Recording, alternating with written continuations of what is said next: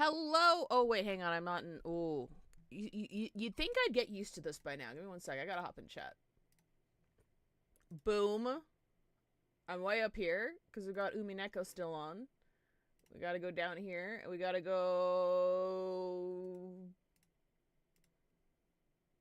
Boom. Hello, everybody. How's it going? Let me switch over. Did I get good rest? No, I did not. But I've been looking forward to this, so we continue. Oh, I'm gonna make myself sick. It's fine. It's fine. Everything's fine. Hi, everybody. Hello. Who do we got? Who do we got? We have... Hang on. I gotta fucking resize my goddamn window. We have Spam. We have Atomic. We have Beta Vash. We have Sideways. Hello, everybody.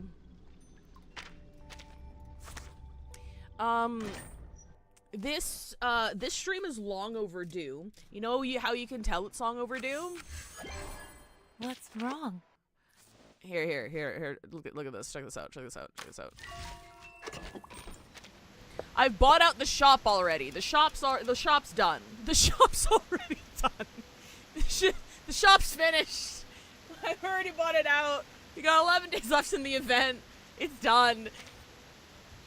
Oh my goodness. Okay. Here, let's do some dailies real quick.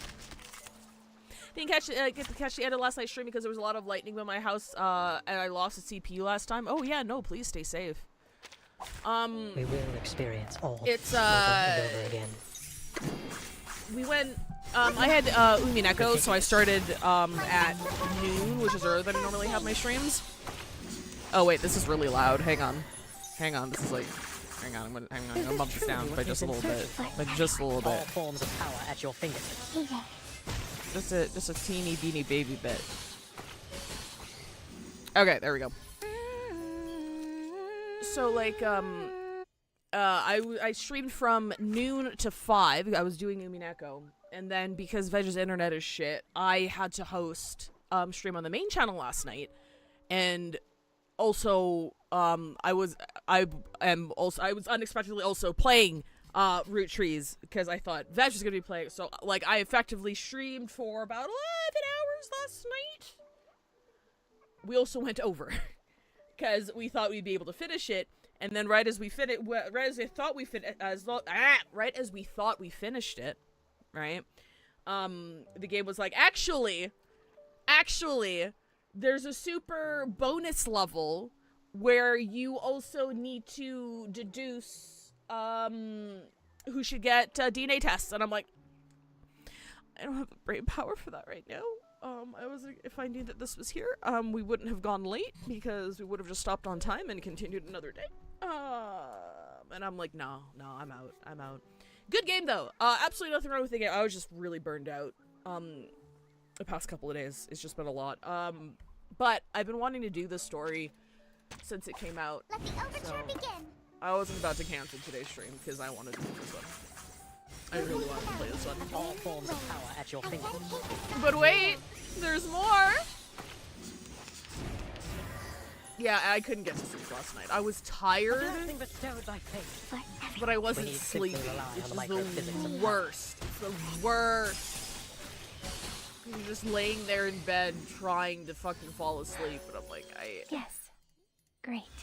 But it's okay. That's alright. We're here today, and as you might have seen from my stream taglines, we're here to watch my favorite character get tortured, because I got spoiled that happens to him. I'm like, oh, that sucks. I don't think we're actually gonna see anything, but I know that it does happen, and I'm like, oh no, my baby boy. My baby boy. Do you like video games too? I was up I all like night them a with little this too one. much. It took me 10 hours and 43 minutes to finish. It's Which kind of gacha like was it? Leap King, only upside down. I don't know what just that kept is. I don't play jumping real down video over games. and over until I finally made it to the ground. There wasn't a reward or anything, but I did feel a sense of pride and accomplishment. Oh my god, he's so cute. What since last time? Your visits. I've had are nothing to always farm for, unexpected. so I've just been bumping everybody up to 60. I also got, where is she? Your poised, gentle footsteps are Mwah! music to my Love ears. her. As a Got her. medic, She's great. you know what Actually, I shouldn't footsteps say and she's sickness great. I haven't are. actually played with her yet because When I haven't they done a lot of come reverse fast saying and on. I've been heavy, I've been on the woo-woo They grind. often carry death on The a fuck, stretcher. according to leaks, there's 4 characters I need rerunning next patch, and I'm like, well, it's time to roll up the old sleeves and see how many fucking pulls I can squeeze out of this game. But anyway, I haven't used her yet, but I built her up. I got her. She's good. She's pretty. I love her. Did you? Oh my God, Enigma's fucking coming out in like 3 patches. He was announced. He's got a kit. It's so weird to see him playable after all this time. It's so weird to see him have a kit after all this time. I'm so fucking excited. All right, what do you got? Give me fucking. Oh, Miss Miss Give me some of this shit. Give me some of this. Listen. Yeah, I'm actually like officially out of things to farm for, so I'm just bumping No up matter like business or characters to bonding. 60. I don't think everybody else. Okay, we're good. Marcia was like pretty nice to me. Characters was good. I think I'm pretty sure the drop rates are actually higher. Like characters in this game have always been pretty nice to me. How many pulls are we sitting on right now? We're sitting on 132. I'm not getting Igor. I don't have his team. I don't have his team. I'm not really interested in building his team. But he's hot. I'm glad he's here. It's great. What do we got? Yeah, I've just been burning through my candies and shit. All right.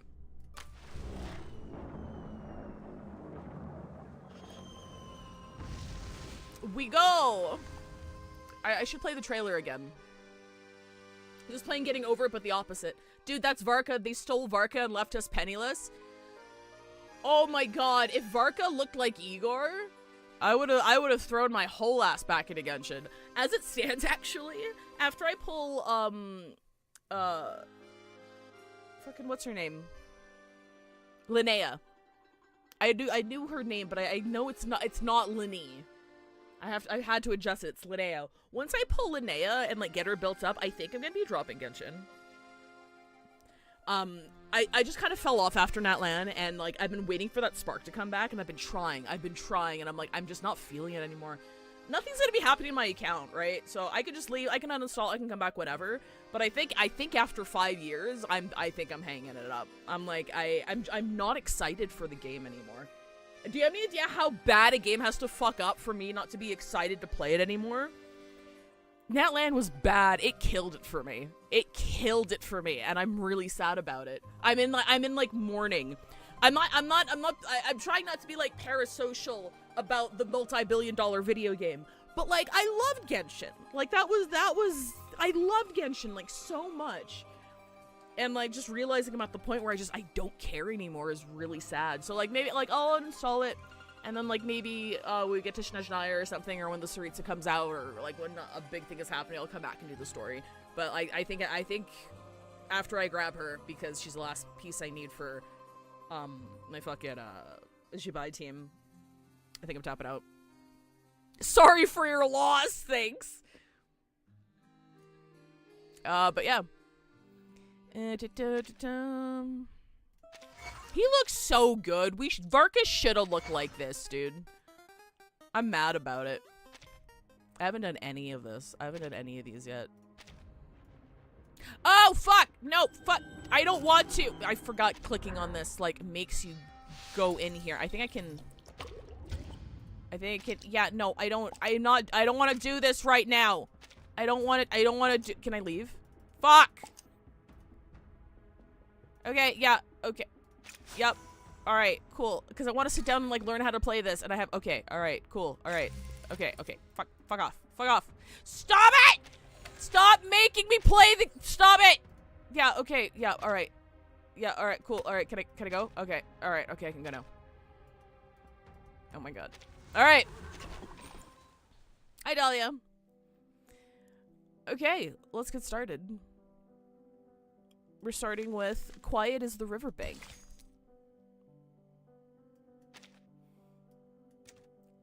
Is that a new map? Might be a new map.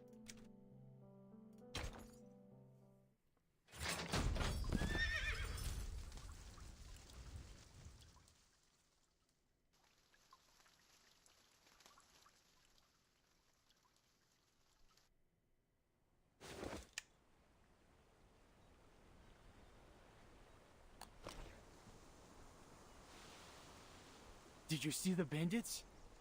Not even a sign. Just some chipmunks. Lilia! Think we should take a rest, Lieutenant? Sun's beating down and we need to get the horses watered. We've gone quite a way farther than the assigned watch point. Even if we can push on, the horses can't. Never exhaust your horse, remember. Fine. Take a break, team. And Sergei, if you shine the light of that telescope into my eyes one more time, the last thing you'll see is a missile to the face. Understood? Understood, Lieutenant.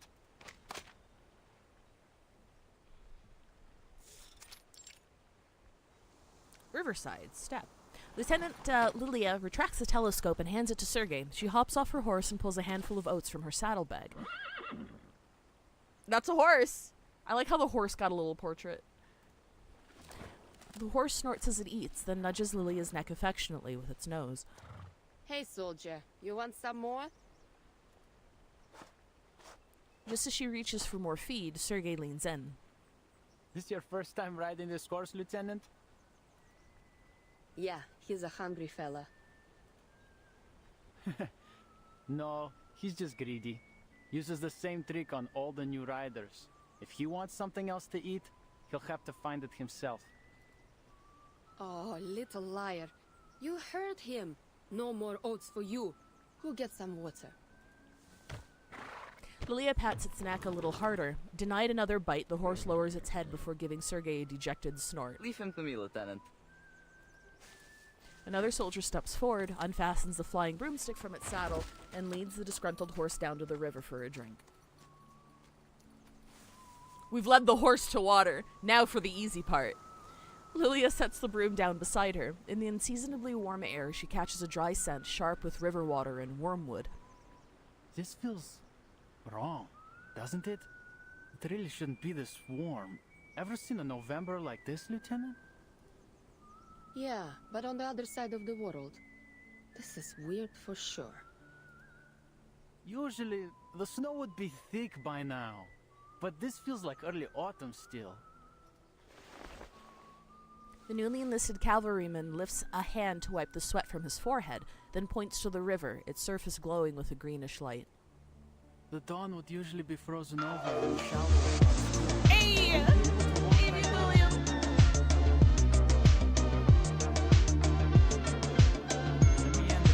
They say 2000 party over. Oops, out of time, we're running out of time, so tonight tonight I'm gonna party like it's 1999. Prince was always depressing, that's the secret. You been to the city? The city. To the people of this steppe, those words mean, Beregrad. Beregrad? Beregrad! Yeah, to go to the Foundation branch. Can someone Delivering say it out loud, letters, please? Dealing with procedures. Annoying stuff like that. Oh, speaking of letters. My townsfolk sent some back from the front. Seems they're on their way home. Sergei shakes his head, seemingly unhappy with the idea. What? They beat on you or something? Why'd you say that? I couldn't be happier to have them home safe. It's just... It should be farming season, but... They'll come back to find nothing to farm. He squats down and grabs a fistful of the grass beneath his feet. The weather was just right last year, but something went seriously wrong. It grew fast, tall too, but didn't make any seed at all. Our summer harvest was a complete disaster. The barns are almost empty. At least they won't starve to death at the front. But Manus Vindicti could strike at any time out there. Probably safer for them to come back. Do you think the Manus will reach the dawn? Hard to say. The main force is in Western Europe for now. But the Manus are like rats. Who knows where they might show up next. Hey, Chancellor Wiggles! Ozai Geoblood! The young Cossack scratches at the few thin hairs on his upper lip, the boy's best attempt at any kind of mustache. Ugh, I swear I did more fighting during training than in actual service. All I do is wait around for orders. And this one's just stupid. Find out where the bandits are hiding. Are you serious? You're telling me we have to find just a few dozen people who only come out at night somewhere in all this forest. They may as well have us search for a needle in a haystack. So what do you think real war is like? Oh, I know what it's like. All the men in my family have fought on the battlefield. Мой дедушка, papa, и брат. He dodges the question, fixing his eyes on the flying broom Lilia always carries. Next ford's a few kilometers off yet. Why don't you just fly over and take a look? It'll be a heck of a lot faster. Be able to return to camp before dark. Red 38 isn't fueled by grass like one of your horses. And its flight time is measured in minutes, not hours. Or are you trying to keep me grounded if we get into a fight? Oh, thanks, Chancellor Wiggles. I've been excited for this one too. I've been really looking forward to this one. I know. Why don't you teach me to fly a broomstick and apply for a new SU-01 VE? Then we can take turns scouting. How the fuck do you say that? Damn. Oh, I'd love to see your face when you fall from the sky. But I'd rather not tell your commander that his cavalryman broke a leg flying my broom. It's not like you're any better. If it weren't for Colonel Sternova, you'd have gone face first in the dirt your first day on a horse. I, on the other hand, was regularly riding from my village to Berigrad with sacks full of beets at half your age. Broomsticks aren't horses. And if I catch you sneaking in to steal it at night, you're a dead man. Got it? You're right to warn him, Lieutenant. Sergei's been stealing since he was a kid. The cavalryman returns with the horse just in time to join the verbal beating. Just last year he tried to nab our fishnet. My dedushka caught him, of course. Nearly broke Sergei's hand when he wrestled it from him. The other cavalrymen burst into laughter as Sergei's face flushes beet red. He turns away but barks a hasty rebuttal. Shut up! It's not like he ever used it anyway. But he can't stop the taunts. The cavalrymen take obvious delight in dredging up his old scandals one by one. Blin, stop making things up about me. Oh, I can't stand it here. Hang on. Now that we're in here, the game is a little low, so I'm going to bump it up. You know what? When I get back, I'm going straight to the commander to get transferred to the Prisklonnaya company. You mean the 5th Company? Isn't their commander your old rival in love? Even louder laughter erupts from the Cossacks. Cossacks? I think it's Cossacks? Ignoring their rowdy banter, Lilia lifts her gaze to the heavy clouds drifting beyond the river, like white fortresses floating in the sky.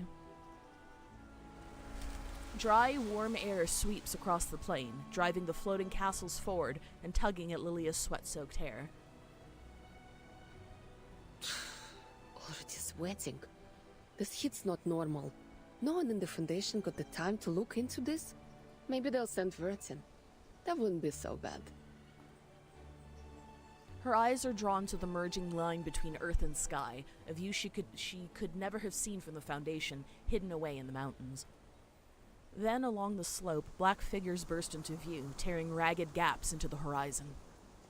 Huh? Sergei! Someone call me?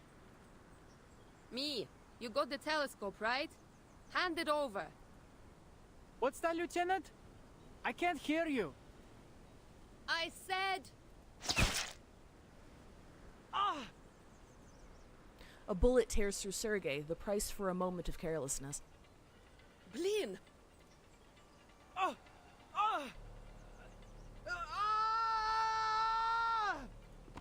Before the cavalryman can even react, Sergei has collapsed onto his back. The plane explodes into gunfire, screaming horses and panicked shouts. Among the chaos, Red 38 roars to life.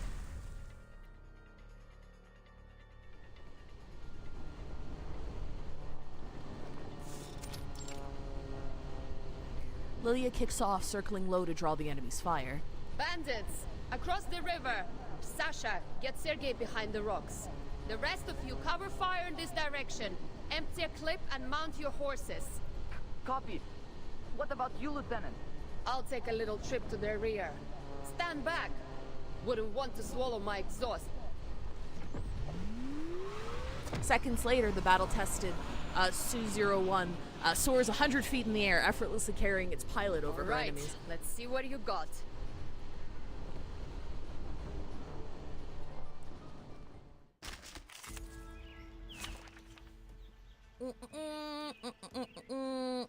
Oh, we want... Hang on. Hang on, we want... There we go, this works. Nothing unexpected. For now. Everyone is going to die very quickly. The show's on. Oh, it's on auto. Momentos. I don't want to do Time waits that. for no one, even for a great feat. I might have been doing some farming.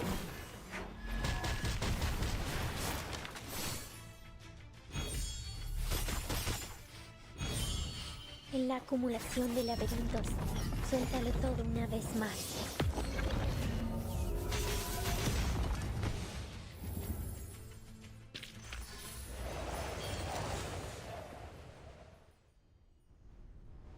The brief exchange of fire ends quickly under air superiority.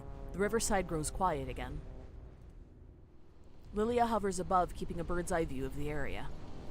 2 bandits down, last 3 heading north. Looks like they're taking cover in the woods. Only 1 injured and Sasha's with him.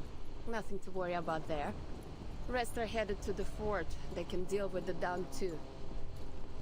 Lilia turns in the direction of the fleeing bandits. I'll find their hideout. The shadows of the trees may veil the ground below, but they cannot stop the eagle that soars above. Most of the yellowing leaves have been swept away by the autumn wind, leaving their slender branches thrusting out in all directions, like a sparse web strung up into the sky. Come on, can't you run faster? Wasting my time. For a pilot accustomed to the high speeds of the Su-01, this hunt is closer to herding livestock. At this rate, I'll have time to spare for a drink.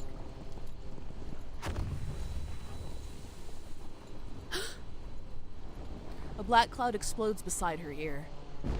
Then another and a third. Hundreds of tiny metal fragments slice countless cuts into her clothes. Triple A? How the hell did they get that? She drops down, flying so low that the tips of the branches nearly catch her as she presses on towards its source. Just a little closer. Let me see what you're hiding in there.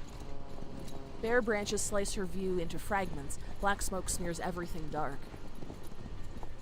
But her determination grants her a fleeting instant, just enough for her to catch sight of a small glade where an anti-aircraft gun stands. Gotcha. She pulls the Su-01 upward, driving it into the heavy clouds at a near vertical angle. Weapons not from this era. No way bandits could get their hands on it. Yeah, there's no mistaking the model. Automatic anti-aircraft gun 37, ACP-37.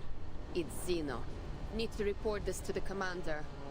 Vertin will want to know too. Huh? Her broom's been hit. It's failing. No, no, no, not now, buddy! Please get me clear of the woods. It's too late. She's already pushed the broom beyond its limits. She's falling fast. This is bad. Really bad. Steady.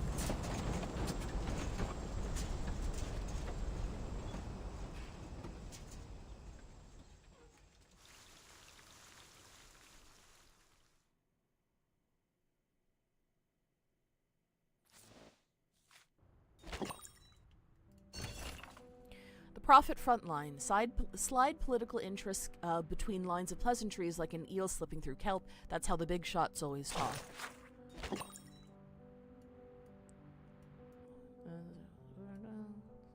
Support Cavalry has been harassed by bandits for weeks. Connected to the Manus, no evidence. Local warlords and scattered gangs.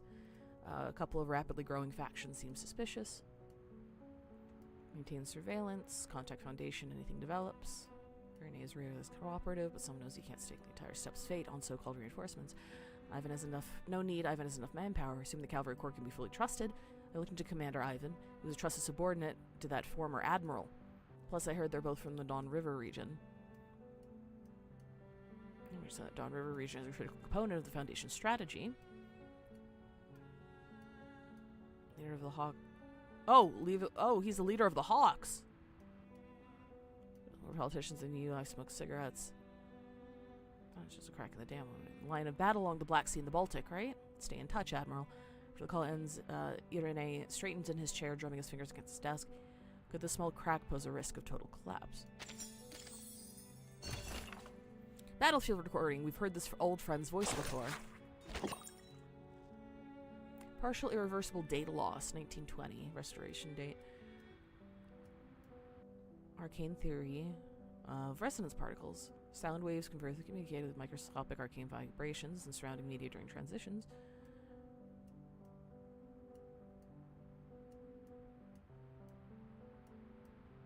Okay, so communications leave like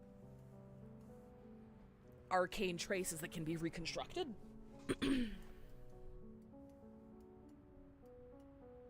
Xeno outpost without jurisdiction. As far as Xeno has deployed any forces in this region, from the looks of it, I think it's it's the Igor rebels. Details remaining clear. If you're interested in Igor's movements, call me back as soon as you can. Oh, Lilia's vocal sample. Primary communicator experienced 2 sudden interferences. The nature of the interference remains undetermined. The eternal autumn, O golden hue, no longer a gift from the sun nor a symbol of the harvest.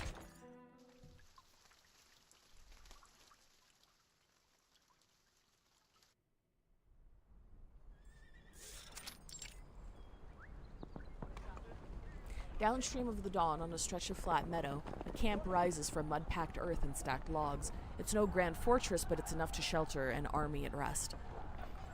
Xeno cavalry commander Ivan Ivanovich Burakov stands tall and broad, watching the recruits drill their formations. What the fuck is this? Teaching map features been added to the campaign's held main story chapters with real-time troop positions during the story. Different pieces on the map represent each faction's location. Arrows indicate their next movement direction. Oh, cool! This is new, I think.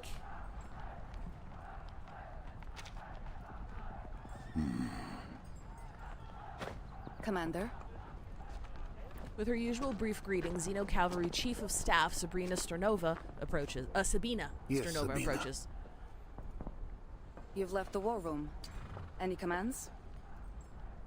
Just catching a breath. That stuffy air will be the death of me. Besides, a little more time among the pups won't hurt. Keep their spines straight and their commanding officer's face in their minds. I think they know your face already. After all, many only joined the cavalry after you gave that speech in the village. Ah, Dubrovka. Tell me, Sabina, did the pups bring any news? From Miss Galina? She's fine. She says she wants to see you again at your convenience. RTS mode, baby! There are no great rides ahead for now. I'll find the time to visit her. If this golden famine continues to gnaw at us, the dawn will be no home for her. No winter, no crops.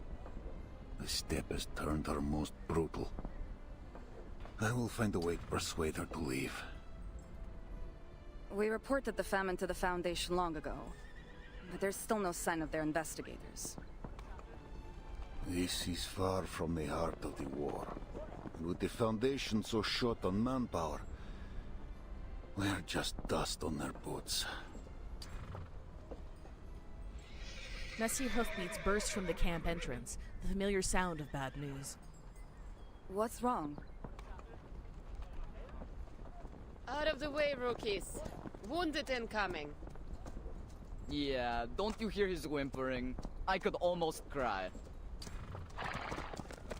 At the rear, tied to a horse's back, sits a wailing, injured boy. Shut up, Sasha! I got shot! Ради бога, shot! Ah! Больно! Я больше никогда не смогу ходить! The soldiers quickly clear the way for the reconnaissance team. Lilia dismounts first, followed by the rest of the team, except Sergei. Leave Sergei to me, Lieutenant. You should report to the commander. On it. And find a way to shut him up before the whole camp's forced to listen to the wails of his great military feat. She turns to see the commander striding forward. No need to hunt me down, Lieutenant. What news? Bad is what? Broomstick's broken. Won't be flying until I get the parts to fix it. But it gets worse.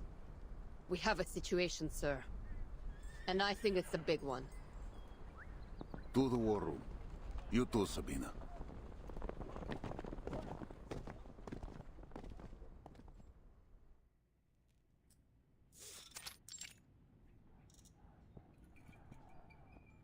So, the bandits have Xeno AZP-37s and arcane-guided VT-Fuse anti-aircraft guns. You swear it, Lieutenant? Yes.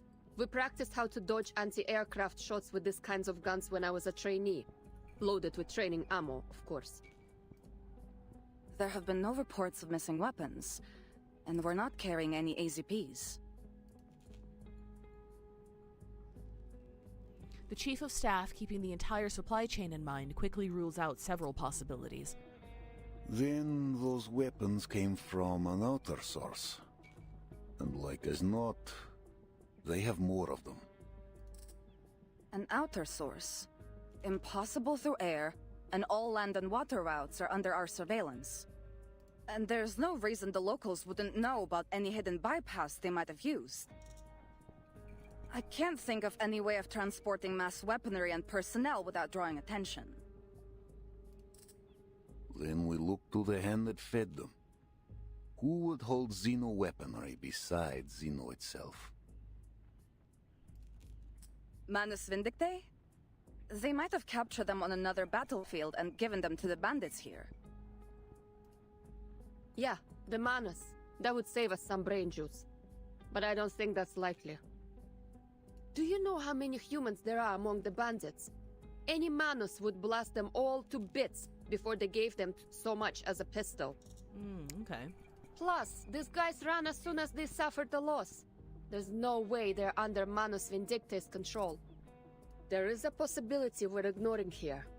Igor's rebels. For a second, the faces of the Cavalry Corps' leaders freeze.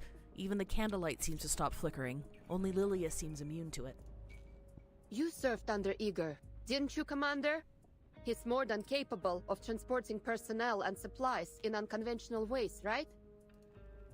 I have to correct you, Lieutenant. You're right. While under Igor, I saw his arcane skill in use. He could slip men and guns through stone as if it were air. Oh, shit. I forgot that was his arcane skill. Either that or I didn't know. Igor cut ties with Manus Vindictae after the ritual in Antarctica. So whether it's him or them, we only need to deal with one. News like this cannot lift the iron-gray shadows sitting beneath the commander's eyes. If it is Igor, the questions only grow. Why bring this Griffin Legion of his to Beregrad, so far from the front? Even if he seeks something here, why ride with bandits? He never stomached their filth before. Is it supplies he wants? But the Golden Famine grips the entire basin.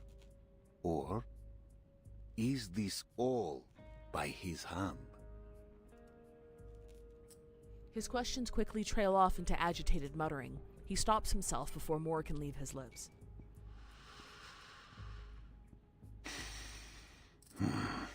I'll send word to headquarters. Intelligence should reach a more solid conclusion. Sabina, double the patrols. I want eyes on the woods at all times. Yes, sir. Lieutenant Lilia, since horsemanship is not your expertise, you'll remain at camp until your broomstick is mended. That's an order. Lilia almost defends her riding skills, but quickly swallows her words. All right. Understood.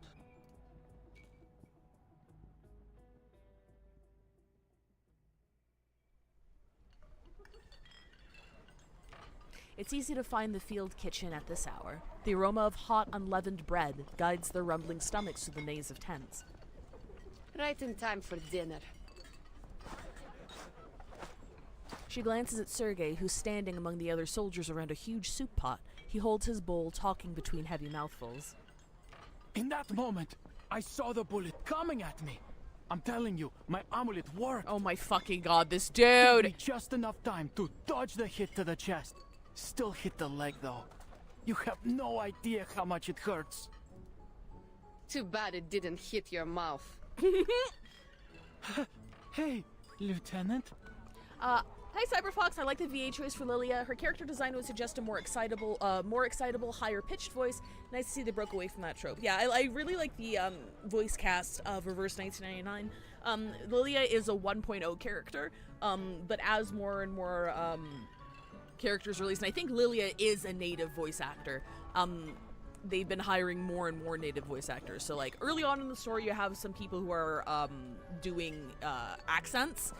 Whereas, as time went on and their budget increased, they hired more and more native VAs. And I'm pretty sure, I'm pretty fucking sure Lilia either speaks Russian fluently or is Russian, for her VA. But yeah, I've always really liked Lilia's voice as well. His legs snap to attention, some cabbage soup spilling from the bowl in his quivering hand onto his fingertips. Oh yeah, must really hurt. Still managed to drag yourself to the mess hall for some soup though, didn't you? Well, of course. It'll take more than a bullet to take me down. Speaking of soup... He raises the bowl in his hand. Inside, a few measly scraps of cabbage float around a single soaked scrap of bread. Look at this stuff. We're soldiers, not rabbits. Quit your whining. I know you've got some dried meat. Eat it. Lilia grabs a piece of bread from the table and spoons herself a bowl of soup. The thin cabbage leaves sink to the bottom of the bowl like damp gauze.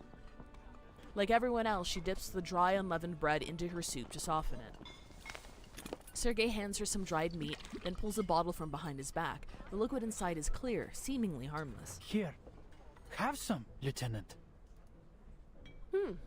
Not bad. So, what was it? How come the bandits have something powerful enough to shoot you down? Don't know how, don't know why. Nobody does. Well, it isn't hard to guess. They're obviously going to rob the villages. Wait. This is bad. All the young and fit have gone to war. They won't be able to defend themselves. For a moment, a dark cloud falls upon his face, but soon it's lightened by another idea. Hey, no orders this afternoon, right? Want to go fishing with me? I'm going to the river. I think she's like Estonian or something rather than Russian. That is her natural accent, though. Okay, my bad. Now? You forget that bullet so quick. I know a safe place where we can fish, and I've got the amulet. There's no bullet that can kill me. Trust me. You're not going to tell me you're full after that sorry excuse for a soup, are you? There may not be any crops, but I bet there are still plenty of fish in the river. Lilia checks Sergei's allegedly shot leg. Weren't you just wailing about your leg a few hours ago? It's no big deal. He finishes the last of his food, drops the bowl, and jogs away. Shot in the leg. More like scratched. Trust me, red flag.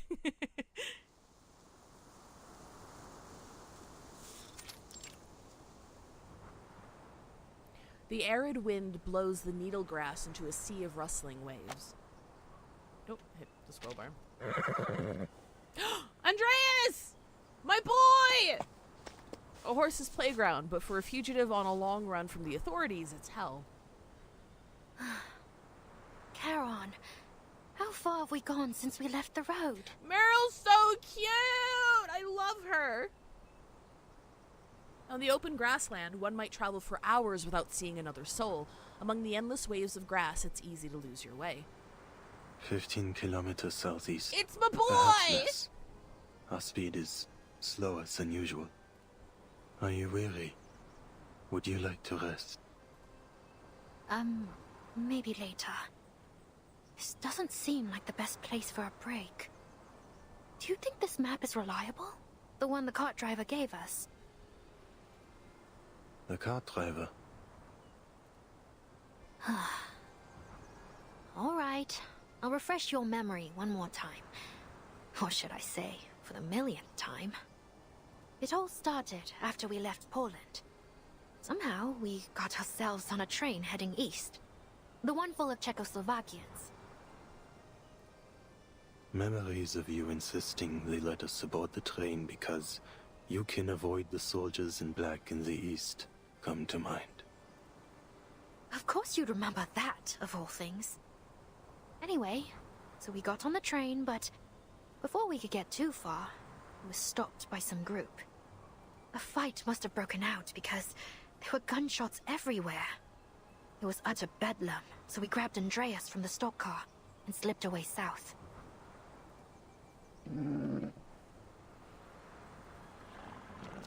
The warhorse seems grateful for the daring rescue. That's when we met the cart driver I mentioned. He'd lost a horse. So we made a deal. We'd lend him Andreas for the day, and he'd take us somewhere safe. Then he has fulfilled his promise. This is indeed a peaceful and safe place. Hardly. We're in the middle of bloody nowhere. If we can't find people soon, I'll starve to death. Charon lowers his head, troubled by his failure to consider the needs of the living. Andreas also turns his head aside. He can live off the grassland alone.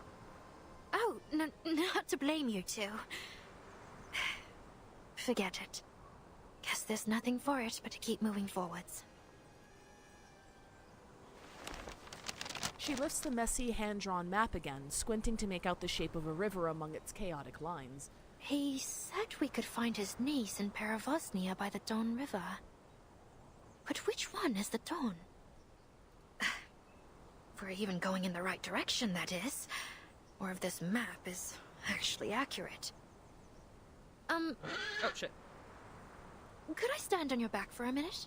Does the horse understand English? I mean, it is kind of a magic horse, sort of. Andreas lowers himself, allowing the girl to clamber on his back. Then they both rise at the same time, Meryl's feet trembling. What are you doing, Meryl? You could fall. I'm fine. Just be ready to catch me if I fall. All right? Meryl shakily detaches the telescope she picked up in some ruins from her belt and looks toward what she believes to be the east. Where could it be? All I see is grass and trees. Is this Charon the ferryman? So he's named after, obviously the mythological figure. He's not the mythological figure, but he adopted the name, after him because, he's what's called an awakened. So basically an awakened is a concept given form thanks to, the magic system, the arcane magic system, in this universe. And, he's basically, like, more or less the spirit of the fallen, of war, who woke up in a dead soldier's corpse. So he's piloting the corpse of someone who isn't him. And he can't die. He's immortal. And he's obviously not the soldier whose body he possessed, but he had this whole arc about, like, resolving who he is, versus bearing the face of the person the body once was. But yeah, he's not the actual mythological figure. Symbolically, he kind of is, though, because he also has this supernatural drive to bury the dead from war. So he go like his whole arc started. Well, we're still in this period, but it was at the peak of like not the peak, after World War I should have ended, but because magic shit happened, we went back in time. Alt history timeline. World War I lasted for longer than it should have. So that's where he originated, and now they're after all of that happened, because I think the last arc finally resolved the war, or led to a chain of events which is resolving the war, and now we're here. Wait, so he's an Imagine? He's not an because he's not like a concept. He's not like a someone's concept brought to life, but it's more like a what is the phrase I'm looking for? Kind of like, for instance, there's Lucy. If you remember, like, the big titty robot. She came from, she's an awakened piston, like an actual piston from the Industrial Revolution. So, like, the spirit of the Industrial Revolution culminated in the magical awakening of this inanimate object. Kind of.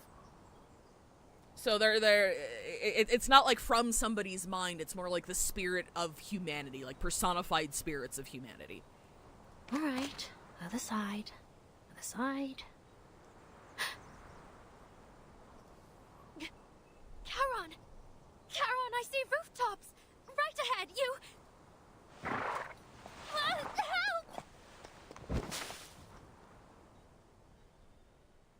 She hops in excitement and, as expected, loses her balance.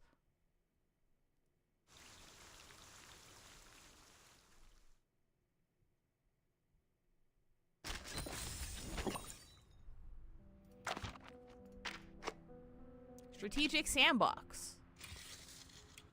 Campaign's Tale Peace Intro. Cavalry Corps, Enemy Main Force, Griffin Legion Main Force, Griffin Legion Squad, Enemy Squad, Cavalry Corps Squad. Route.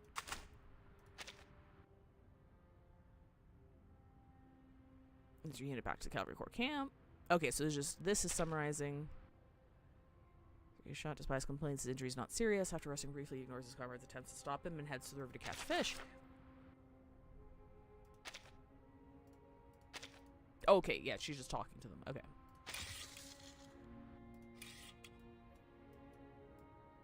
Alright, how do I...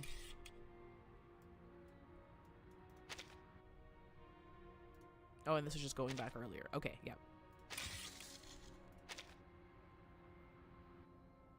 Routine patrol engages bandit forces along the way. Returning feeling man, so you not expectedly discovers a suspicious camp.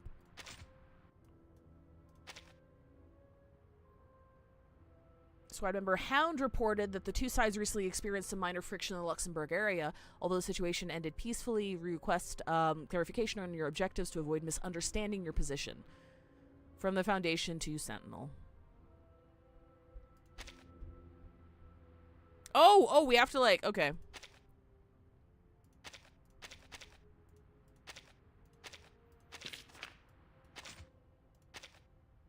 It's been a long time. Oh, to Marcia. It's been a long time. How's everything going at Foundation? There's nothing left to do on the Western Front, so I accepted a commission and came to the Luxembourg region. Unexpectedly, Hound is here as well. Initially thought he was pursuing me, but once I put a gun to his head, he became quite obedient. I set a few rules with him. As long as he does not interfere with me, I will provide assistance, just as we did on the Western Front.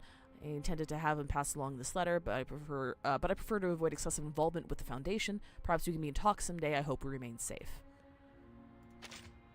Wonder if that's also from Sentinel. Because it's with this thing here. With the letter that was sent to her.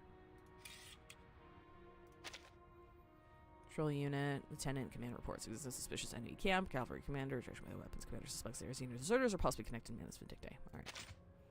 And then Lilia's like, nah.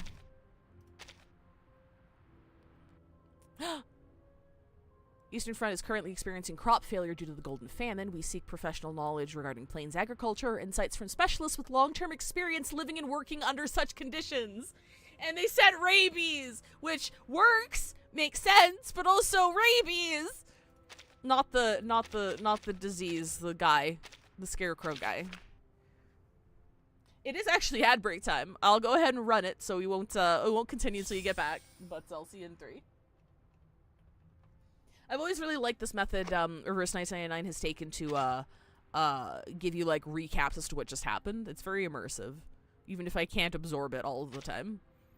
We've obtained advice from an agriculture specialist. We lack the short-term means to resolve. If the Foundation were to invest sufficient resources into the spring, would it be possible to improve crop conditions? If we toss coins, can you resolve the crop conditions, Losaurus? Maybe? Maybe? So someone important in the Foundation believes you can buy wishes just by dumping gold coins or candy fruit into a spring. Well, then why not carry those sweets to the fields where nothing grows so people can actually fill their bellies? My little jar only holds spring water, so if you're hoping for a miracle, go find that guy who lives inside a golden lamp.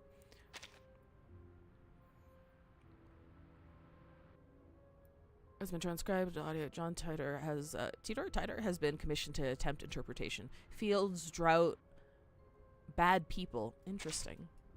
All right.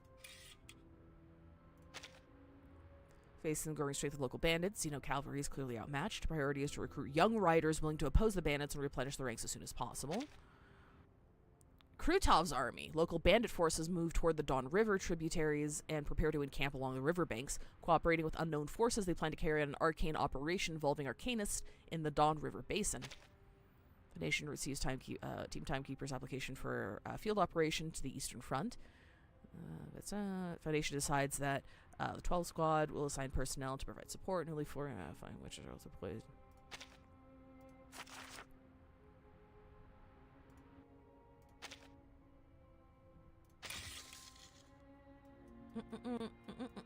Hang on, where am I missing?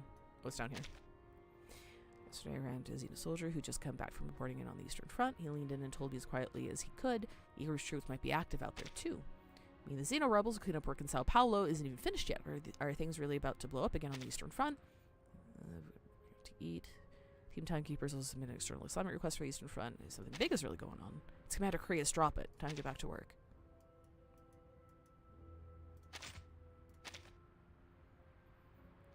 We've received the Timekeeper's application. Reservations about current instability. We have reservations.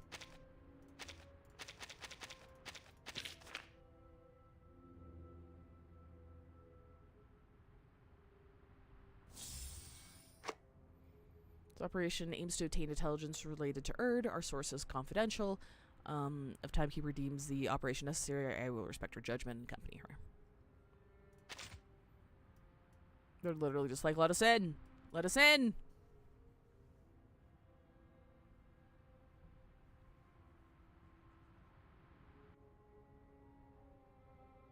She needs to find her mom? Question mark?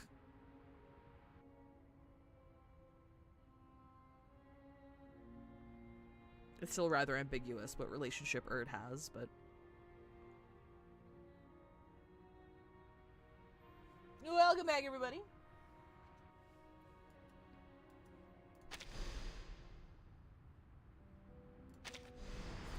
Oh, shit, what the hell's all this?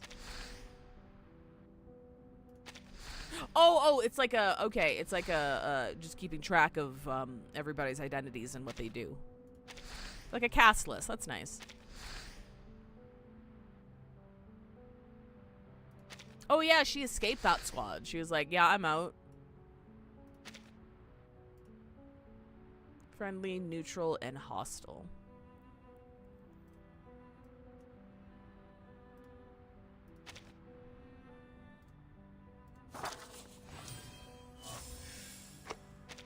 Intersection. Oh wait, hang on. I'm missing one here. Behind the Golden Famine, tragedy births poetry, yet he wishes there were no tragedies left to write.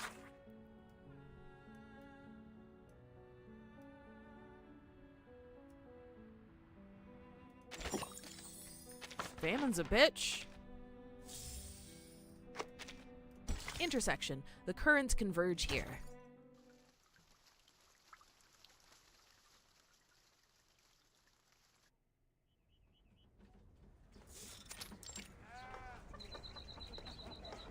You fell off your horse? I wouldn't worry. I bet even the mighty Ataman has fallen once or twice. The young man in uniform comes to the tall, fruitless pear tree Meryl is seated under and offers her a bowl of steamed rice mixed with wheat. She gazes at him longingly. Here you are. Thanks again for helping my uncle with his car. I know it's not much, but this is all we have right now.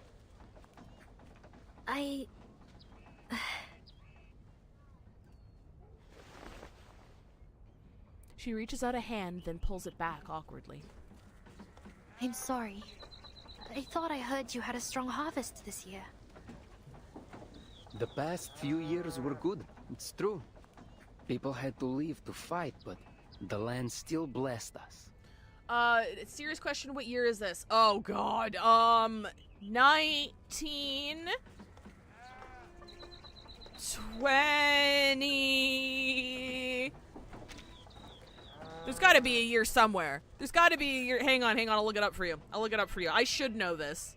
I'm not a huge expert on Reverse 1999, Laura, I apologize. 3.3, what year? No, not when it was released. I think it said 1920. Did it say 1920 on the time? Because it does say a date there. So it was 1920. So yes, 1920. I'll double check when we get to the timeline because there's a little date under there. 1999, clearly. True. But this year has been strange. Certainly the winter. Soon after planting, the wheat grew wild. The fields are gold, yes, but there's no grain. Still on the character sheets. Okay, thank you, Beatabash. Even as he speaks of the failed crops, he still hands the bowl to Meryl. Eat. You look starving. I've enlisted with the cavalry. There'll be plenty enough food for me there. The cavalry? The Xeno cavalry. Meryl forces her cry of Xeno down, lowers her head, and begins to eat. The young man turns toward the shadow that has been hiding behind the tree. Are you sure you wouldn't like any food? I need no sustenance. Thank you for sharing the little food you have left. How may this kindness be repaid? No need. I'll be leaving soon and there's no work to do right now. You have a beautiful horse. Wish I could have one as lovely as him.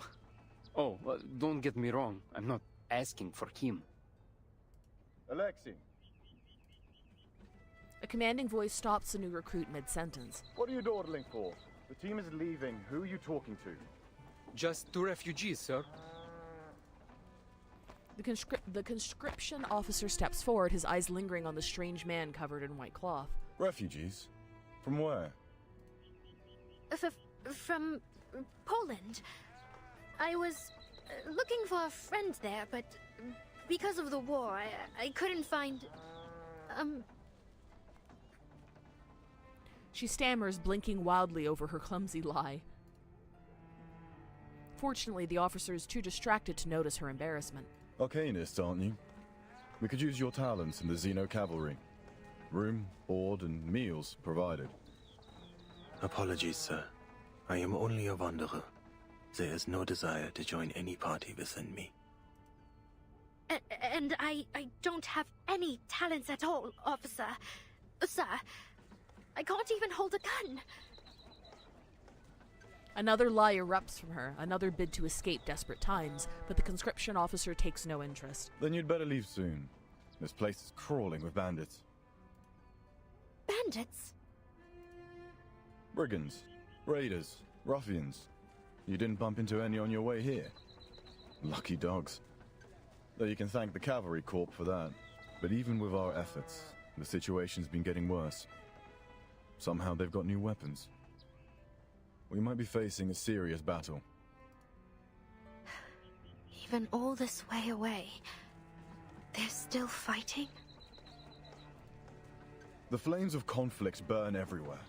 This is why I'm asking you to join us. Xeno needs new blood if we're to ever know peace. If you change your mind, come to our camp. It's downstream of the Don, past the city.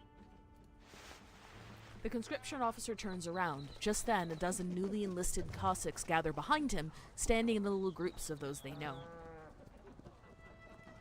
They show off their uniforms, competing over who takes better care of his horse and whose Shashka has the most legendary history. Quit milling around like chickens and form rank. Sir. Uh-oh. A fully armed cavalryman gallops in from outside the village, plunging himself between the panicking ranks of recruits. Half of his body is smeared dark with blood, and the horse beneath him snorting heavily. Bandit cavalry incoming, the size of a platoon. What do we do? Can you still ride? Yes, sir! Then hurry to the sitch and report this.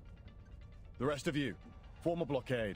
Do not allow the bandits to enter the village. Sir, yes, sir! The conscription officer scans the area. The unsettled young cavalrymen, enlisted less than half an hour ago, look to him as if he is their only savior. Rookies! There is no escape. Turn your back to the enemy and they will take the opportunity. Take up your weapons. Protect your families. The boys shake off their scared looks, leaving their huddled groups and shouldering their weapons, albeit a little clumsily. What? Bandits? I mean, like, why do you sound surprised? As Meryl's mind goes blank, she feels Karan press the reins into You her hands. and I have a Sorry, you contract. scared me. Thank you, Ivy and Thilium. Thank you for the 5 gifted. I appreciate it. Thank you so much. Let Andreas take you. Leave here, Meryn. What? What about you? I'll just run off when danger comes. That is what you said. Do not waste any more time. I don't even know where to...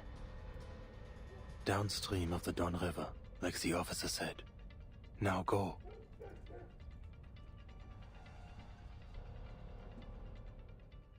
Bro, we gotta get the fuck out of here, bro.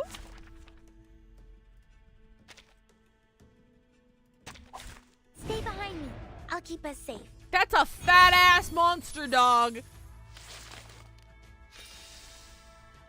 Look at this fluffy-ass, fat-ass dog. Sorry. En todos los momentos. The puppy agreed with your decision. Plan A. Time waits for no one, even for a great people.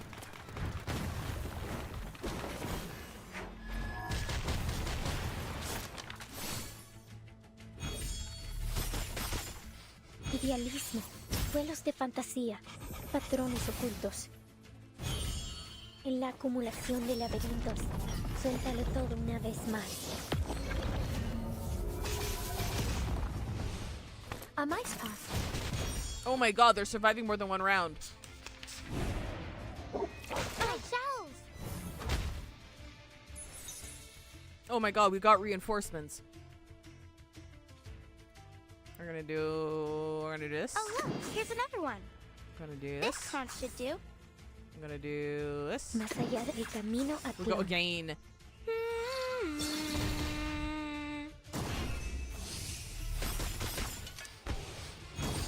We're not afraid of you. Do I have to do this? Oh, this is gonna be En la wasted. acumulación Oops. de laberintos, suéltalo todo una vez más.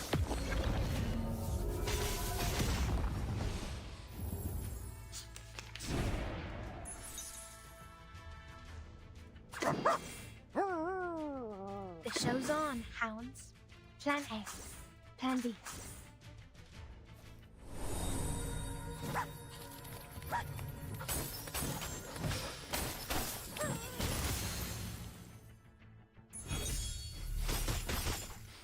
Time waits for no one, even for a great people.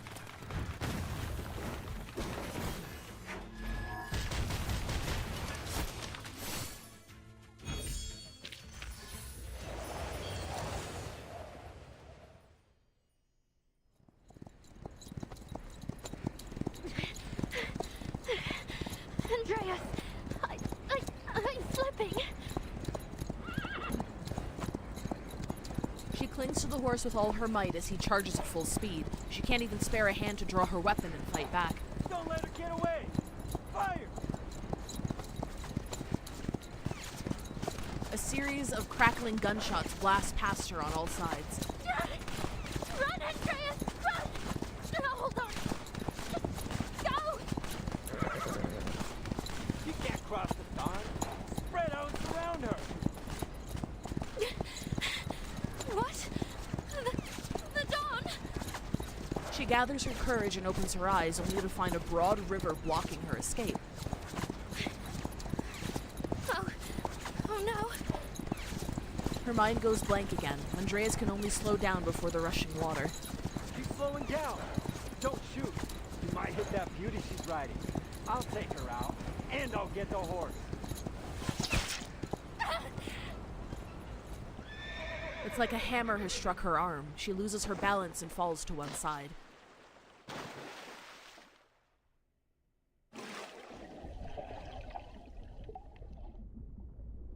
Dark, freezing water swallows her in an instant, followed by the piercing pain of a bullet. No.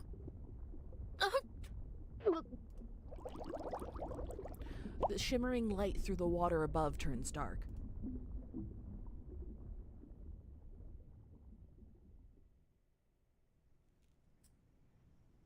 Commander! The chief of staff enters the tent. Speak.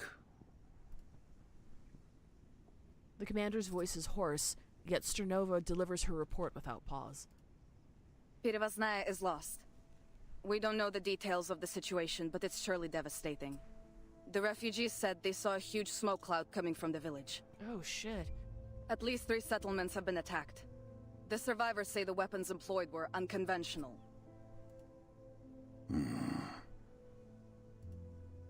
The villages struck are all upstream from here, northeast of Berigrad. I suggest we quickly position the main force here, here, and here, to seize advantageous terrain. Hey, Sage. The chief of staff points out the positions on the military map spread across the table, only to find the commander's focus is elsewhere. The heavy air closes in around Sternova. She falters. Sir. Headquarters has spoken. What did they say? They wouldn't interfere with the Cavalry Corps' tactics, would they? We withdraw from the Don in 2 weeks.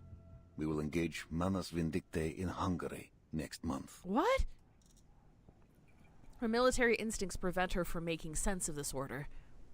I don't understand, sir. Bandits are killing and robbing civilians in higher numbers than ever. And we've just been told to leave? Are you certain headquarters is fully aware of the situation? They are more aware than any of us. Intelligence gave their conclusion. We've stumbled upon Igor's army. Then they should send reinforcements. End the rebels once and for all. Not ask us to run away with our tails between our legs.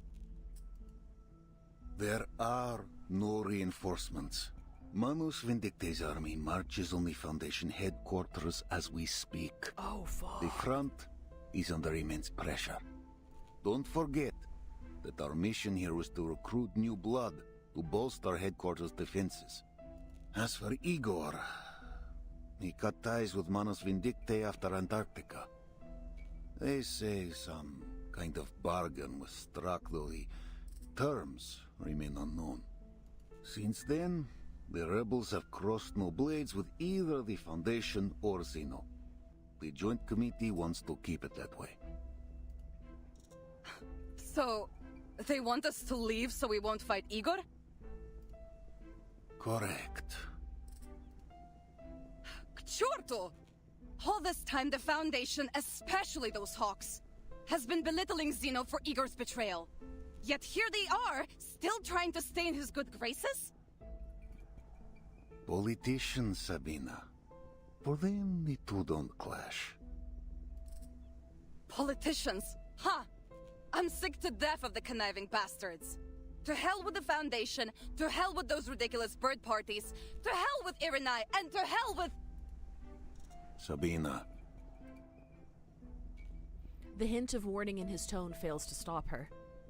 Their lapdog Lilia. Her support? Don't make me laugh. I know why they sent her. She's both Zeno and Foundation. Her file says loyalty guaranteed after investigation. She's a surveillant.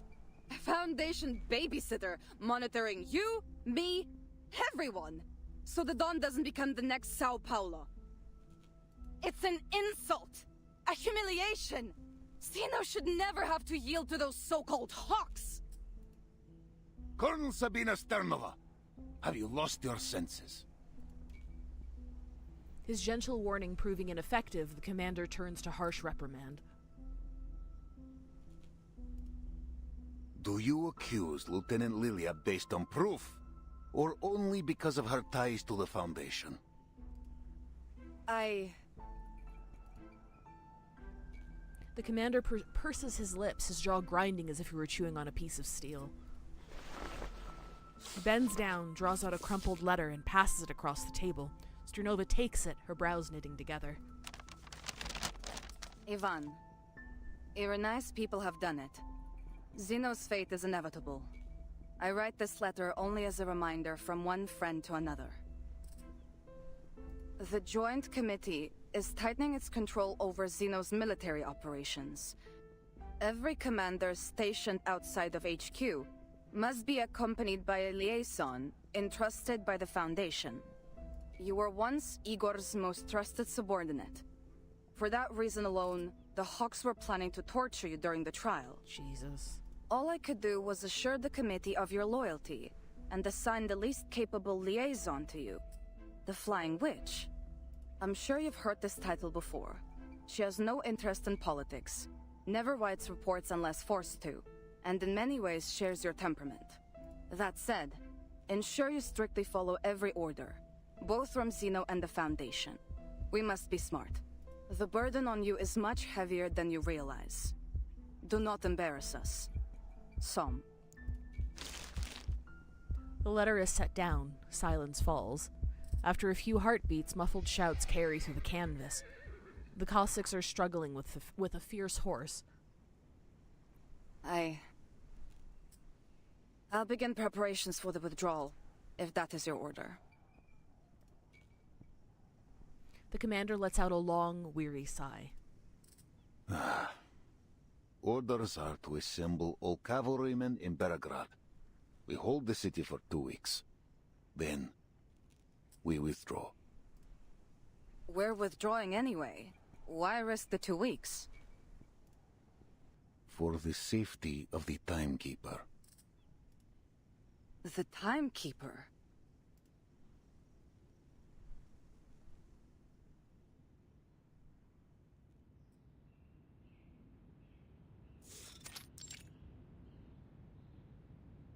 We've contacted the Cavalry Corps in the Downriver Basin. Lieutenant Lilia's communication device was damaged during the battle, but she has returned to her post safely. That's a relief. However, according to her report, it's all but confirmed that Igor's rebels have shown up at the Eastern Front. Burton, is it possible to delay your plans to travel to Belgrade? A conflict is highly likely to break out there. There's no need to hide intel from the trusted few. Kriya's privately conveyed to me a message about Erd. It said there's some information to be gleaned about her in Belgrade. I'm not sure how dependable it is. But since it concerns Erd's whereabouts, I have no choice but to go. I appreciate you sharing the source of your information with me. But Kriya's... Nadanzi betrays a rare look of surprise. Before the Antarctic operation, he was just a liaison of the Foundation's military department, responsible for communication and coordination between the Foundation and the Xeno Task Force. He got promoted after we entered this era, but... I really like Sternova. I hope we get to see more of her after the chapter save.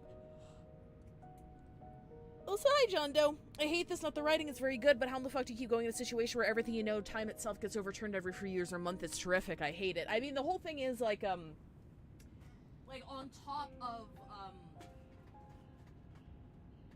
top of dealing with Manus Vindicte, who has been interfering with history, right?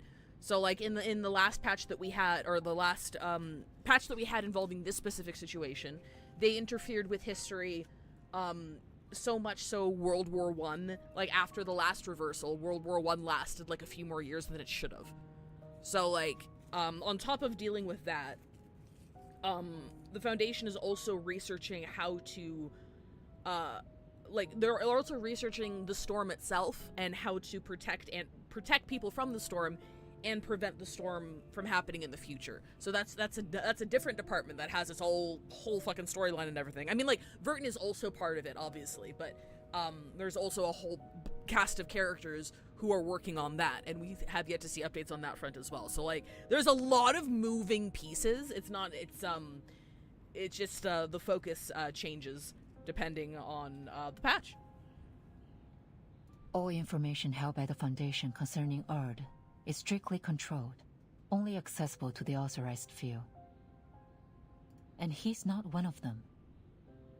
More likely than not, this information came directly from the Hawks.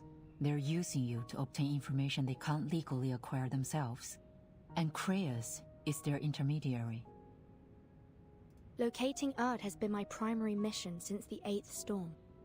A mission that may prove useful to the Foundation, don't you think? If this information really does help you find Erd, then yes, it would be good news for everyone, no matter their affiliation. But in the Hawks' eyes, you'd owe them one. They might hold this over you if and when the time comes for you to choose a side. What's more, the expansion of Team Timekeeper was spearheaded by the Hawks. It's only natural that people are starting to doubt Timekeeper's neutrality. Madame Z's voice is gentle but persuasive. She sincerely hopes the young lady before her will not be drawn into the whirlpool of politics. I know you have no political inclinations, but the Hawks are creating an image that you are working with them. I'm not saying this to stop you, Vertin. I simply want to keep you abreast of what's happening inside Foundation. Thank you, Madam Z. I'm ready for whatever lies ahead. Please accept my official application to travel to Berograd. Only by stepping into the flood can one uncover the secrets hidden beneath the water. I see. After the Joint Committee's admonition, Admiral Sohm ordered the Cavalry Corps to prioritize the safety of the city. Berograd should be safe for a time. What's the committee's attitude towards Igor now? Igor is the enemy. However, reports from the Western Front state he's no longer working with the Menace. We're currently re-evaluating Igor's motivations. That said, the committee does hope to avoid making enemies. Our relationship with Xeno has become somewhat fragile since the real war began. Permission granted, Timekeeper. Pack your bags. I'll have Sharon deliver the paperwork to Seneto. Thank you, Madam Z. I'll do my best to return before the war breaks out. As she turns, a soft sigh comes from behind her. You always follow your own judgment, Vertin. A precious quality in this era. I hope he never changes.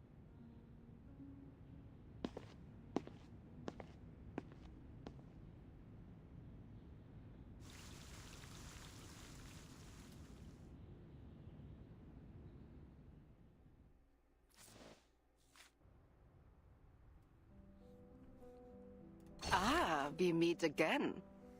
Though it isn't much of a surprise. Who is this? Is this from... Your move from the Western Front Oh, from the last to one, because she's like Eastern the mother of a is soldier, I utterly think. Predictable.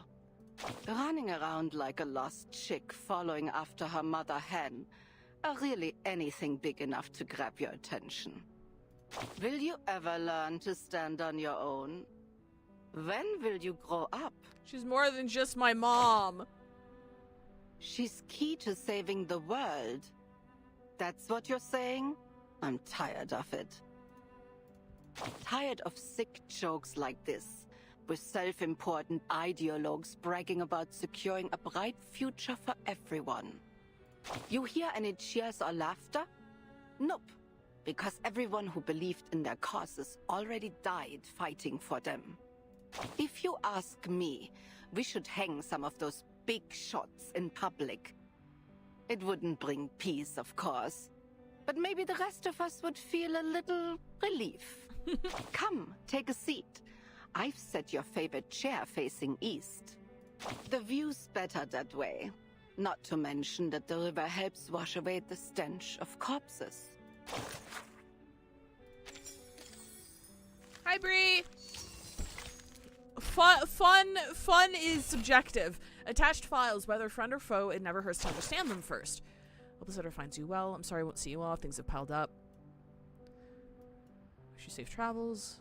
Close a copy of Ivan Ivanovich Burakov's file. Brought in the jurisdiction. Ivan and Igor have known each other since childhood, and both come from an old village downstream.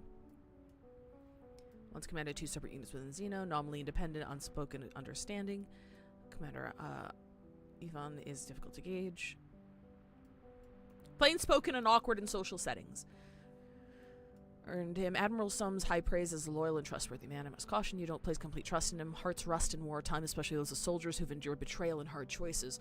Moreover, the bond between Ivan and Igor may pose hidden risks. In times like this, you have to weigh trust and suspicion for yourself. Winter is coming to the dawn. Damp cold settles heavily over riverside cities this time of year. Along with the files included several packets of ginger tea. Steep it in hot water and drink. It helps ward off the chill. Stay in touch if you can. Safe travels. I'm pretty sure it's Madame Z.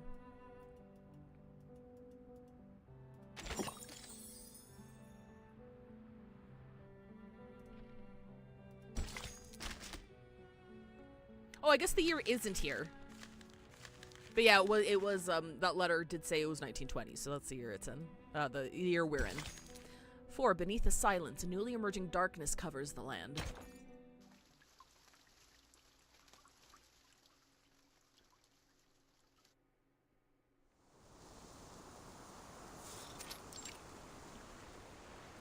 Hey! I got something! Sasha, come give me a hand! Not far from the camp, Sergei has been watering the horses while he fishes, undeterred by the danger brewing across the steppe. The fishnet he failed to steal last year ended up in his pack before he left home. Old Somov put it there himself. Got it! Oh, Swami, this is heavy. Must be a big one. Come on, Sasha, put your back into it.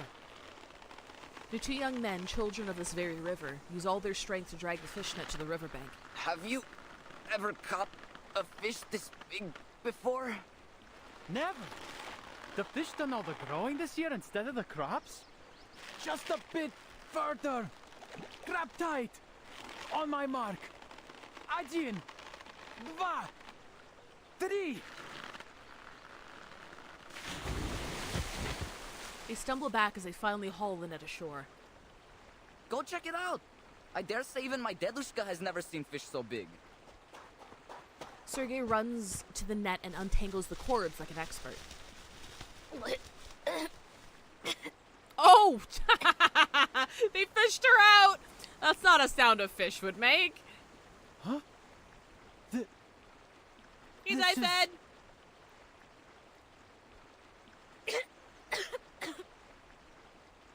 What kind of fish is it, Sergei? A child! Sasha hurries over to join him. Sasha! It's a person. A person? Have you lost your mind?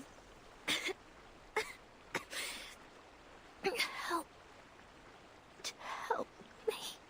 Blin, hurry up, will you? It's a living person. We have to take her to camp.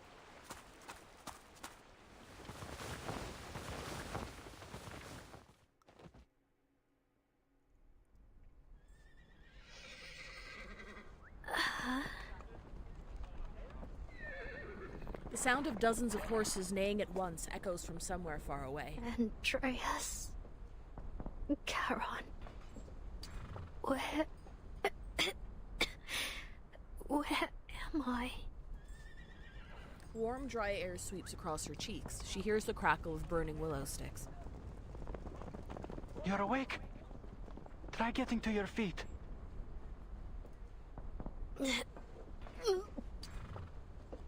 My head's spinning. I can hardly... Whoa, easy now. Just try and take a few steps. It'll help, trust me. Meryl doesn't know how she gets to her feet. All she remembers is swaying as she somehow pulled herself upright. What is this place? Relax.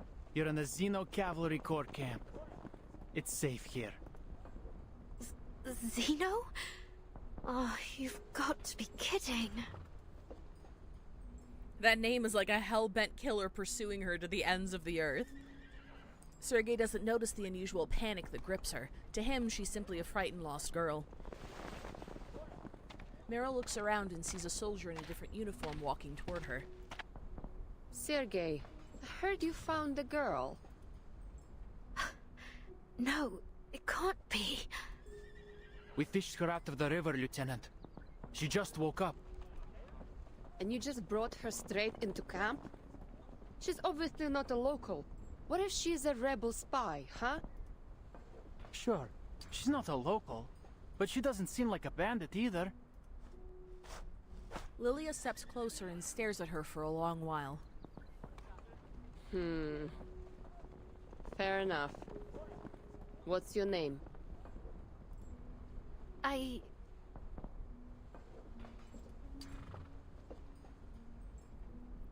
She falters before she can say the false name she created. Under Lieutenant Lilia's piercing gaze, the girl loses the courage to lie.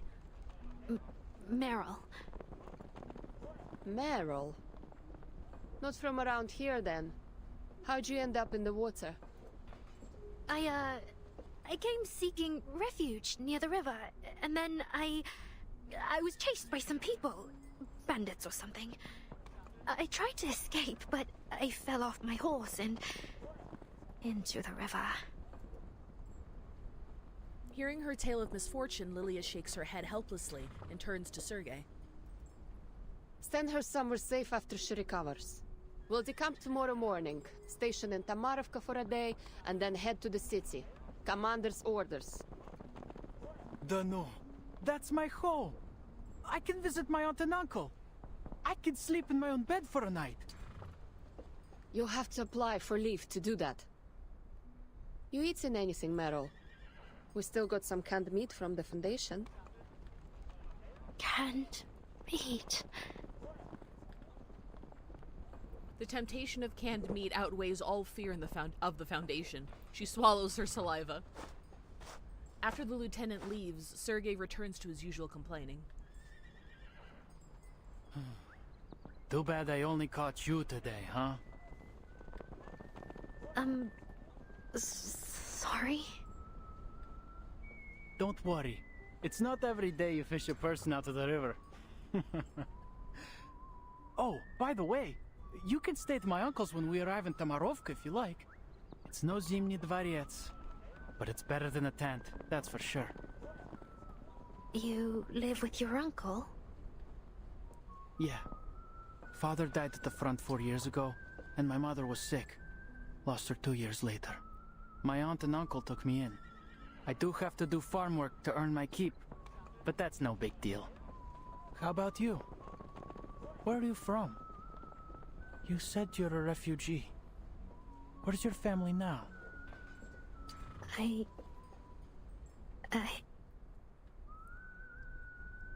girl stares at the empty ground before her.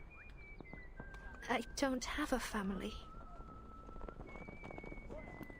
Even the ever-slippery Sergei loses his smile. He can't help but think of that winter when his mother lay dying. An, orphanage took me in. I grew up there. Are there many locals in the cavalry? Like you? Yeah. Most of us, actually.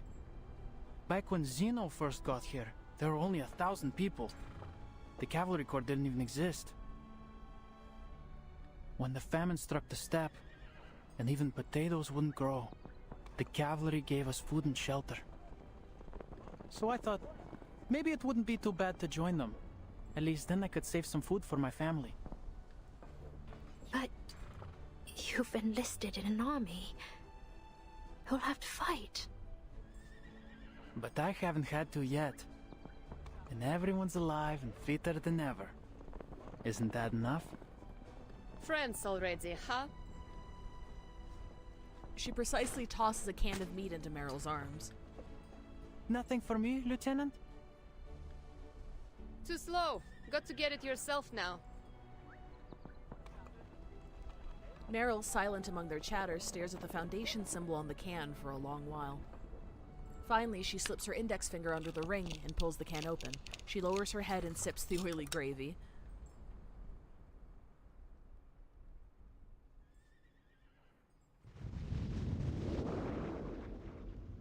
There was a time I thought you would lead us to the Eternal.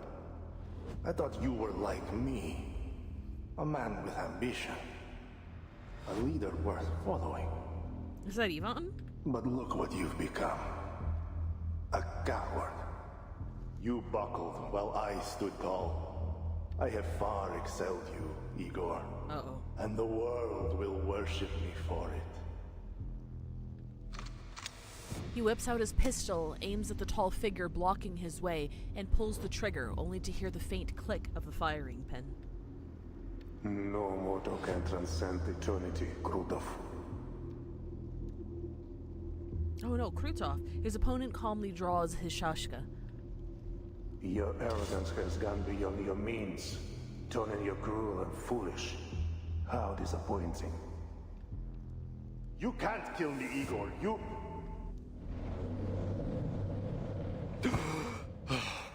Krutov!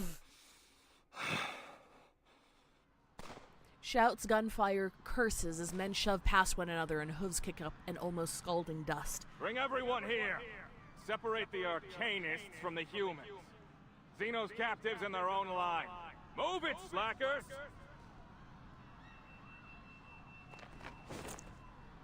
He wakes from his restless dreams. Incense still lingers in the air around him, the hateful scent of henbane clinging to his nostrils. Tent, Krutov's encampment. Useless. I knew that witless ritualist was not to be trusted. General Krutov. That motherfucker is a manus vindictive. As if having foreseen that the man in the tent would awake, an oddly dressed ritualist slips inside. You have awoken, yet the incense has yet to fade. I suggest you return to your dreams until you're capable of overcoming your nightmare. Enough of your riddles and trickery. Why are you here? Captives. The first batch has arrived. Then you do as we agreed. Take the Arcanists and leave the rest to me. What part of that do you not understand? There is a peculiar individual among the captives. Unawakened. We didn't discuss how to deal with them. Unawakened? Those can be particularly useful. What do you know of it? Thanks to the knowledge bestowed by her, I was able to glean some insight. Though I'm surprised to have encountered it here. It seems the human fools named it after a mythological deity, as if by doing so, it would somehow render it capable of resting their sinful souls in peace. Interesting. Take me to it. Consider how they continue calling him it. I'm scared. My poor boy. Between the thudding of sandbags hitting the ground, bursts of gunfire echo through the camp. My poor boy! Having already given his life to the tragedy of this age, Charon has already sensed what is happening around him. He wants to leave but cannot move. Not long ago, a ritualist scratched a series of symbols beneath his feet, binding him to the spot. Charon, is it? He senses the approaching footsteps only when they are already close, then turns toward the voice. Why did you kill those who surrendered? Well, too many mouths to feed. There isn't enough food across the entire Dawn to keep everyone alive through the winter. You could have set them free. They were only civilians. They would cause you no trouble. Civilian implies civilization. Civility, wouldn't you say? The Cossacks are barbarians. Setting them free would only bolster my enemies. I will not take the risk. Oh boy. Charon lowers his head in silence. It seems there are no words left in him. Intriguing. Just as the ritualist said. Tell me, are you able to foresee a man's death? The shadow of death lingers over these grasslands. Countless will die in a killing driven by starvation and hatred. That is what brought me here. Krutov looks off to the edge of the camp, where the yellow pasture grass bows gently on small rises. Gunfire crackles again, along with the sound of something crashing to the ground. A shadow, you say? I see a man walking the grasslands, the dead nourishing the soil. He stands amid a bountiful harvest. I am that man. Your shadow of death means nothing. What I need is a precise prophecy, one for a single man. For me. I cannot do such a thing, nor is there any desire to. I am offering you a chance, Awakened. Serve me and my army, and I will spare you the Ritualist's hand. Ritualist? Krutov gestures toward the binding ritual, beneath Charon with his chin. This is her work. She tells me you dispelled another incantation cast by her kind, on a human soldier. She's desperate to tear you apart and see how you did it. Some special arcane skill, she claims. Trust me, what she will do to you is one thing you do not want to foresee. Manus Vindicte. Ah, so you can see some specifics. Well, what is your decision? No. Neither your enemy nor your ally. There is nothing I can do for you but bury the dead. Krutov fixes a sharp gaze on Charon as if he could tear through the cloth covering his face with sight alone. Difference of opinion. Why am I surprised? You're just like the rest of them. One bad decision after another. His cursing seems to be directed at some invisible onlooker rather than at Charon. And I am left to right their wrongs. It seems only I can. I gave you your chance. Freak. Well, at least, like, it's no wonder he got Meryl to get the fuck out when she could. Because she would have just been fucking killed, like, on the spot. Strange gazes. Soldiers, heads lowered, lips sealed with orders.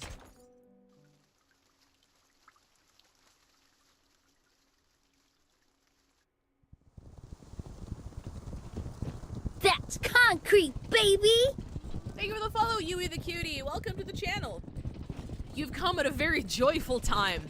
Hey, I didn't click! I didn't click! Thousands of war horses carrying fully armed cavalrymen traveled to Tomarovka, their heavy hooves pounding the dirt road into hard-packed earth. Can you stop going forward? The cavalry corps' reconnaissance... A Foundation big shot's coming to the village. That's a first. Okay, can you chill? The cavalry corps' reconnaissance team reaches the village first. The villagers are on alert, eyeing the soldiers from their doorways. Big shot? Who? Meryl unconsciously reaches for her mask, suddenly realizing that she lost it during her escape. Not sure, but the commander needs to welcome them personally. Forget it. None of our business. Natash! Huh? As they pass a nearby house, Sergei seems to spot an old acquaintance in a doorway. He leans forward to greet her, but she shuts the door in his face. The hostility radiating from the onlookers in every direction makes Meryl want to curl into a ball. Sergei, isn't this your hometown? Why are they staring at you like that? I don't know. It's not like I've made that many enemies. Just one or two at most. Anyway, let's go meet my uncle. See that house with the iron sheeting? That's our home. Oh god, what's gonna have happened to Sergei's family? Meryl follows his finger to a house with a blue iron sheet roof. A man holding a cane stands in the yard. Sergei takes off his hat and excitedly waves it in the air. Dядя Pietro! The old man only strikes the ground with his cane. His heavy blink seems to say, "Don't start, boy." What's going on? Maybe something happened? Should we go ask him? Sergei never expected his return home to be so dispirited. His uncle pulls him aside. Meryl follows behind. What's wrong, Dядя Pietro? You tell me, did your commander say you'd fight those bandits or not? Of course. When? That I don't know. It's a military secret. Word is you're going to the city, the lot of you. So, where does that leave the rest of us, hmm? The villagers need protecting too. Oh, that's why, yeah, because they're withdrawing from the area. The young man can't think of an answer. He can only stand in awkward silence. The uncle sighs and grips his nephew's shoulder hard with a slim yet powerful hand. All right, Seriosha, I understand. Everything's packed and ready to go. Come, we're leaving to your cousins in Petrovka. Dядя Pietro, could you just tell me what's going on? I'm not deserting Zeno. Sergei shakes off his uncle's hand. The old man's neck flushes red with embarrassment and anger. He turns and glances at Meryl. It's fine. She's a friend. The cavalry is leaving us here to die, and the refugees from upstream. They said there are tens of thousands of bandits up there. Oh, holy shit. I don't know where they all came from, but your cavalry's nothing compared to that, right? You'll never fight them all off. And keep this quiet, but the Golduni left and joined the bandits. Что? They said they'd punish anyone who stands with the cavalry when they return. He watches the cavalry corps soldiers passing by the village entrance. If you can't fight them off, they'll burn the village to ashes. So, are you coming with us? Yes or no?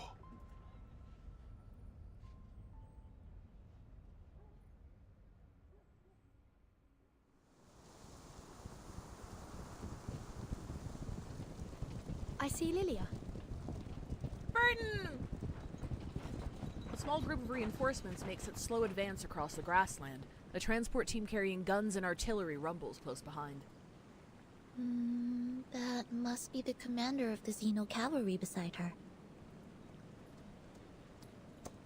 You and I have a contract. 5 to Bob. The cavalry corps officers awaiting them ride out to the head of the team to guide them to their destination. Before the commander can reach them, an old friend steps forward to greet the timekeeper. Capitan, why did the Foundation send you here? Isn't exactly the safest place in the world right now. I applied for it. There's something I need to find in Beregrad. Don't give me that look, Lilia. Madame Z approved it. All right, what Z says goes. I'm glad to see you safe and sound, Miss Lilia. Your message had us worried. Huh. The Foundation seriously needs to update their communication devices. At least make them bulletproof. The commander approaches as they chat. Timekeeper. Commander Ivan, it's a pleasure to meet you. If you could, a brief walkthrough of the situation in Beregrad and the surrounding areas would be most helpful. Of course. But tell me, where did that company behind you spring from? I received no word in our communications. The commander's eyes settle on a small detachment within the reinforcements, about 100 soldiers strong, led by a red-haired knight. The knight notices him too. She dismounts and steps forward. Vice Admiral Burakov. Marshal! I am the medic of the Foundation Special Unit 12. Behind me are the soldiers returning from the front lines and our field medical team. Marshal! Every one of them is willing to enlist in the cavalry and join the fight against the bandits. Hey, Ethereum! This is my first time seeing this game. What's it about? Long story short, we live in a magical realm where there are two species. There are humans and there are Arcanists. Arcanists are the ones capable of using magic, while humans are not. Arcanists, most of the time, are humanoid, so they look indistinguishable from regular humans, and they reproduce and talk and whatever. They're just humans with magic. They're just a different species and have different internal workings. But there are also a small subsection of Arcanists that can be like objects and animals and awakened concepts of humanity. Anyway, most of the premise is the fact that there is a giant magic storm that reverses time in the area that eventually spreads to the remainder of the world and sends the world back in time. There are little pockets of organizations that are immune to the storm because of their magic and how they were built, and we're trying to save the world from occurrences of the storm. How many storms have passed already? There have been like 9 or 10 of them already. The most recent one catapulted us back to World War I, and the big enemy faction, Manus Vindictae, who believes in arcanist supremacy, think of X-Men, like they want to just get rid of all the humans, meddled with politics and the area so much that World War I lasted, I think, like 2 or 3 years longer than it was supposed to. So this is the patch after that took place. So we're in 1920 right now as World War I is like winding down, I'm pretty sure. But there's still war-torn like places, dealing with bandits and shit. Famine is a huge threat at the moment. And that's about it. 10 storms. Okay, yeah, we've been through 10 storms at the moment so far. It is ad break time, so I'm gonna go ahead and run that right now. I'll see you guys in 3 minutes. I should really have a what is this game for, like, the gacha that I play. Because I have one for the visual novels, but one for the gacha would be cool, too.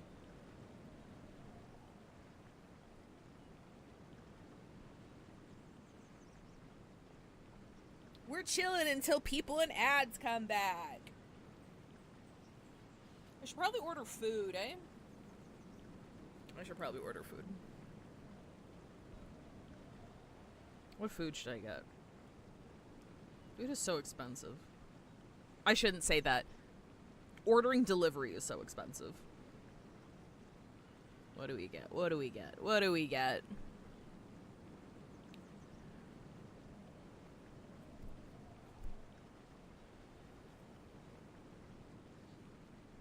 Oh, that's okay, Sage. Because I wouldn't be updating it right this minute. Anywho, I'll make a note for myself to update it for in time for tomorrow. Because we're doing half of this chapter today, and then half of it tomorrow, or maybe a little more than half, so we're not cutting it too close before going to bingo. Food is expensive just in general. To be fair, yeah, that's true.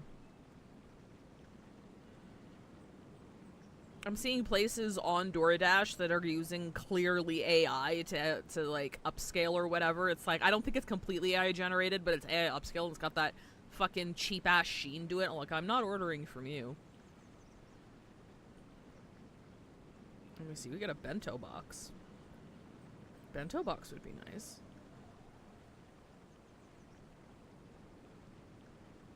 What do we have on Kinjo Express? Do we want soup? I don't know if I want soup. Get some onigiri.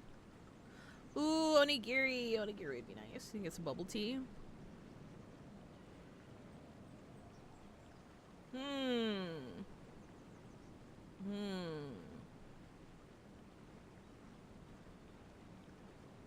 Everyone should go get some food.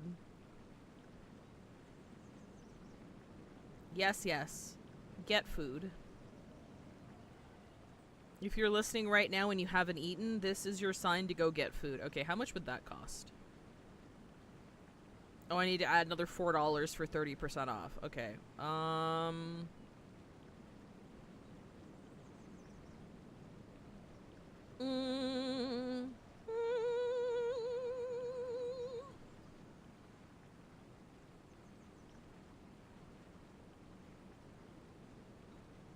I could get 2 onigiri.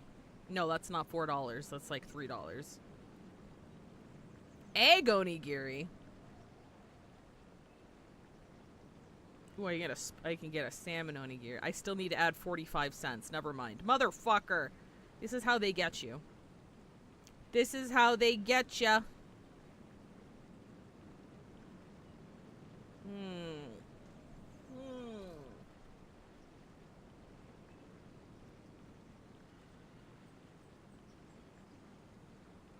Okay, how much would that be with the 30% off? Including tip, that would still be $33. That is not $33 worth of food.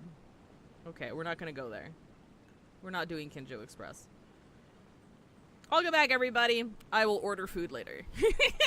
Good to know. Go to Colonel Sabina Sternova. You will see your men settled. Yes, Commander. Marsha! Marsha! Need to get you to Costco? If I drove, which I have the money to go to driving school for. Wait, I'd also need a car. That's later on down the line. I wouldn't be able to drive by myself for like another year anyway. Anyway, the knight leads the special unit away. Follow me, if you will, Timekeeper. Oh, I can get IHOP. Yeah, let's get IHOP.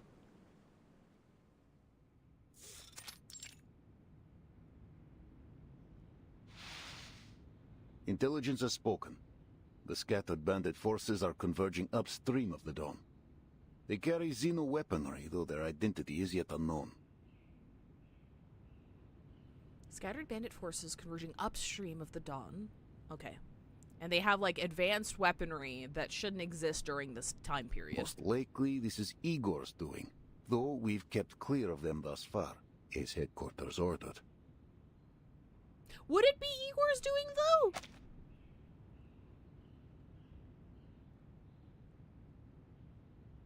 Because, like, I thought the whole thing was that he was, like, neutral at this point. So if he were to attack, like, Xeno forces, that would break that neutrality. That very, very fragile, unspoken neutrality. Villages have been plundered. Many have fled downstream, yet most cling to their homes. Costco's really great. I cannot praise Costco enough. If you have a Costco near you, at least do the math to see if it's worth it and see what they have to offer for delivery on their website. It's absolutely incredible. And they treat their employees well. Yay! The commander lifts his eyes from the map, still deep in thought. Anything to stop supporting fucking Loblaws, I swear to God. Xeno has ordered the cavalry station in Beograd until your mission is complete. We ride at dawn.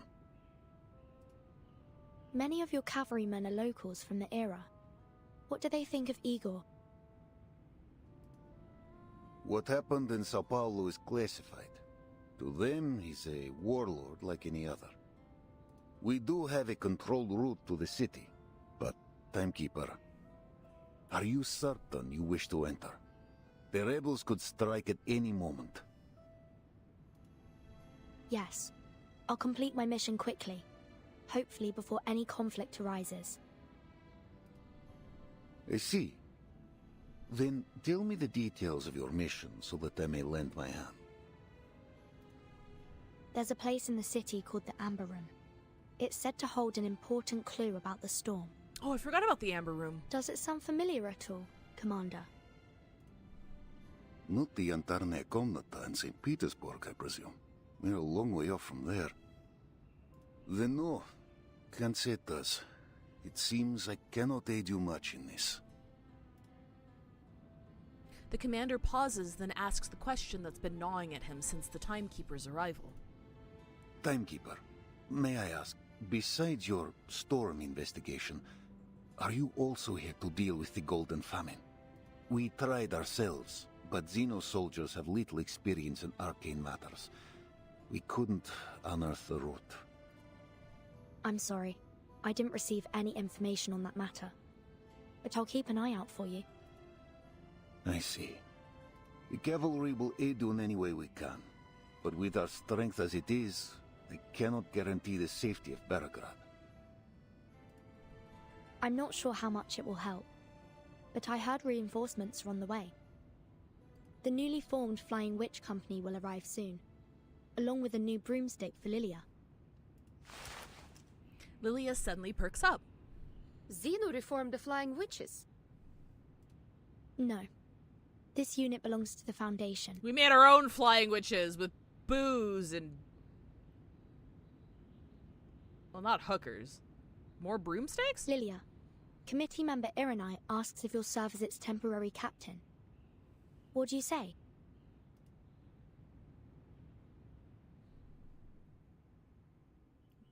You get your own faction again. Sternova gestures to a lonely, empty house. We haven't seen the owner of this place for 2 years. The Elder said you can stay here for a few days. This is... spacious. Yes, Avian Thulium, you got it. I didn't know about the Flying Witches of World War II until I saw, oh, Lilia's a reference to blah, blah, blah. I'm like, what? I'm like, oh, shit, that's cool. If you ignore its decrepit state, it is a fairly decent place for a short stay. Yeah. The stable and the yard still need some fixing up, so the cavalry will have to take care of your horse, if you don't mind. Oh, no worries, Avian. I don't remember who asks what. I'm happy to explain, because Reverse 1999 is, it's not a small gacha game, thank goodness. Like, ever since they launched, they have been growing. And, you know, they're not like one of the big ones, obviously, but they make more than enough to, like, be stable as a game. And that makes me happy, because, but it's still, like, a lot of people just aren't familiar with it, or, like, have seen it around and never really gave it a shot. So I'm used to, like, don't be afraid of repeating yourself at all, because I don't remember who asks questions, because lots of people ask questions, and I'm happy to, answer them as best as I can, even though I'm not, like, a super fan of the game, and I will probably get things wrong sometimes. That would be kind I'm of you. I'm a filthy Thank you very much. casual! Guys, should I get a milkshake? It's no big deal. I'm getting a milkshake. What's one more horse to feed? Sternova hands the key to Marcia and leads her horse away. Just as Marcia is about to slip the key inside the lock, a rustling sound catches her attention. Is that a rat? A rat? Oh, fuck! It's a rat. Not the sound a rat would make. A small black shadow vanishes behind the once leafy elm in the corner of the yard. Is it a critter? Or a child from the village? It's probably Never a critter. mind. I need to rest. Dude, you should probably... She hears it again. She looks over to the same spot. Who's there? From behind the elm, a head peeks out, briefly meeting her eyes. Oh! This time, the shadow doesn't hide itself behind the tree, but disappears in the glow of an arcane skill. Vanished? Just like that? Was that Meryl? This could be a threat. Marcia draws her weapon and moves toward the fading arcane light. A shadow flashes past once more. What? That was definitely a person. A person sneaking in the shadows around the cavalry station. Suspicious, to be sure. A spy, perhaps? Strange sound! Its direction is exposed again. Turning, Marcia stares intently. Are my eyes playing tricks on me? Is that a fiddler crab? On the Dawn step? Hello, Dava. Dava8058. Many things in this game are a reference to real life stuff, even as trivial as names. Absolutely. Like, there are many times I play this game. Actually, anytime I play this game, I mean this in a positive way, I kind of feel too stupid for it. Like, maybe not stupid. No, stupid is the wrong word. Uncultured. Unread, maybe.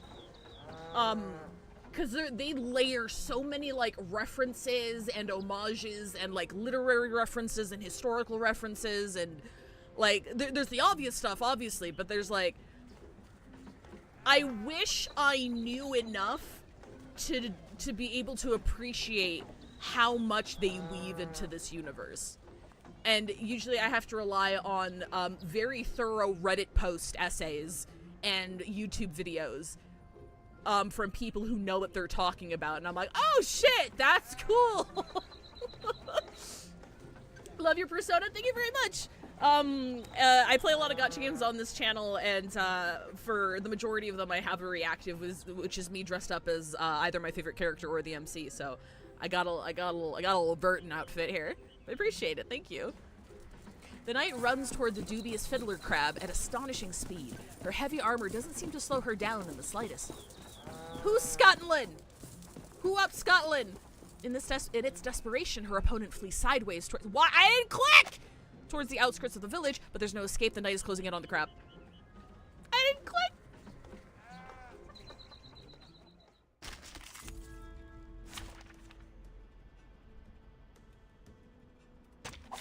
Nothing unexpected. Oh, it is a crab! Big enemy crab! Crab! Moon-eyed fiddler mutant. He's cute! Leave him alone! Once we master Pokeball technology. Oh look, here's another one. I'll do fucking, The show's on, hounds. Más allá del concepto mundano del tiempo. Plan A. I'm gonna fucking annihilate this crab. He's just a little guy, it's his birthday! I want to know one, even for a great feat.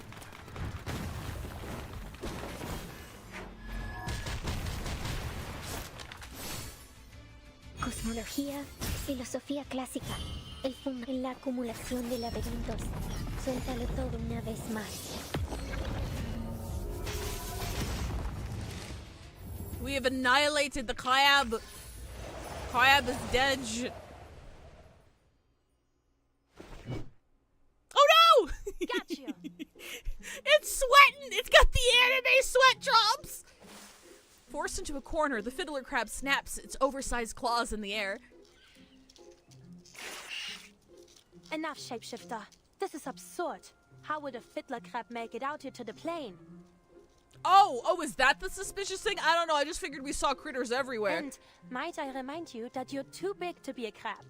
Actually, you know what? That's also fair because even the critters are region specific, so that does make sense. It's hissing! Why does it look like MF Doom a little bit? The same glow returns, light surrounding the fiddler crab bending and distorting. It reveals the figure of a girl. Was that her arcane skill? How did I not fucking remember that was Meryl's arcane skill?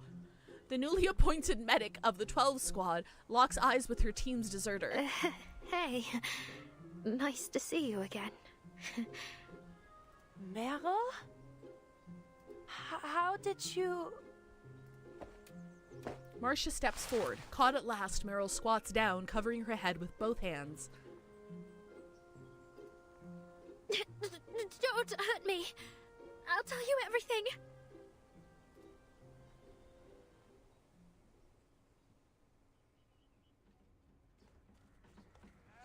You mean to say you plan to stay here until the war is over? Well, I don't really have much choice. At least with the cavalry, I won't starve. And if the storm comes, what then? I'll be fine. I took an equilibrium umbrella with me. And maybe in the next era, I'll find a safer place to stay. Oh, we haven't seen her use it. Oh, okay. All right. Okay, that explains it. I'm like, did I really just forget that was her skill? Her face sinks. Oh no. I lost it when the bandits chased me. We've been with her for so long. I could have sworn that maybe we would have seen it, but then she was like, she didn't even have a full design the first time we met her, like the first patch or two that we knew her. Actually, is this the first patch she has? Because she didn't have this design last patch, right? What? What did you do? The knight grabs her face with both hands, pressing her cheeks tight together. This is serious, Meryl. Do you have any idea what they do to deserters? Do you think hiding with Zeno will prevent the Foundation from finding you? No, little crab! You may survive one storm, but what about the next? And the others after that? Please, Marcia. How will you know which era the storm will take us to next?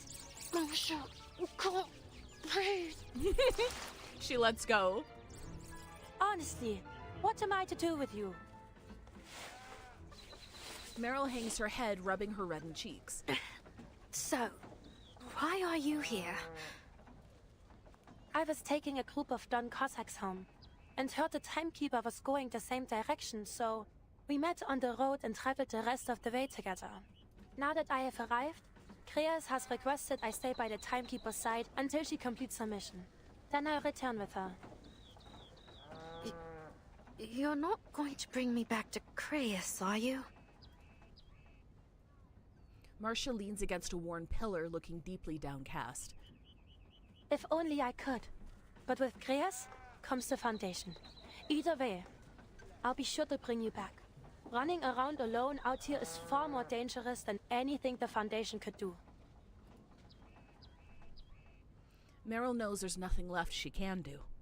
Does anybody else here know you, aside from me? No. The image of the young Foundation big shot appears in Meryl's mind. She shakes her head, trying to erase those gray eyes from her memory. I know the Timekeeper and Lieutenant Lilia, but I don't think they know me. But Sonetto, Vertin's assistant, I'm not so sure. We were classmates for a few years, but we didn't talk much. I see. Stay close with me then, and don't let Sonetto see you. It would be best if we solve this without any interference from a third party. Paravian and I may be able to plead your case, but if we're to have any chance of being successful, you can't run away. Not again.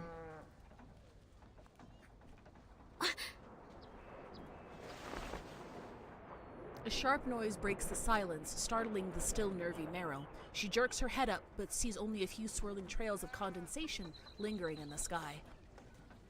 What is that? Marcia looks up too, but she shows no sign of alarm. It's the Foundation's flight unit. They're here. We have our own mini Air Force, baby!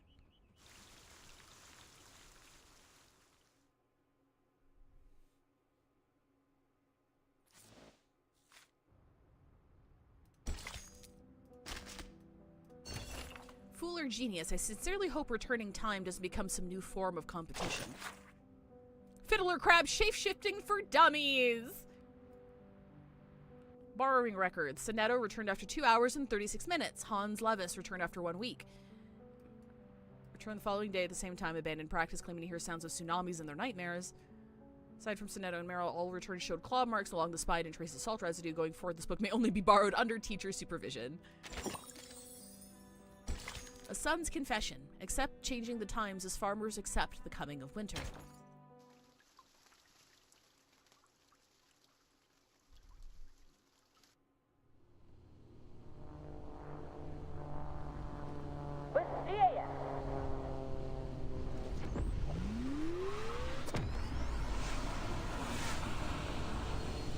Lilia speeds low across the plain, the newest flying broomstick model cutting a narrow V shape through the grass. Lieutenant, we're losing sight of you.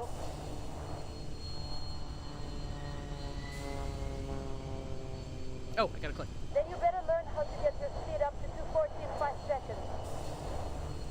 A series of vague replies comes through the communicator, their voices strained as they struggle to catch up to their captain. But at this height, according to the manual... The manual?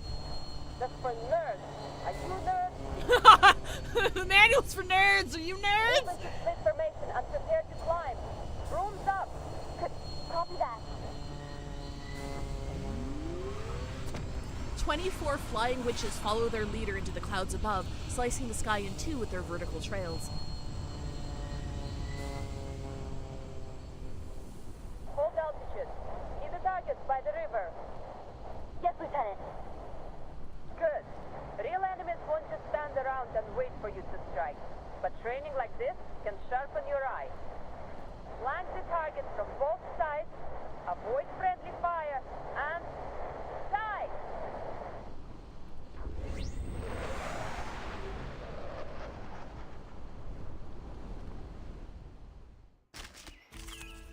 Riverside.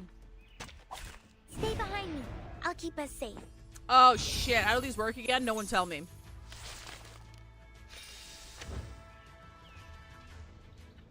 Start the next round with signals to flag, which is to initiate air support. Jill Jones' general all based on max speed dispels all channel statuses. If the enemy has airstrike guidance, unleash a flying, which is air support. We did get jet engine noise because they're like they're flying brooms, but they're like actual. They're not just brooms. They have engines and shit in them. It's a mechanical device, kind of like shaped like a broom. I forget how these work. we're gonna do our normal thing. This card should do. Thank you for the hydrate or dihydrate, Von Zeal. Appreciate it. The puppy agreed I have water with your right here. decision. In todos No, los- no, that's not what I wanted. We're gonna do fucking. No, we're gonna do buff. Oh look, here's another one. We're gonna do this. We're gonna do this. We're gonna do this. And we're gonna do The this. show's on, hounds. Jet brooms. We're not afraid of you.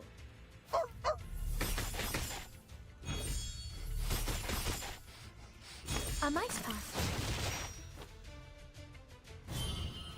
Time waits for no one, even for a great. I really want her to have a flight suit. I'll go over her skins. She has a couple of skins.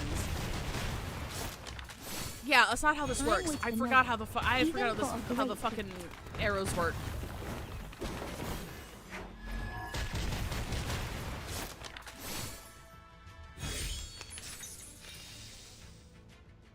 Like, do they go in a specific direction? Oh, okay, no, it's just for the air support to kick in, so it doesn't actually matter. Oh, okay, alright, never mind. Actually, The puppy agreed with your decision. Plan A. In todos los momentos. Listen, keep your eyes on the target and fire as soon as you hear the command. Wait, it's the Foundation's comms we're talking about. Scratch that. We'll use a flare instead. Open fire the next round after the flare goes up. Clear? En la acumulación de laberintos, suéltalo todo una vez más.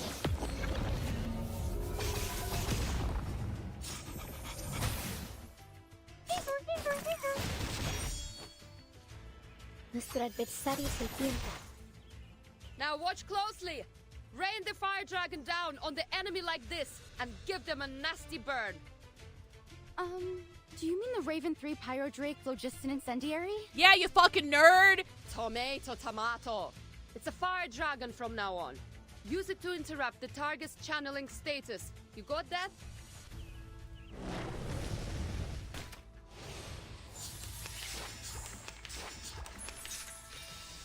Nice! Keep the momentum. Let's make another bombardment run straight away. Sorry, Lieutenant. I think we need time to reload. Yeah. Take your time, fledglings.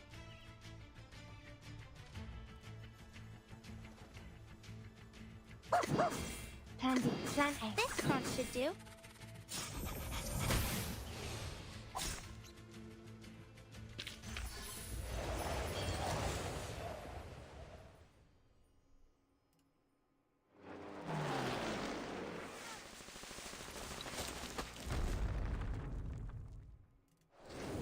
After a successful firing dive, the two flight teams effortlessly reunite in the sky. They rendezvous, hover, and merge into a single formation.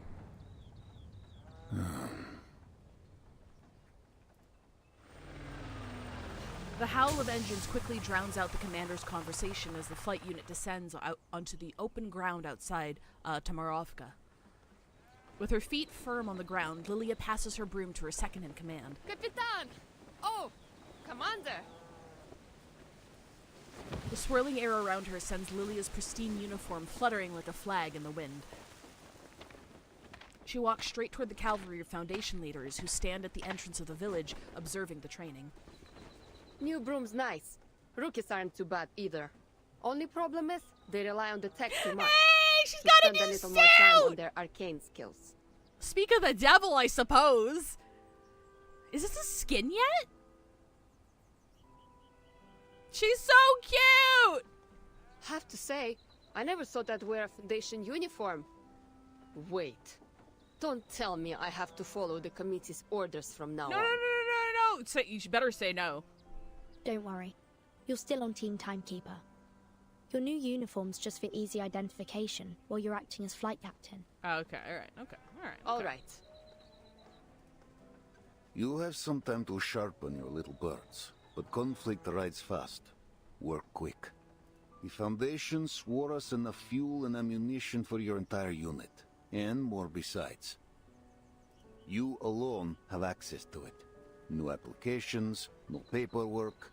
Just go directly to the quartermaster. Nice. I'll make sure the rookies never step foot on the ground. Mr. Iranai said that this is the Esu Noi Nouveau Voyer combat debut. He hopes to hear some feedback from you. I still don't know how the fuck to pronounce that. Well, it's faster, got stronger firepower, and better maneuverability.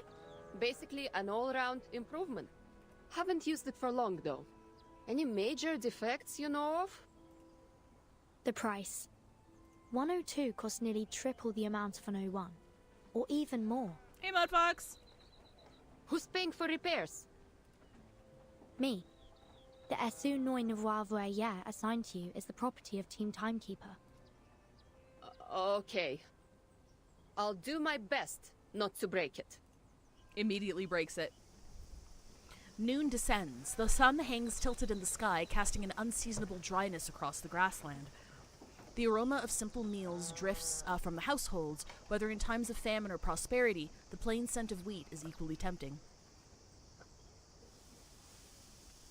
Nope, NPC special. Even when designing NPCs, they cooked. True! That is all. Dismissed.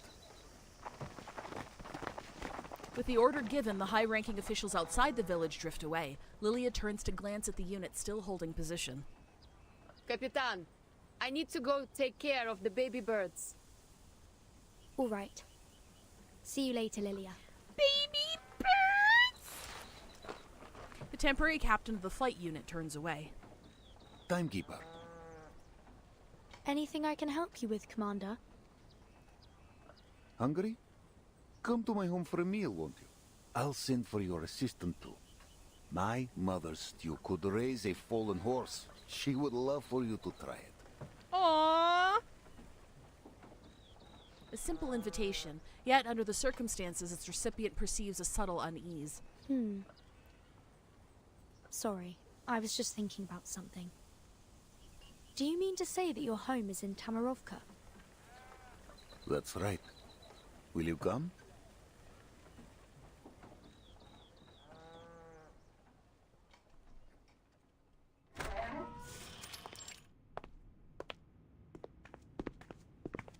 The commander pushes open an old wooden door, followed by two special guests. A faint candlelight reveals a rope strung above their heads where dried vegetables and smoked meat should be hung, but now hangs bare. Mama. Oh my god, is Mom still around? Vanyusha, did you bring guests? Aww! Good afternoon, madam. I'm Vertin, Timekeeper of the Foundation, and this is Sinetto, my assistant. Oh, so you're the one. The elderly lady fails to hide her surprise.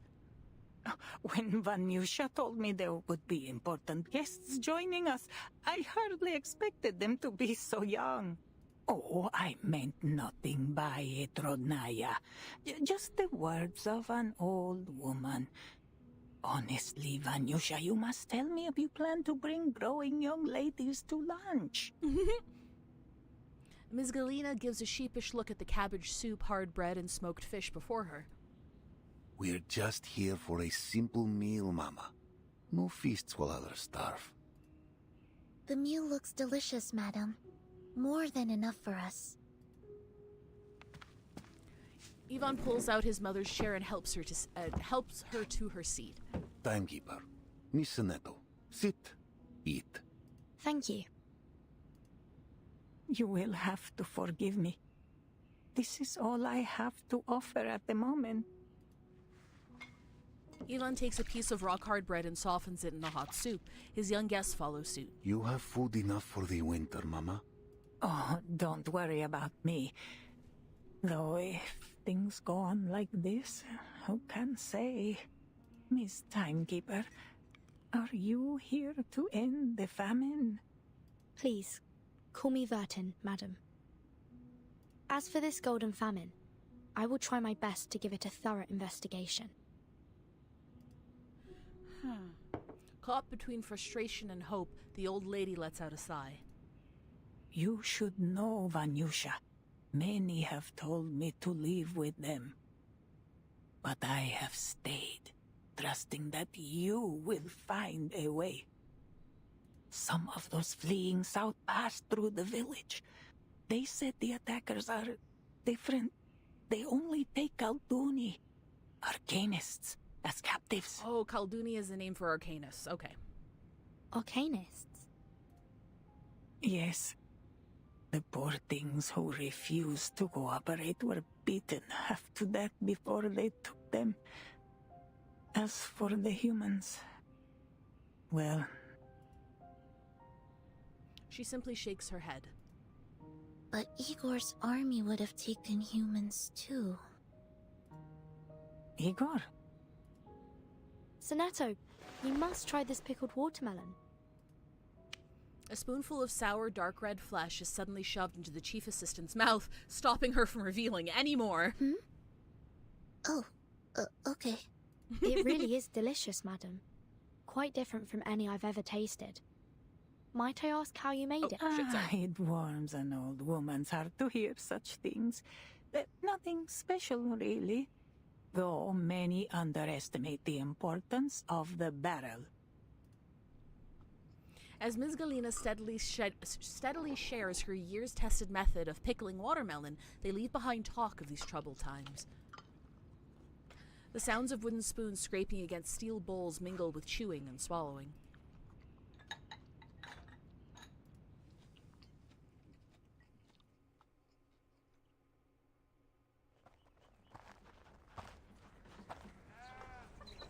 We're fighting an army run by the Brotherhood of Igor, and that's going to be right. That's the thing, though. I don't think it's Igor.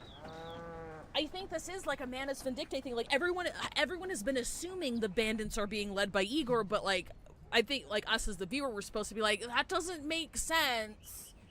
It doesn't make sense if it's Igor. And now I think we got a hint of it. It's like, oh, yeah, the bandits, like, you know, did all that shit. And then Sonetto's like, well, Igor wouldn't have done that. So, like, I think it's, I don't think it's, because he has no reason to be doing that. Like, his whole priority was, like, I'm not saying he's a good guy. He's done a lot of shitty fucking things, but everything was done in the pursuit of keeping his squadron safe, right? And that's why he dealt with Manus Vindictae, and that's why he did all that shit, because he wanted to keep him and his own. Once he learned there's the big fucking storm that destroys the world, he's like, well, I'm going to do everything I can to keep the people that I care about safe, and I don't care what I have to do to get there, right? So, like, I don't, like, I think it's, like, we're, like, narratively, they believe it's Igor because it makes sense to be Igor, but I don't think it would have been Igor. But I guess we'll find out. The lunch finally ends in an uneasy silence. Leaning against the door, Ms. Galena says goodbye to her guests. Apologies again for the poor meal. Yeah, he's an asshole, but he's not dishonorable. Even when he was with Manus Vindictae, he was like, here are the terms. I fulfilled my end of the bargain. Now give me my end of the bargain because I'm fucking out. I'm not going to be sticking around for whatever's coming next. So then they gave him, like, the super magic cube thing or something, and then he fucked off. Hush now. The meal was hearty and our bellies are full. There are a few stews better than yours. Yes, it was just what we needed, madam.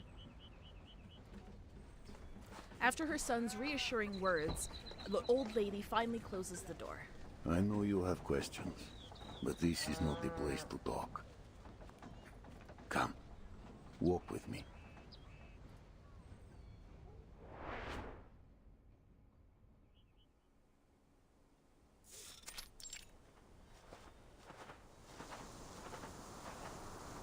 Outside, layers of golden grass lap at the edge of the village like waves on a beach. How could Miss Galena be your mother?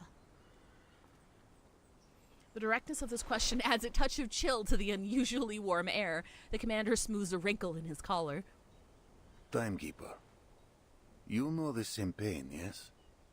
To witness the storm take away those you love. We all do. If that face appeared again, full of light and life before your eyes, could you steal your heart? Oh, I was wondering, like, she does look young, and, like, Reverse 1999, like, they create older characters, especially older female characters, extremely well. So I didn't want to say it, but she did look kind of young. That's because it's, like, that's not, it's another version of his mom, not the one that he lost.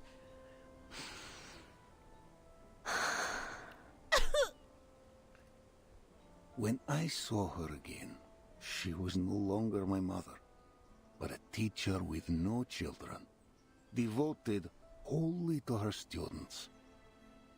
She never once left home. The reason for this phenomenon still remains unknown. However, observations have shown that each of them has a complete memory, identity, and social relations. Their independent will is undeniable. We can't force them to be the person we think they are. I know. To speak of the storm would only break her. She would shun me. But in time, she took me as her child. Yeah, so for anybody new to this or just following along, basically from the start of the game, we were under the impression that when the storm happens and it reverses time all around the world, it kills people. Because, like, the entire world eventually is, like, kind of thrown back into a different era, etc., and the Foundation comes out to help stabilize everything once it's reverted. But ever since, I want to say, Jay's event with Mercuria, because of Jay's sister, and then after that, we've gotten, especially with the Sao Paulo arc, with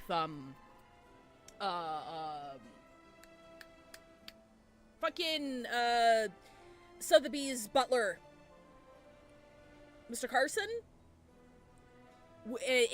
There's more and more support for the fact that when people get reversed by the storm specifically, they don't die, but they're kind of transplanted through time as another person completely. So they're kind of reverse reincarnated into the previous era, sort of. There is evidence supporting it, but it's not. We don't have a lot of information about it. It doesn't seem like everyone gets reincarnated, because obviously we would have found that out a lot earlier. So there's some nuances to it we don't know the extent of yet. But yeah, it's really fucking sad. In the end, I have a mother again. That is enough for me. Yes, Mr. Duncan, aka Mr. Carson. Yep. I'm glad you figured it out. Figured it out? The truth is the opposite, Timekeeper. I chased Galina like a lost pup, hoping to find my mother in her. And I did. Her face, her body, every line and wrinkle. She is the mother I lost to the first storm, down to the gentle smile when she talks to me. The commander takes several deep breaths to stop his teeth from chattering. Hi, Mara! Think of it. Those you lost, standing before you again. Only their clothes and memory changed. Would you call them dead and gone? Would you not hold them close, praying memory returns? It's hard to say. I've never personally dealt with such a thing. Perhaps I'll have an answer if I do. The commander stops his questioning and turns to the meadow, bowing before him, withering amid abundance, stretching endlessly into the horizon. It was on land like this that my father first set me on a chestnut mare and showed me the reins. My mother watched on, afraid I would fall, no doubt. But she knew this was the way for every child. For centuries, the Cossacks have lived by this steppe. She feeds us, she fights us. Rebellion runs free in our blood.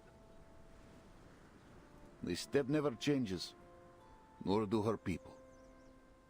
Sometimes I find myself asking, is this truly a false 1920? You, Timekeeper, you have lived through many eras. We will never wholly understand one another. From what I do understand, you were a survivor of the first storm. You've lived through all these eras too. I don't see the difference. True. Yet I am marked by my hometown, my own time long before the storm ever struck.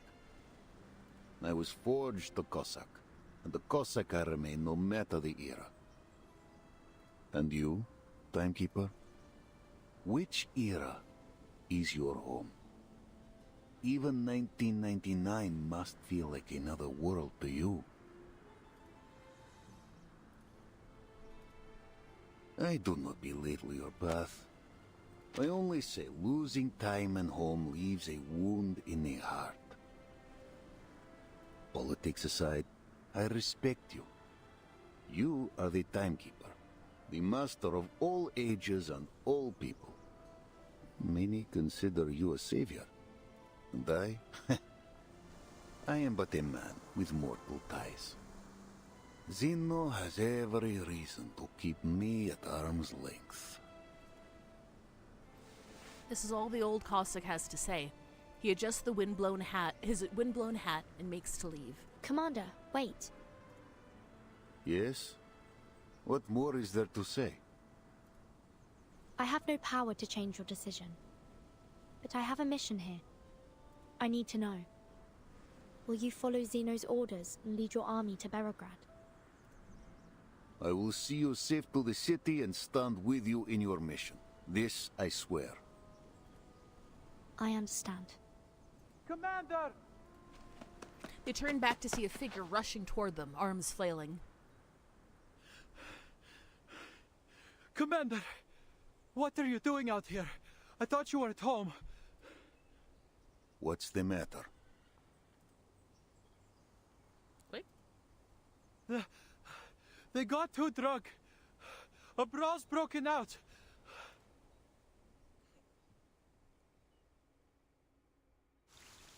Brawl.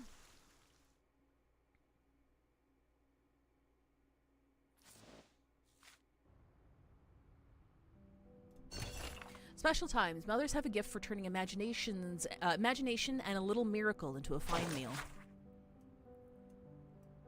Recipe for rye bread. Smoked fish. Save the fish oil, freeze it for soup. The smell carries 3 houses down, but don't be greedy. Grassroots soup.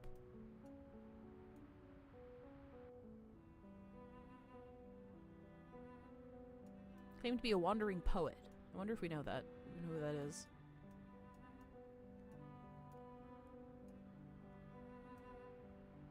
They hid 2 jars of real apple jam before the famine hit and gave me one. I've tucked it on the top shelf of the cupboard wrapped in old cloth so the rats won't smell it. Her husband lost an entire wheat field's harvest. May the Mother Earth bless this kind couple. I've told Yvonne to stop bringing food home. The people at the front have it harder than we do. Besides, in the face of disaster, soldiers and civilians must be treated equally. Even with his position, I won't allow our family any special treatment. Aw, Miss Galena! Both sides of the river. They weep for the grain trampled under the boots of friend and foe alike.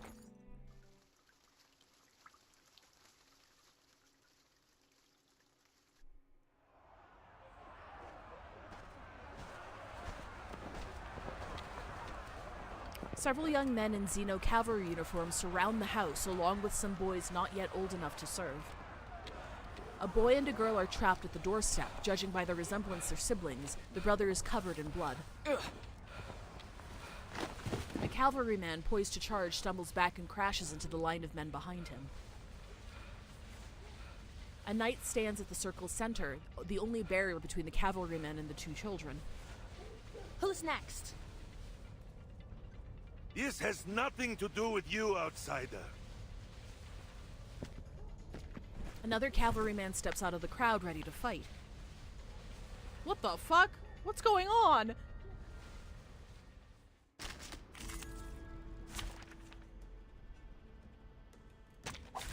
The puppy wishes to come along.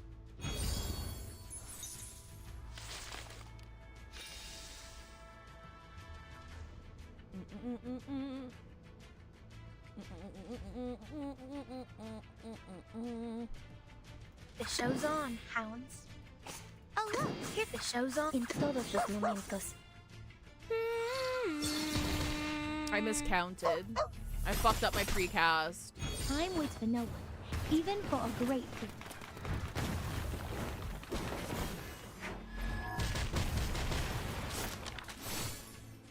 Idealismo, vuelos de fantasía, patrones ocultos.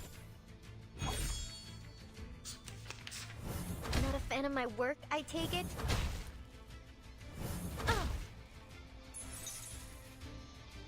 Dude, how much HP does this dude have left? 115. That's funny. El camino a Tlon. Okay, we should be good now. The puppy agreed with your Planes.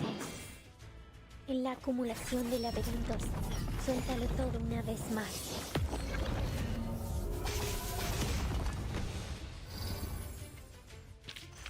warning, warning. The puppy is fleeing. The guy who said this has nothing to do with you, outsider, I know that voice, and it's gonna drive me insane. Oh shit, I think it was just an NPC, right? One word from the commander immediately silences the cavalrymen. They instinctively step aside, clearing a path to the house for him. Commander. The knight puts away her weapon. Forgive me for bruising your soldiers. I don't mean to interfere with the Cavalry Corps' internal affairs, but this incident could cause serious harm to people outside the military. The commander raises a hand, prompting her to skip the formalities. What is this? Someone discovered a stash of unfamiliar weapons in these two children's house. It seems their uncle joined the bandits last night. These children, they're from an Arcanist family. Yes, some Arcanist villagers fled upstream, claiming they would join the bandits and return to rob the others. Some soldiers thought it prudent to do a preemptive strike.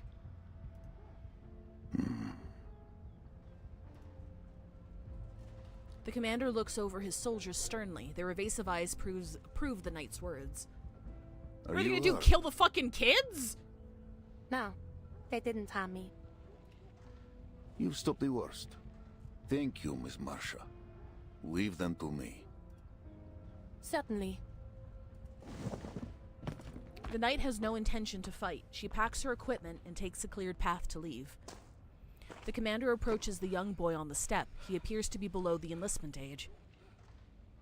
The commander tries to say something, but sees only refusal in the young boy's eyes. He gives a gentle gesture for them to enter their home.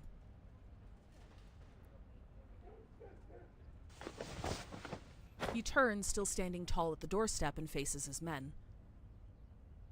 There may come a day when we cross blades with our townsfolk. A day none of us prays to see. This war will scar us. It will scar our children. Our children's children. The dawn will carry our deeds for centuries. Those who take up arms with bandits are our enemies. And we will answer with bullet and blade. But their families will not suffer. They are our people. Her people. No harm will come to them by our hand, else we become those we fight. Then what are we waiting for? Why are we stationing in the city? We aren't city guards. We're riders. We should be out on the steppe hunting down the bandits. You know who? Okay. You know who Xeno Cavalryman 2 sounds like? He sounds like the same voice actor who voices Ashvale's monkey. The one that HSR uses for like every second NPC. I'm not sure if that's the same guy, but it sounds like him. I think that's who you're thinking of. I think that's who you're thinking of. He voices so many fucking NPCs. Right. These are our homes they're destroying. How can we just stay in the city and watch them burn? And I think I recognize this guy's voice from, like, he voices a lot of children in Reverse 1999. Like I recognize he goes a little bit higher pitched, I think. If the cavalry won't go, then we should go ourselves. Split up by village and defend our own. Then the enemy will seize the chance. And one by one the blood of you and your families will water the dawn. We fight for the peace of the steppe. If she is to flourish as she once did, then we must stand united upon her plains. No more words on this. I forbid it. All those who brawled will be punished as necessary. Now, go to your chief and get packed. The rest period is cancelled. We ride in 1 hour.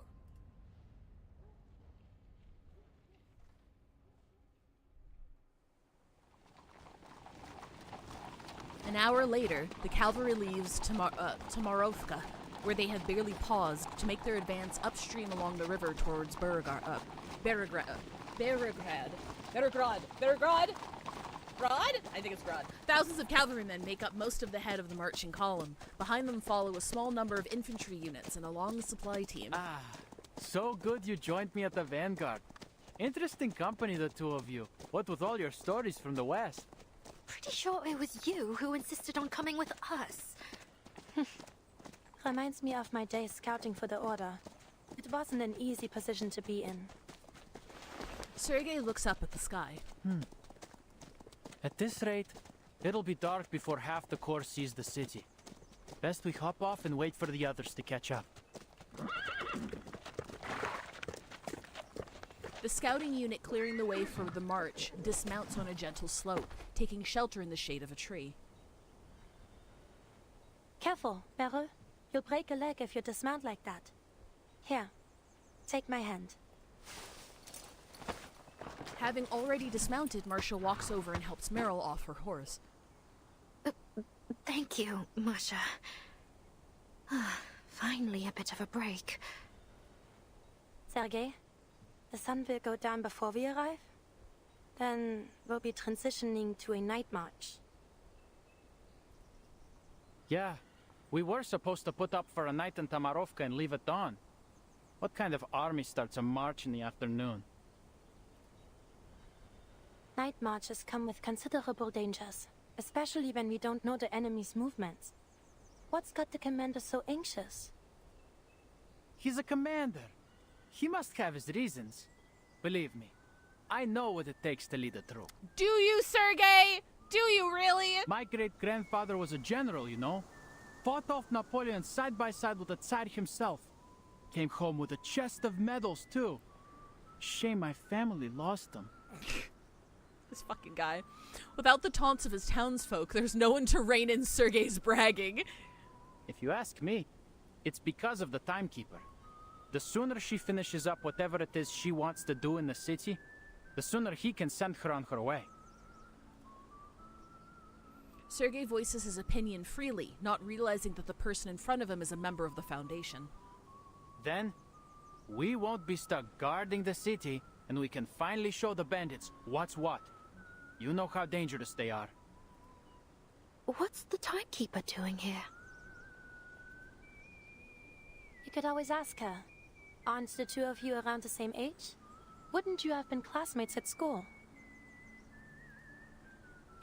Seriously? Can't we just drop this? Burton was already the timekeeper by the time I got there. I never saw her in school. The SPTM.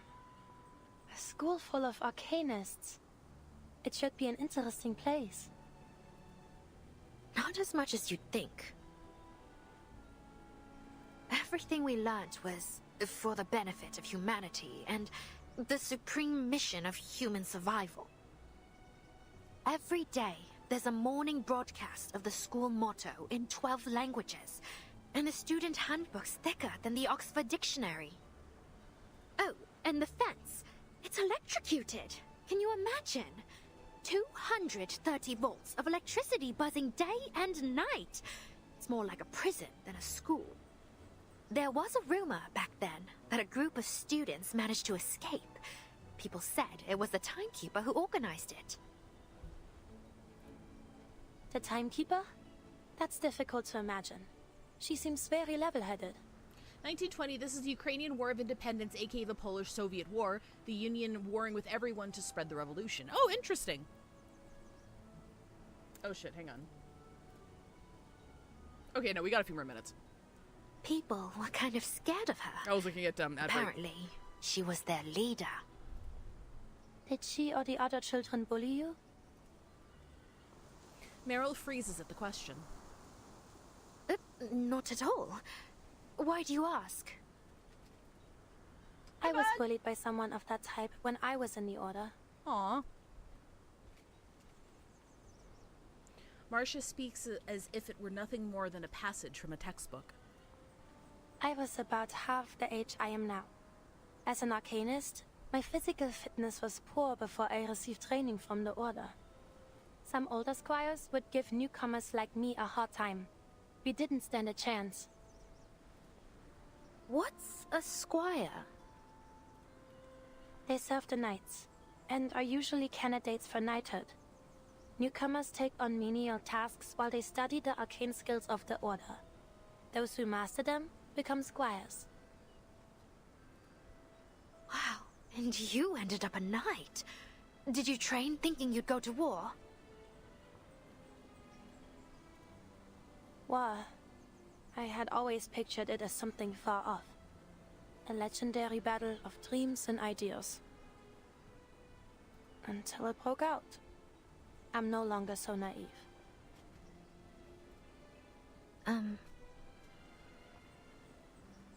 You must have taught those bullies of yours a lesson, right? Marcia's mouth curls into a mysterious smile. Very few squires are granted knighthood. Sergei, who has been listening along, cuts in. All right, rest's over. Back in your saddles. Better not let the team see us lounging around. Sergei straightens up and checks that the saddles are securely fastened. The others follow suit. Given this is an old history scenario, who knows if the Russian Revolution even happened the same way? That's true, but I feel like if Ali Exter is pointing to a specific event, it's probably, like, it might not be the Ukrainian War of Independence or the Polish-Soviet War, but, like, I'm assuming geographically it lines up with history. So, like, even if it's not that specific event, it could be an alt history version of a similar event, which might be why they're not, like, naming it. Because, like, during World War I, they, like, when people from the future, before the storm, referred to it, they talked about it as, yeah, this is World War I. This is the World War I. Whereas they haven't labeled this specific conflict, so maybe that's why. You'll see Beregrad once we reach the top of the slope. Beregrad, yes, Beregrad, okay. He rides slowly toward the top. Those were some stories. Didn't have anything half as exciting in my childhood. By the way, I can show you around the city if you've got time. I know it well. There's a Turkish place that makes the best kebabs. Ah, but they might have fled already. Leading the way, Sergei quickly reaches the top of the slope. Behold! The dawn's great... What? Sergei pulls hard on the reins, stopping his horse just before the crest. What's wrong? Wait, am I seeing things? Why are there so many people outside the city? They ride up to his side. A dark crowd forms a wall across the cavalry corps' route to Beregrad. This is an army. They're blocking the entrance. What? At this time of day? Localized entirely in... Sergei, tell the commander to halt the march. Merle and I will stay and observe their movements. Go. All right. Stupid question. The Great War is what World War I was called in the past, right? Because obviously they didn't call World War I World War I when it happened. Bandits? Okay, all right, thank you. Other forces. These whole conflicts were a mess historically. The Soviets did not waste time declaring war on their neighbors after the Great War. Got it. I'm not sure, but they're definitely not bandits. There are too many of them, and I think I saw armored cars. Armored cars? And a banner with a griffin on it. Oh, okay. Well, that's Igor. Griffin. The commander's brow darkens. Hold all regiments. Hold the advance and take the high ground outside Beregrad. Do not engage. Yes, Commander. The temporary liaison rushes off. The commander turns to the solemn chief of staff and flying witch captain at his side. I wasn't sure how much longer this section would go on. I'm going to stop here. It's ad break time. I'll see you guys in 3 minutes.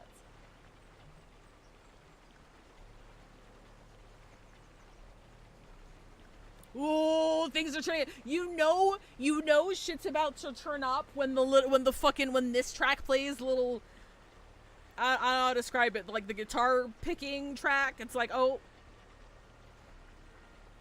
shit's gonna go down.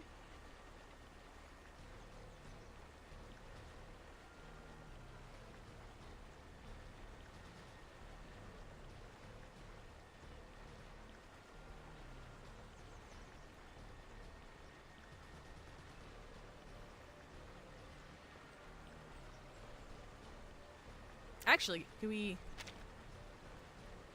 Oh, okay, yeah.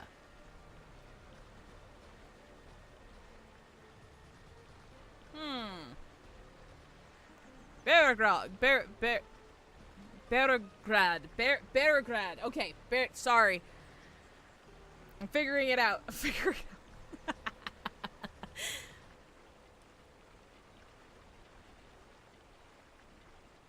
Alright. I like this little mini-map.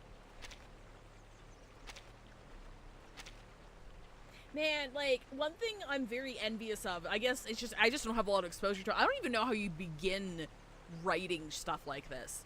Like, anything with, like, political or military intrigue. I don't know if it's something that I want to write better, or if it's something that I'm just I'm just in awe of every time I see it being written at all, because I wouldn't know how the fuck to do it, because I don't know shit about that kind of stuff. But it's always a fun time.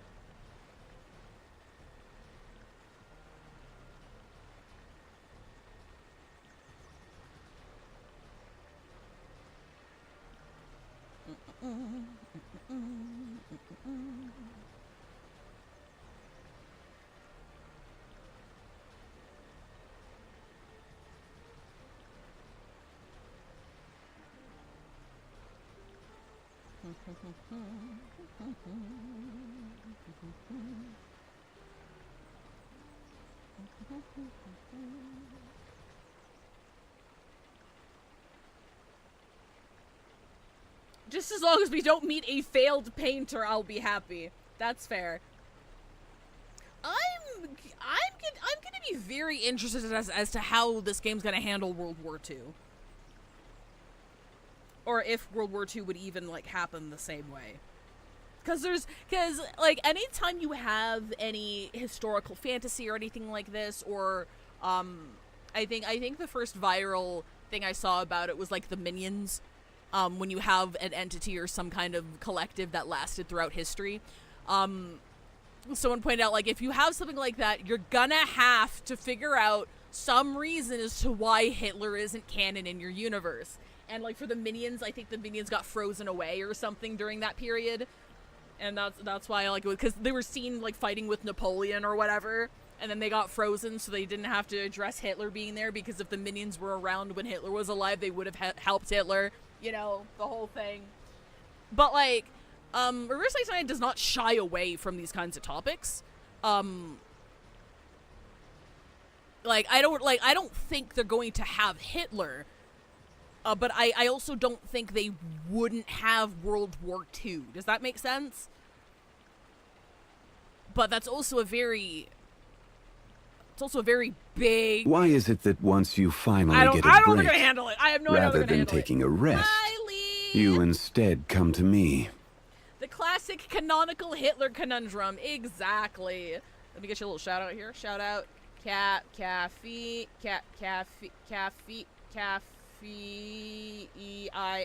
expert of the devil. Did you have a good stream? Thank you very much for the raid. Hello, everybody. If you don't know me, my name is Fivetail. I play gacha games so you don't have to. Right now we're playing Reverse 1999 3.3 during an alternate history World War I. Or I guess after an alternate history World War I. During a time of great famine and magic bullshit. A griffin. Igor's banner. So he's here. Just outside Birigrad. Only half a day's march away. Our orders are to enter Birigrad. If Igor blocks our way or tries to attack, we have reason to engage. But the city and its people may already be under his thumb. If the upstream villages truly were pillaged by his hand, then he may threaten us with the lives of Berigrad's people. If! Someone talk to him! The commander's hand instinctively reaches for the gun at his waist. The cold metal calms his nerves. Lieutenant Lilia, your unit will confirm the number and formation of Igor's army. Retreat if attacked. Suffer no losses. On it.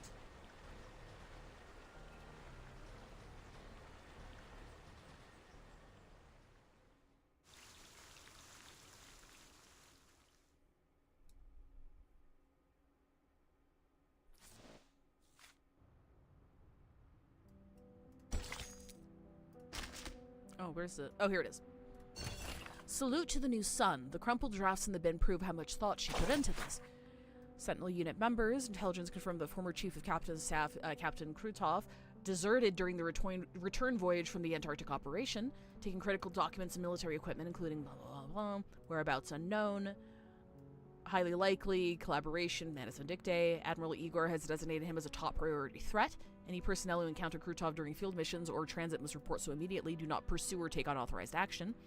Additionally, according to the latest announcement, Headquarters Admiral Igor personally lead elite forces to the Berograd region in Lower Dawn after completion of the Sanctuary's infrastructure. Operation involves coordination between the front line and the intelligence department. Okay, so he's here to deal with Krutov. And Krutov is most likely responsible for the bandits and shit. Most likely. With Krutov working with Manus Vindictae's, not influence, but, collaboration. To prevent communication leaks, subsequent personnel assignments will be communicated under separate notice. In light of organizational restructuring, suddenly you'll be named the Griffin Legion. We welcome alternative naming proposals. If you wish to submit one, please deliver your suggestion to Lieutenant Muldir within 7 days. Names must reflect our military ethos. Offensive, religious, or politically suggestive terms are prohibited.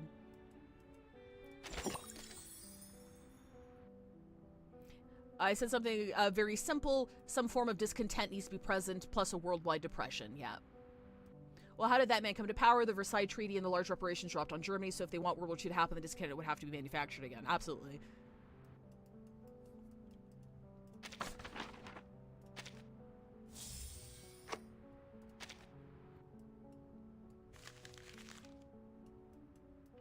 Like, I'm just wondering, like, would they... I wonder if they would, like, handle, like, the Holocaust? Would, like... I don't know, like, they haven't even... I don't think they've even touched upon anything even remotely similar. Or remotely, indicating they were going to be approaching that time. Because, like, I think the next patch is, like, the Chinese New Year patch. And then... there's, no, wait. The next patch is... I actually don't know what the next patch... The next patch is the new, the new unit, Lorenz, right? But, like, the intellect unit, like, it's Lorenz, and that, I believe she's Mexican? Mexican girl? And then after that is the Chinese New Year patch. And then after that is we're returning back to the Foundation to see, like, Enigma's whole thing with Laplace, right? I think. And that's the patch that Sienna's in right now. So, if World War II is gonna happen, it's gonna be a bit of a ways out.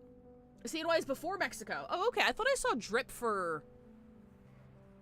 I thought I saw, or global server Drip for, the two characters, but I could be... I also follow, what's their name? Marui? So I could have just gotten my timelines crossed, because they just post all the promotional content. Paper Heron is next. Okay, that's my bad. I actually don't know what she does. Isn't she like green, impromptu, plant promptu? I don't know if I want to invest in plant promptu. Look at this shit. Look at this shit. Like, I'm stacked. I think I'm good. I don't really feel like building any new teams. I think the only characters I'm really missing are, like, Sentinel. I'm missing Igor and his team. I don't have Muldir. I never got Ezra. Ezra just never showed up for me. Which is fine, because he's kind of useless. Sorry. So, like, I think I'm good. But also, I have every limited unit in this game, right? So should I skip out on a limited unit? Maybe I shouldn't skip out on a limited unit. I don't know. It would be a combo breaker. Anyway, the negotiators and the judge. It is simple to denounce the evildoer and far more difficult to understand them.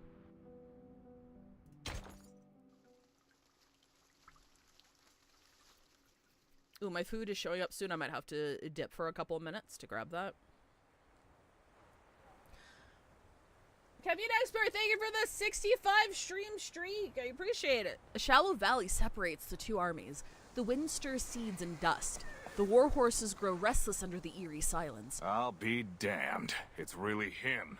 Igor. After all this time, he just shows up here in Beregrad? What's he trying to do, exactly? What is with this guy's delivery? Why does this guy sound like a fucking anime NPC? I'm sorry, his delivery was very, like, I don't know how to describe it. I don't know how to describe it. It was very camp. Whatever it is, he should do it soon so we can end him. I bet he wants to take his chances against us, too. Not so fast. 80s anime cop. Ways with Manus Vindictae after the Antarctic operation. Are you on that traitor's side? He parted ways with us, too. He is a traitor, 100%. The roar of broom engines on their return flight briefly drowns out the quarrel below. All right. Quit your bickering. The flight unit's back. It's all up to the commander now.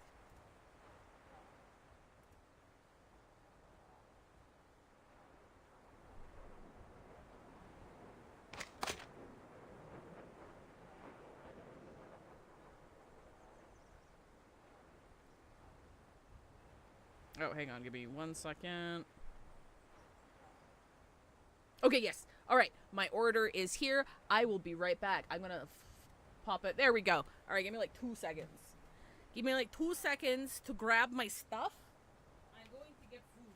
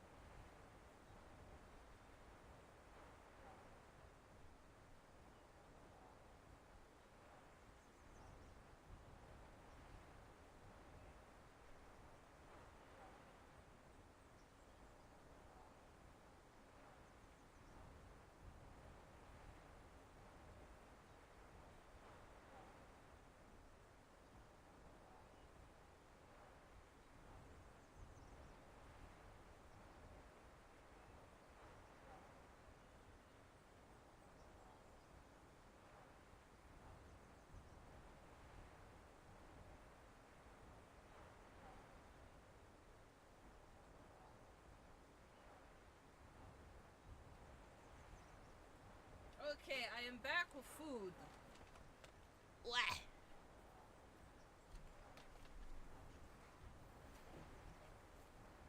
Let us continue. The commander lowers his telescope as he awaits the Flying Witch's news. Let me toggle this. There we go.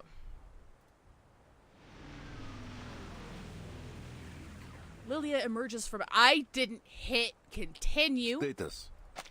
Lilia emerges from a whirl of dust stirred up by the Suo-2. It's weird. It's Igor, all right? Triple ace and all, but they didn't attack. I had my head down while working. I was hearing Xeno with an X, not Xeno with a Z. I was wondering that's an odd way for calling the enemy foreigners. I flew low, too. Even looked eye to eye with the soldiers. But they still held fire. As for the city, there's no signs of damage. Or Igor's men. His soldiers are all outside the city? Yeah, got his main force positioned along the main road to it. It's like he wants us to see him. He wants us to see him. If he wanted to stop our advance, capturing the city would have been the best bet. It's almost like he's welcoming us.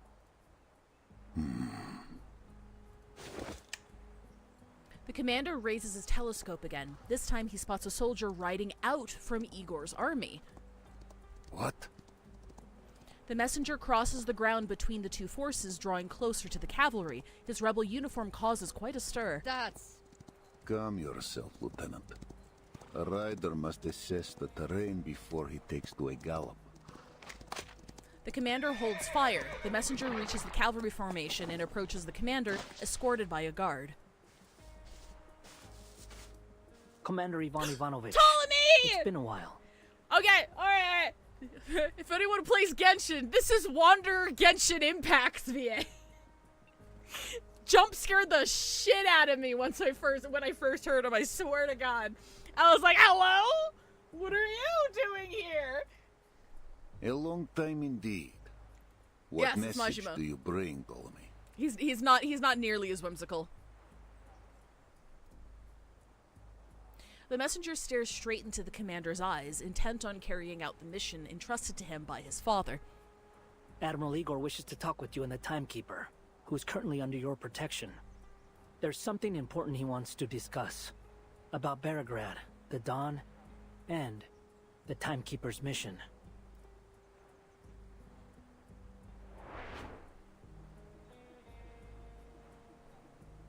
Igor has the information I need.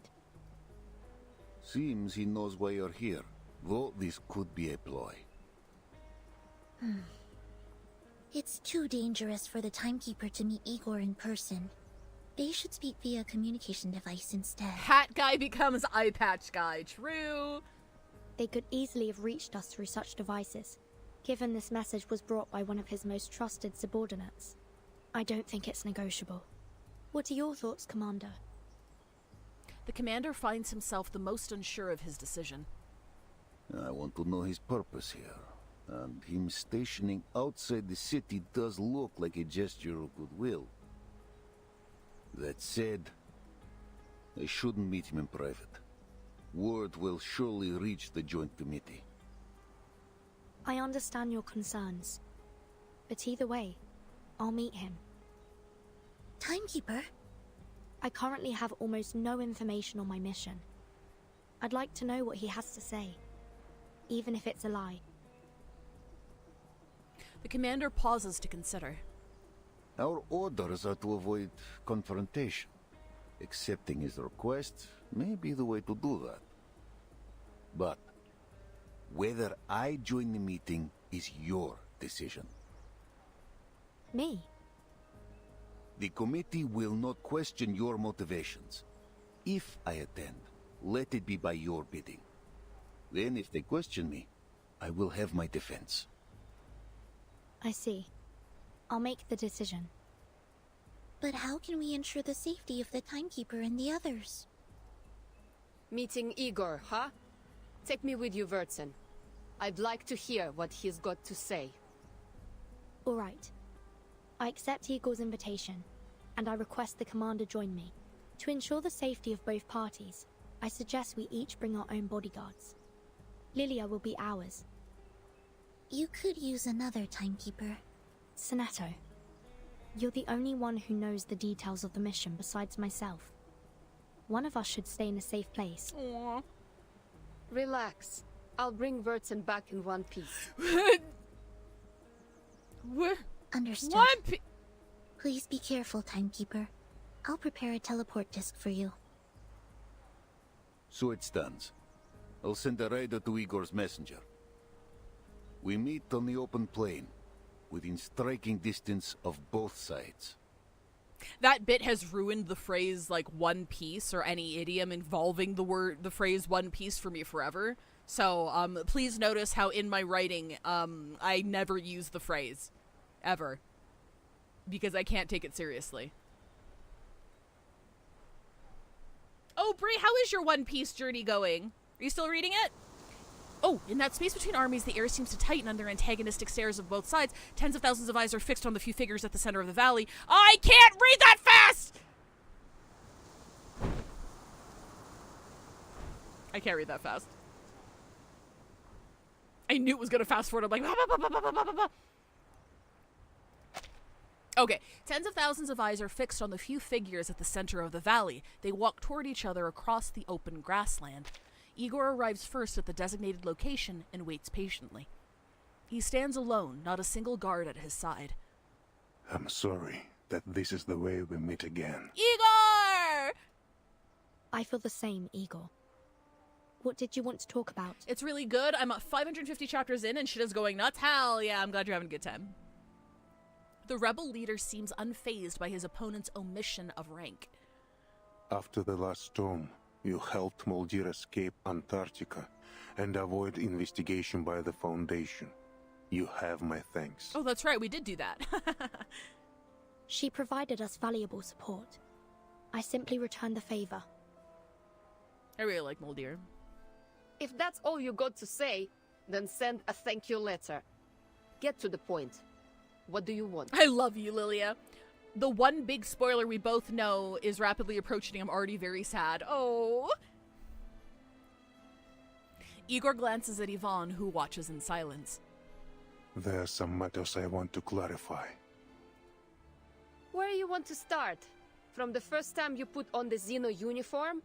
Or from Sao Paulo? São Paulo. Let's start there.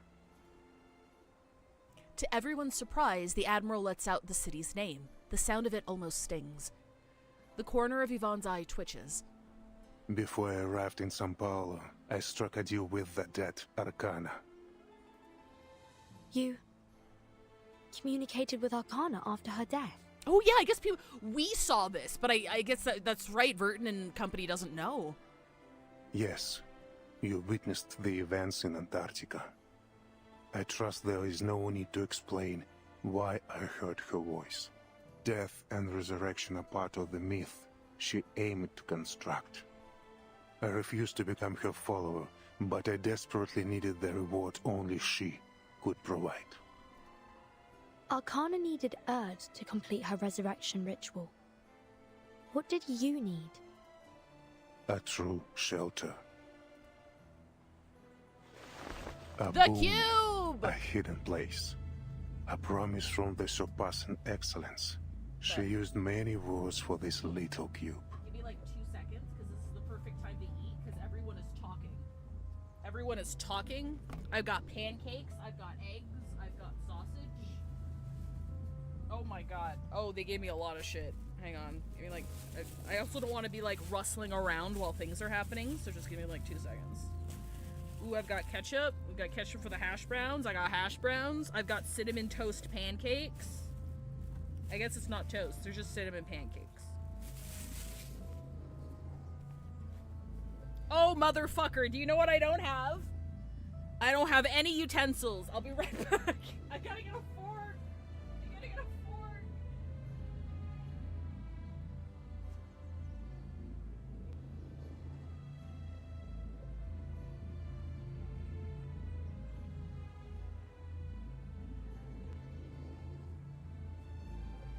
Okay, I'm back. I'm back. Consume pancake with bare hands. You know who else is a bear? These two childhood friends who went their separate ways. Is it familiar to you, Timekeeper? Let me go. Let's open that. Okay, and open that so I'm not making noise. Sweet, perfect, wonderful, amazing. Happy Easter to me. Okay. The material's similar to the Tear of Kamala. Tear of Kamala from the prison arc, yeah. The origin is the same, but their function is different. Igor clenches his fist and the black cube disappears. Why make a deal with Arcana if just to avoid the storm? The Foundation already provides you shelter. When you learn of Earth and the Umber Room, you will understand why I cannot trust the Foundation's promises. They have chosen a perilous path. Oh, I forgot about this part. What the fuck? What? Okay, alright. The name, mentioned too many times of late, plucks at a golden thread in her mind. You know about the Amber Room too? I know what led you here. Earth, Umber Room, the words appear together. But whoever gave you this intelligence likely knows little more than that. What's in the Amber Room? What's in the Amber Room? Beregrad is not a large city, but without guidance you will never find the Umber Room, even if you turn it inside out. Fortunately, its location is not a secret to me. Because I was involved in it all. How much more do you know? No more questions. I am no longer bound by the Foundation's confidentiality rules. I can lead you directly to the answers. Igor gives him space to consider the deal, then turns to the cavalry commander who has not spoken a word. Ivan, I know you care deeply for the Dawn. I admit some responsibility for the looting of the upstream villages. Then... it was you? Was it you? It was Krutov. Oh. Krutov? Hear you. What difference is there? He betrayed Zeno at your side in Sao Paulo. He follows your orders. Oh, that's right. Sorry, I forgot about that piece where they fall like. Of course, it wouldn't matter if it was Krutov or Igor, because like to everybody else, it's like, I mean, they're the same faction. Who fucking cares? And they don't know about the rest of it. I've been having a hard time keeping track of who knows what because of how far this shit spans. Not since Antarctica. With the new era, Krutov has taken his own path. We have some differences of opinion. The Manus deal was a one-off, but Krutov wants more. He believed our reward should be greater. That receiving only a small black cube was like pleasing a child with a toy. Is he I mean, we know he's stupid, so that checks out. A traitor among traitors. Guess people do get what they deserve. Honestly, that's valid. Sharp. You're right. I should have known that without Zeno, his desire would grow beyond my control. I will take the blame for his madness. And for the Zeno soldiers you killed in Sao Paulo. I will not deny it, and I will atone. He did horrible shit. He 100% did horrible shit. But I must first stop what Krutov has done to the Don Basin. I trusted him, trained him under my command, but failed to see his inflating ambition. I did not snuff it when I had the chance. In the end, he built an army from my soldiers and weapons, and from the Manus and other sources. In this era, our relationship has become rancorous. He hopes to snatch the boon, and I hope to end this matter once and for all. Then he and his bandit forces now belong to Manus Vindictae. He works with them as an ally, not a follower. He has not undergone the masked trial. Likely his arrogance is the reason. Whether he has joined the Manus or not, it matters little. These differences of opinion among you rebels are the cause of the Don's suffering. If an ounce of duty is left in you, end it, quickly. I will launch an attack on Krutov when the time is right, but the battle will be hard-fought. The Admiral frankly admits the trouble his army is facing. I'm sure you already have some information, but Krutov is more powerful than you think. Xeno weapons, Manus troops, the backing of Don warlords. He has them all. My army alone cannot defeat him. That is why I ask your cooperation. With the cavalry corps, we will outnumber them. We will have the advantage. Ooh, okay. Oh, that's a hard fucking decision. Igor's words are like a shashka sunk into the mud, waiting for the other to pull it free. Across the plain, tens of thousands of soldiers still face one another in tense silence. Are you sure you know what you're doing? I'm sure, and I hope I have proven my sincerity. This serves all parties. We will bring peace to the Dawn, and the Timekeeper will learn what she seeks of Earth.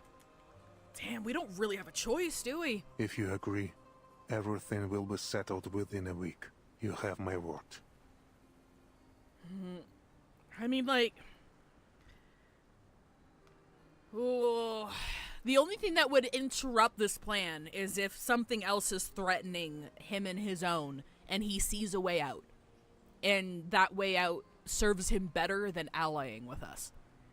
And I don't think that's going to happen, because the only one with enough power and sway to be able to do that would be Manus Vindictae. And I don't think he would join them again after the shit that he went through and the shit that he's seen. So, like, I don't, like, He's very morally gray and he's done a lot of bad shit, but I don't think we're wrong to trust him right now. The sunlight is fading, so is our time. I hope the deal can be made now.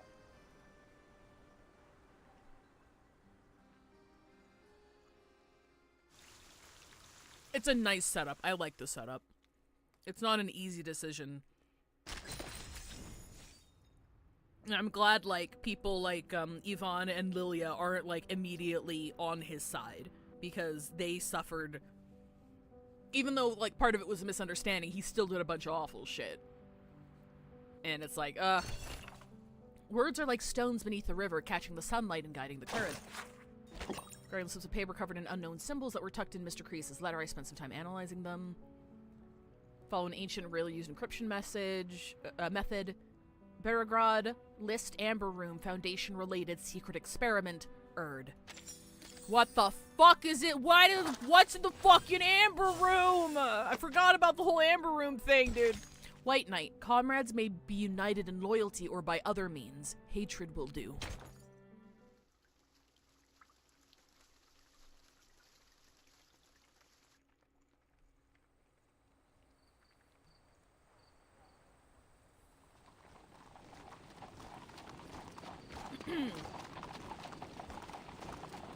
Under the cover of night, the Xeno Cavalry Corps resumes its march towards Beregrad. The Griffin Legion holds position by the main road to the city. Both armies remain on high alert. Well, from what they recounted here, and not counting information from before, because I do not remember any information we got from before, the Amber Room leads to something that will weaken trust in the Foundation. Because remember, Verdant was like, I mean, if you were just looking for protection for you and your own, the Foundation was already going to give that to you, so why did you go through all of this? And then Igor literally said, I saw what was in the Amber Room, and the Foundation is sus as fuck, and after seeing that, I cannot trust them anymore, so I had to go out on my own. So whatever was in there weakened resolve within the Foundation enough for him to be like, I would rather team up with Manus Vindictae and find an alternative method of salvation rather than stick around with the Foundation. And that's kind of crazy. We didn't learn anything about it prior to this chapter. Okay, thank you, Chancellor Wiggles. Thank you, Chancellor Wiggles, for the advisory. So it's like, what the fuck was I mean, we already knew the Foundation was sus. They've already done weird shit, morally gray shit to preserve humanity, to further their own ends, etc. We knew that. But, like, for something to be bad enough for him to, like, just defect like that is kind of crazy. Defect like that is crazy. Alone on the fields comes the slow crunch of 2 pairs of heavy boots. It must have taken some convincing, especially with Sternova. She's rarely easy to sway. I swore it would bring peace to the Dawn. Sabina objected, of course. Once a traitor, always a traitor. Her exact words. She's right. He's like, yeah, she's not wrong. Igor pulls back his sleeve. A circle of neatly inscribed symbols glows faintly on his scarred arm. The arcane incantation customized by Xeno for every arcanist commander, preventing the misuse of arcane skills. Oh! Never thought I'd see it again. Your arcane skill can vanish an army in an instant. Oh! I must take precautions. Yvonne put it on him, okay. I'm sorry. Not to turn this yaoi, but I don't know. Yvonne and Igor. Childhood friends. Different paths. Bears. Pretty good! Ever cautious. Good. Though I'm surprised you still remember how to write it. I knew a day would come when I'd need it. I never thought it would be for this. The commander has no desire to pursue the topic. He looks away. Keep your promise. The Hawks are circling. They will devour me and Som if given the chance. You wouldn't do that to your old childhood friend, would you? I know the Foundation wants no conflict between the cavalry and me. And the Timekeeper must have promised to vouch for you. Her words will not go unheard. You're not the only one. I've seen art. Can you send me send me links so I know not to click on them? Are you in the Discord? Can you drop them in the Reverse 99 forum channel, please? Let me have them. I wish to see. Were it not for the Give me Timekeeper's fic. mission in Give me Belgrade, art. they would have ordered you to leave the Dawn immediately. No 2-week buffer. Yeah, as a precaution. You know, just in case. Timekeeper's mission, they would have ordered you to leave the Dawn immediately. No 2-week buffer. How did you learn this? Yeah, how do you know that shit? Hang on. I do not need interception to know what the Joint Committee thinks. Actually, yeah. Provided their membership remains unchanged. You're a Kazakh, so they sent you here to recruit new riders. For the same reason they do not want you stationed here in your hometown. That's another thing, because I've always really liked Igor. As much of a piece of shit as he was during, like, Sao Paulo and all of that shit, when he was clearly a villain at the time before we knew anything, right? It's like, yeah, he did some awful shit, but he's still honorable. Like, he's not gonna backstab you. You know, aside from that one backstab in Sao Paulo. Aside from that one time he backstabbed everyone and killed a bunch of people. Besides that, he probably won't backstab you, you know? That was an establishing backstab. It doesn't count. Don't speak like you know me, Igor. You and I are no longer brothers. Oh! Demotion, imprisonment, no matter what they hang upon me, I will do what I must to defend my home. Igor's eyes follow the river upstream to Berograd's low rooftops gleaming beneath the starry sky. And it established... Thanks, guys. Thanks. On this land. Thanks. We Thanks. both bade farewell to our families that day, leaving Berograd and the steppe for the cold walls of Xeno. On a fine day, you can make out the church spire from here. The city is not as large as it was in '99. Back then, you could easily see the suburbs too. Many things are different. All this will be washed away in time. Do not put too much weight on it. But the steppe remains unchanged, and so do her people. The smell of grass and dirt is no different than at the century's end. It's so simple. It's nothing deep or anything, but I also just really like how their allying right now is also just born from a shared childhood environment and wanting to protect their home. I think that's very sweet. Like, if you see them as brothers or otherwise, like, it's that, like, they were born on the Dawn and the Dawn brought them back together again to defend it, right? I think that's a very compelling arc, and I'm liking how this is unwrapping. And I swear to God, if Yvonne dies or some shit, I'm gonna go postal. I still cannot trust you. Krotov is but one stain on the Dawn. I'm gonna go There postal! are many more to be blotted. He's a well-designed NPC! Don't let me go postal! The Golden Famine will strip the steppe bare. Her people will either starve or leave. Most will have to leave off their food stores. Some poor folk have none at all. What does the Foundation believe to be the cause? They haven't investigated. The Foundation is stretched thin. The steppe is not worth their focus. Our best hope may be the next storm. If it is kind, the Dawn will wake as she should in the next era.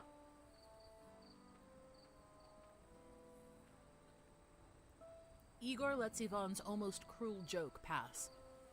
This heat is the result of an arcane ritual. I mean, that makes sense, but what the whomst the fuck? A ritual?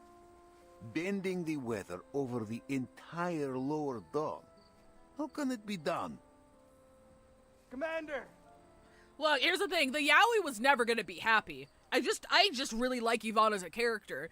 I don't know. I'm a sucker for, like, the honorable guys or the honorable characters who want to protect the things that they love, but are willing to bend the rules because they prioritize the things they love more than, like, lawful good, like Sabina is, you know? I don't know. I like people with honor and dedication and loyalty and purpose, and I really like Yvonne as a character, and I'm scared he's gonna die. And I think that's one thing that Reverse 99 does well. Even if your playable characters are probably never gonna die, they make very compelling NPCs at the very least who do die on a regular fucking basis. It's kind of like Arknights in a way, where you're like, okay, yeah, the playable characters all have fucking plot armor or whatever, but if NPCs die, you're still gonna feel it, and it's still like, there's still an impact of that on the world, and it fucks you up. Like Eberhard, for example, like that entire thing, like they still put in the effort to make it worth something, even though the playable characters are fine. So I'm like, I'm scared for him, I swear to God. The messenger's shout cuts the conversation short. He runs up to them and bends over, hands on his thighs as he attempts to catch his breath. Yes. The messenger's breathing is unsettled, not from weariness, but from sheer fear. He turns to the Xeno rebel leader with a curious expression on his face. Igor. He mumbles something imperceptible to himself, gradually steadying his breathing. And the moment he straightens up, he whips out a pistol. This is for Alyosha! Oh, fuck. Igor staggers back 2 steps and drops to one knee. The messenger's trembling hand throws the shot off course, denying the bullet its deadly purpose. After a brief moment of shock, the commander lunges forward to seize the messenger's wrist. Soldier! What do you think you're doing? He forces the messenger's face to the ground. He tastes the dirt of his home with every word he roars. Alyosha! My brother! You killed him! You killed him in Sao Paulo! Yeah. Why did you do it? Because he wasn't an arcanist? Because he wouldn't help you cozy up to the Menace scum? No one answers. Besides his struggling, the knight returns to silence. Your commanders may execute any soldier who sabotages the army's strategic goals as a traitor. This is Xeno law.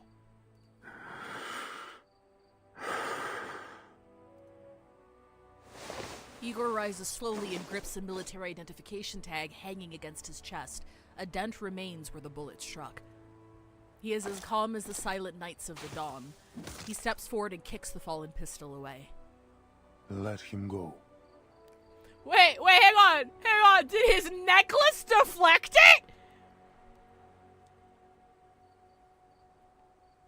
Dog, not only did he miss, but he hit his dog tags? Bruh. That poor fucking guy. I'm sorry, I feel kind of bad for him. This is my army. You have no say here. Not far off, a few warhorses neigh. Torches quickly light up the dark like streetlights. Let go of me! The messenger struggles free of Yvonne's grasp, rolls down the slope, and vanishes into the marching column. One by one, the torches go out. Sure, it was me. The commander fires several shots, but hits nothing. Father! Igor's ever-loyal son rushes over. Barokov! Don't even think about protecting that bastard! Igor raises a hand and turns to the commander. I'm letting it go, and so are you. Many of your cavalry have long served Xeno. They will protect him. Pursuing this will only undermine morale. Nothing matters more than unity in the army. I taught you this. Your cavalry must be united, brothers and sisters on the battlefield. This is what they are, a family. That's another thing I like about Igor.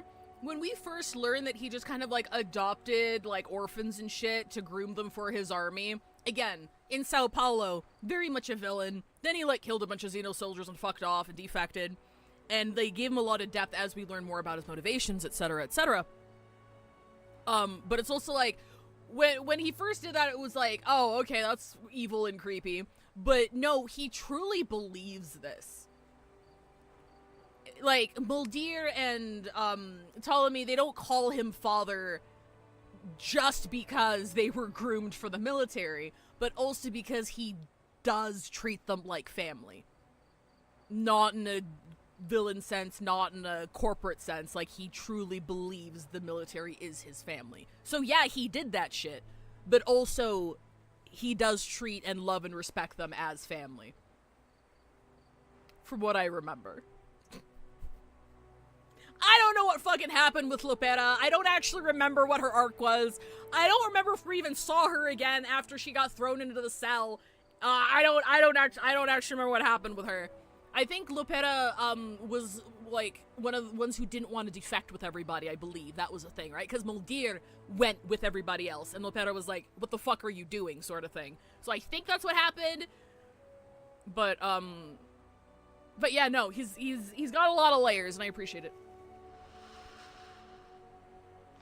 After a few deep breaths, Ivan returns his pistol to its holster.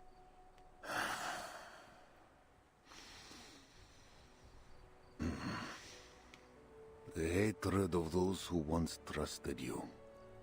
A bullet to the chest, Krotov's betrayal, a home soon to be aflame. Remember what you have wrought, Igor. I can never forget. About the ritual that caused the Golden Famine. It was Manus Vindictor's doing, composed of multiple rites. Their goal is to expand west. First the Don, then the Dnieper. Soon, millions of square kilometers of land will grow no crops. All of Europe will face hunger. What sort of ritualist has the power to change the weather over such an area?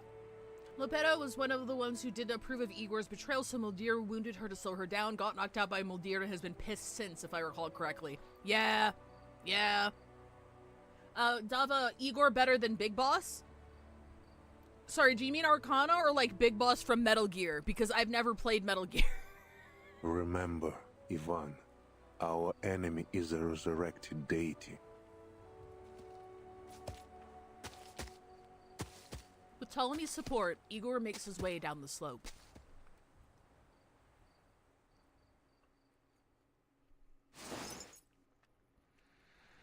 Metal Gear, okay. Yeah, unfortunately, it's on the list of one day, but I haven't actually played it yet. The ritualist lifts a censer above her head. Colorful fumes spill from its veins.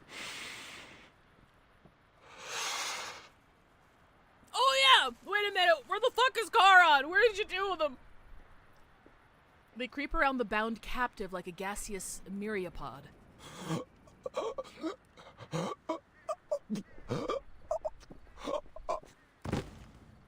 Oh, he dead.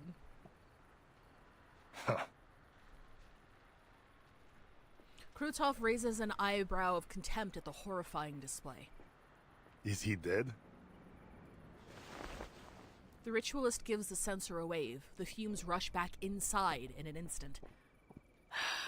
I overestimated the human's mental capacity. Next time, I won't make the same mistake. I don't think we've seen her before, Mod Fox. But she's obviously very much with Manus, yeah. Why not bring them to the iceberg? Or do you aim to monopolize the fruits of the experiment? Every glorious achievement is hers. The ritualist's answer is vague. Krutov waves a hand, signaling a soldier to drag the body away. I have no time for your little experiments. My army departs for Beregrad in 2 hours. Beregrad?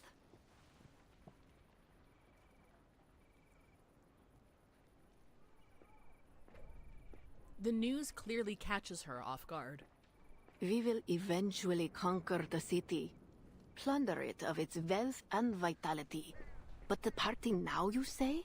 There were no such orders from the iceberg. Starvation will be our enemy's end. She entrusted me an army and the power to deploy them. Now that Igor and Ivan have met, they are sure to head to Beregrad. I must stop them. The low growl of engines rolls in. The transport unit responsible for heavy weapons is departing. My army is ready. This is my chance to eliminate Igor for good. If you won't give me the boon, I will take it myself. The loss of one right will affect the efficacy of many others. If the weather cools and winter returns, our attack on the Eastern Front will be jeopardized. Our entire project will be delayed. Okay. Your That's why there privilege wasn't has snow. its limits, General. You and your followers will accept the trial. It is only a matter of time. Watch your tone, Ritualist. You never asked Igor and his men to wear the mask. You have no right to ask us. He presses his gun against the Ritualist's forehead, but she doesn't flinch. She grins. Igor is a weak, indecisive coward who doesn't dare face his true desires. I am greater than he will ever be. No problem, Dava. Thanks for hanging out. Have yourself a good sleep. I appreciate you sticking around. Do you think a gun to the head will scare me? Death is but a return to her embrace. She will resurrect our arcanists, clarify our deeds. I will die with her name on my lips. Well, I'm glad recommendations got me to you. Thank you again for hanging out. Krutov lowers his gun. Monsters.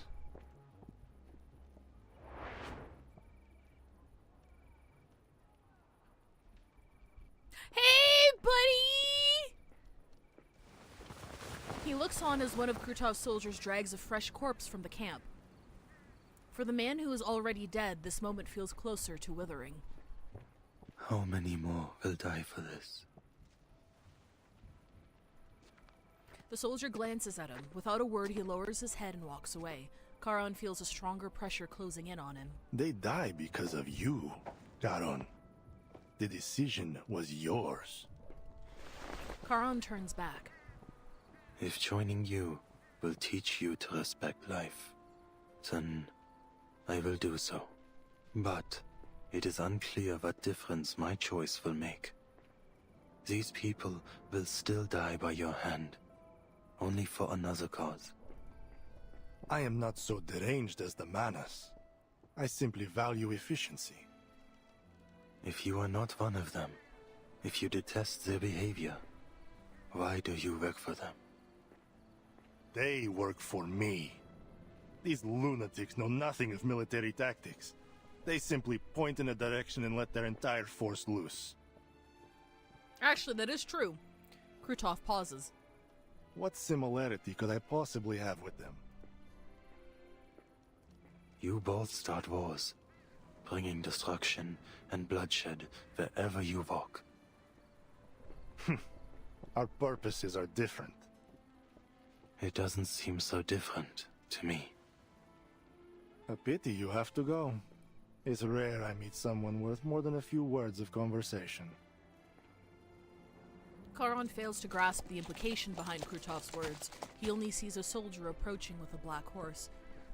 Andreas.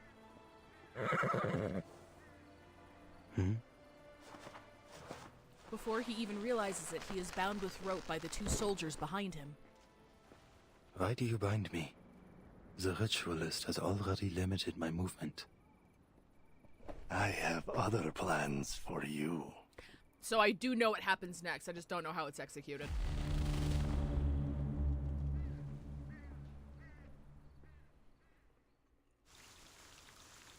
Dog!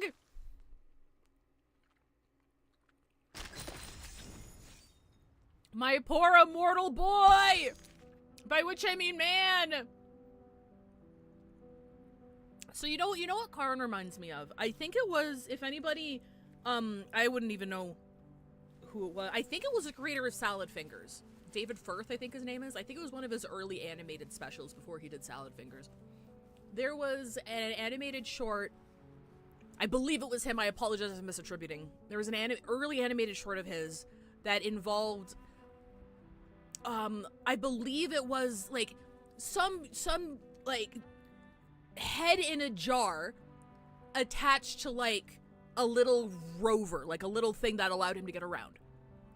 And there's a very short story about him having the superpower of being able to tell like when disasters were about to strike. But because he was just like a head in a jar on a little rover, everywhere he went, he was always too late to do anything about it. And, like, that was the entire animated short. It was just, that was the inherent tragedy of the existence of this guy. And that's what Karen reminds me of, because he is, like, the spirit of war, the spirit of loss of from humanity. And he's there to show up after people have died, because he just has this, he is compelled to bury the dead. And that's what if he was left alone to his own devices and there was no more war and everything was over, he would be traveling to bury the dead. And he always arrives too late, and he can't do anything but witness it, because he's not powerful. He's not powerful. I don't really know what his powers are. I know that if he lifts his shawl and people, like, look at him directly in the eyes, like, they get, like, a really massive shock, and they go into shock and, like, kind of go unconscious for a bit. But, like, that's the extent of anything that I have actually seen, like, power-wise from him.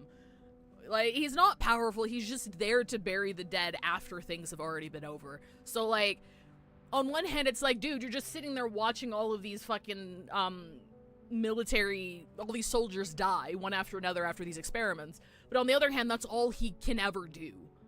He's never been there to sway things one way or another, even during the peak of his initial character arc, when he was in the trenches in World War I. Like, he was there to bury the dead. That's what he was there for. Because he was powerless to do anything more. And I think there's the inherent tragedy of characters like that always gets to me. That's why I fucking love him so much. I think he's great. If Worm That Walks is a TV tropes, I'm not entirely sure what that is. But, yeah, awakened arcanists are spirits that embody certain factions of human society, human culture, and almost like possess some inanimate object. So it's an inanimate object that would awaken with a consciousness. And he awakened in the corpse of, like, a dead soldier. We know from his character story that he's not— oh yeah, that's true! That's true! He's bulletproof. Which is kind of ironic. And perfectly fitting. You're absolutely right. I was thinking more like power-wise, like, you know, when we have Arcady, like, what do you do? What do you do? He doesn't do anything. And that's really fucking sad, because he can't die, so he's just kind of cursed to be like this forever. And just constantly see war and death and famine and just be there to bury people. And I'm like,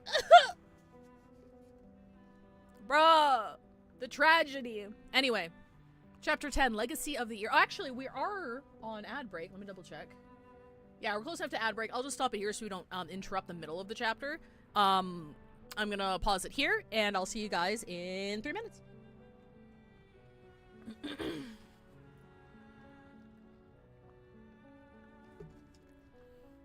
I love Karan a lot.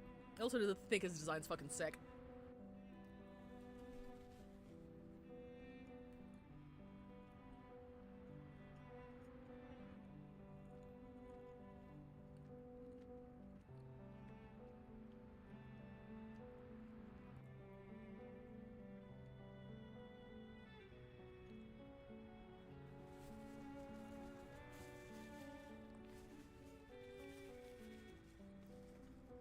His design's so good!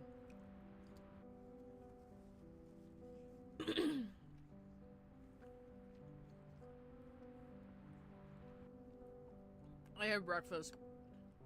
I'm trying to scarf down the rest. I mean, I haven't even started on my pancakes yet. Motherfucking pancakes.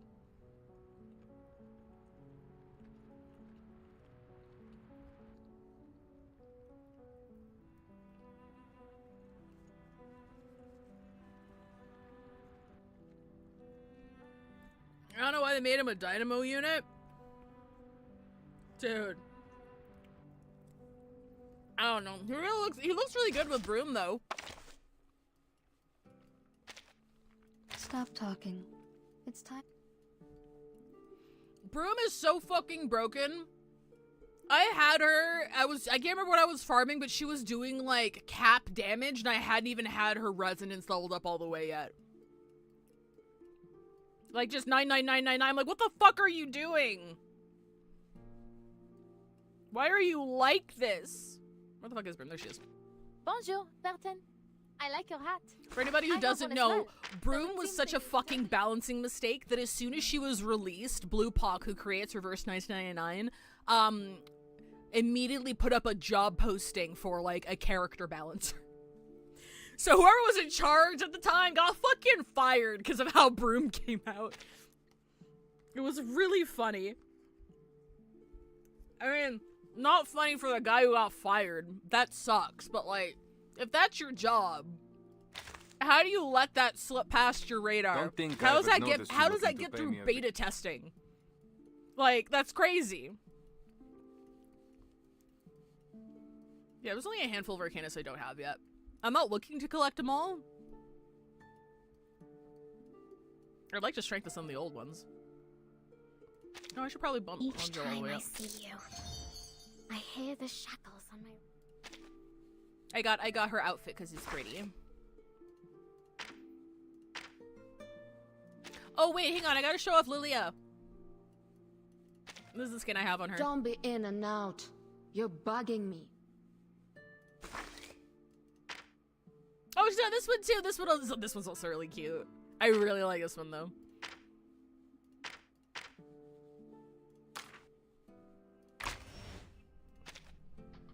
When does Spathadia get her fucking euphoria? Like, they just made Burn 2 and then locked her out of it. It's like, come on, man. Come on, man. What the fuck? Alright. Welcome back, everybody. We're going into the legacy of the era. Worm frozen in resin, its body encased for hundreds of millions of years. Is it the prisoner within this silent amber, or, is it the prisoner within the silent amber, or a creation of eternity? Sometimes I think this game would just be better off as just a visual novel. Honestly, like, I kind of like the balance because, like, if it was, because Arknights is very, at least early Arknights, because, like, their budget has gone, like, up a lot, so they have a lot more different working components, but, Arknights is often joked about as just a visual novel with a tower defense staple to it. And I think, like, the total English word count of everything in Arknights right now is, like, 1.5 million. I think. If you take into account all of the events and all of the main story stuff from beginning to now, it's about 1.5. Or, like, it's getting there.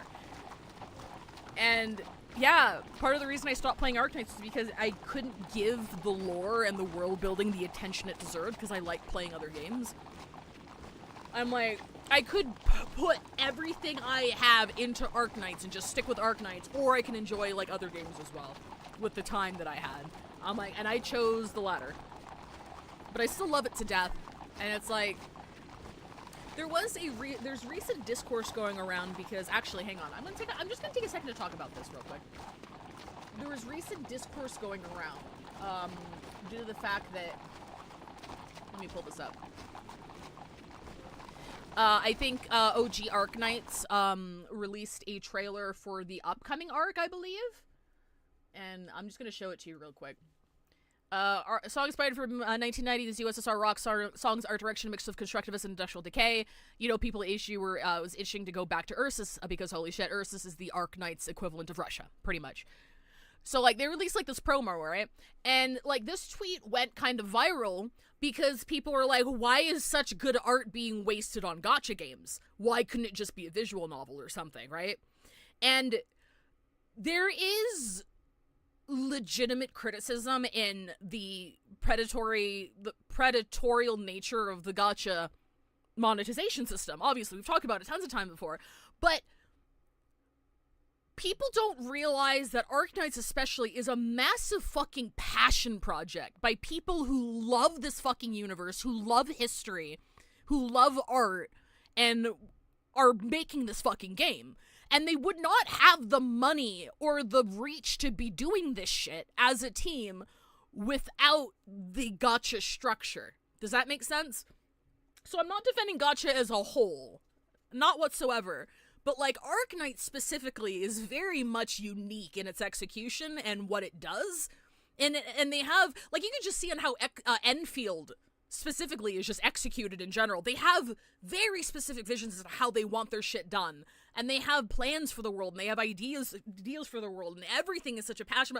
One thing that I got funded on Throne, thank you very much, Emmy, for funding it, was their lore compendium book, which was just recently translated to English. It's 500 pages. It's 500 pages of mostly lore that's finally been translated to English. And it cost, with shipping, like $150, because it costs $50 to fucking ship, because it's 500 pages. Like, I cannot tell you how much they love their fucking world. And it's like, I just think having a complaint, not you specifically, but the general non-gacha playing player base looking in, being like, wow, what great art. Shame it's wasted on dog shit, is so dismissive of, like, the amount of artistry that goes into games like this. And I wouldn't say that of all gacha games, not whatsoever, not at all. But, like, specifically, you're levying that criticism against Arknights, like, of all games. That's what you're talking about, and it always just grinds my gears. So sorry for that tangent. I was just like, that criticism came up recently. I'm like, it's caused stirs, and it's like because everybody who sees gacha just writes it off as gacha slop, and I'm like, look, I can understand not liking Hoyoverse. I get it. I can understand not liking Hoyoverse designs. I can understand not liking gacha as a monetization model. I can understand having a deep dislike of 90% of the non-Hoyoverse gacha industry, because a lot of it is slop. A lot of it is just borrowed IPs that they shutter in a year to cash grab. I'm sorry for anyone who has ever played a Square Enix gacha at all. I'm sorry. I don't know why they do that to you constantly. But it's like, on Arknights? On an Arknights trailer? You're gonna levy that criticism? I got triggered. I legitimately got triggered. I'm like, yeah, I'm gonna defend the multi-million-dollar company. What the fuck are you talking about? Anyway.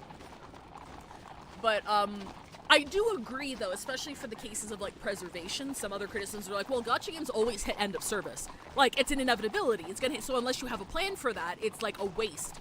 I disagree that it's a waste, but in the same vein as, like, the Stop Killing Games initiative, I do think gacha games should be legally obligated to have a, when we go out of service, this is what you're gonna get. Right? And I would find it very difficult to believe that whenever Arknights hits EOS, and they're far from it, whenever Arknights hits EOS, that they're just gonna let it die with no archive and no way to play. Like, that's just not what they would do. It's kind of like Hoyoverse, where it's like they put so much shit into their games. If it ever does reach EOS, they wouldn't do that, because you know how prideful they are of the work that they do. So, like, I understand the criticism, but some of them are just kind of like, no. No. That's almost Uzumi Neko, or maybe about the same as Uzumi Neko. Oh, sorry, I fucking didn't unmute it. I missed your chat, Bree. It got pushed off. I apologize. I'll send a link in chat, though. Let me send a link. I think I retweeted it pretty recently. There weren't any lyrics or anything. It was just some rock music. There you go. Wormbat Walks is a Lovecraftian entity where the personal will of a wizard is so great that the worms that consume them take on their personality and a humanoid shape? That's cool as fuck! No, Karan is not that, but that's cool as fuck. Oh, did I read that? I might have read that. Berigrad receives the thundering hooves of the cavalry in dead silence. It's as if the city has been deserted. Yet the soldiers sense the stares, frightened, alert, resentful, peering through every rusted doorway, every shattered stained glass window. They settle on the weary war horses, on dust-stained uniforms, and on the black barrels of their guns.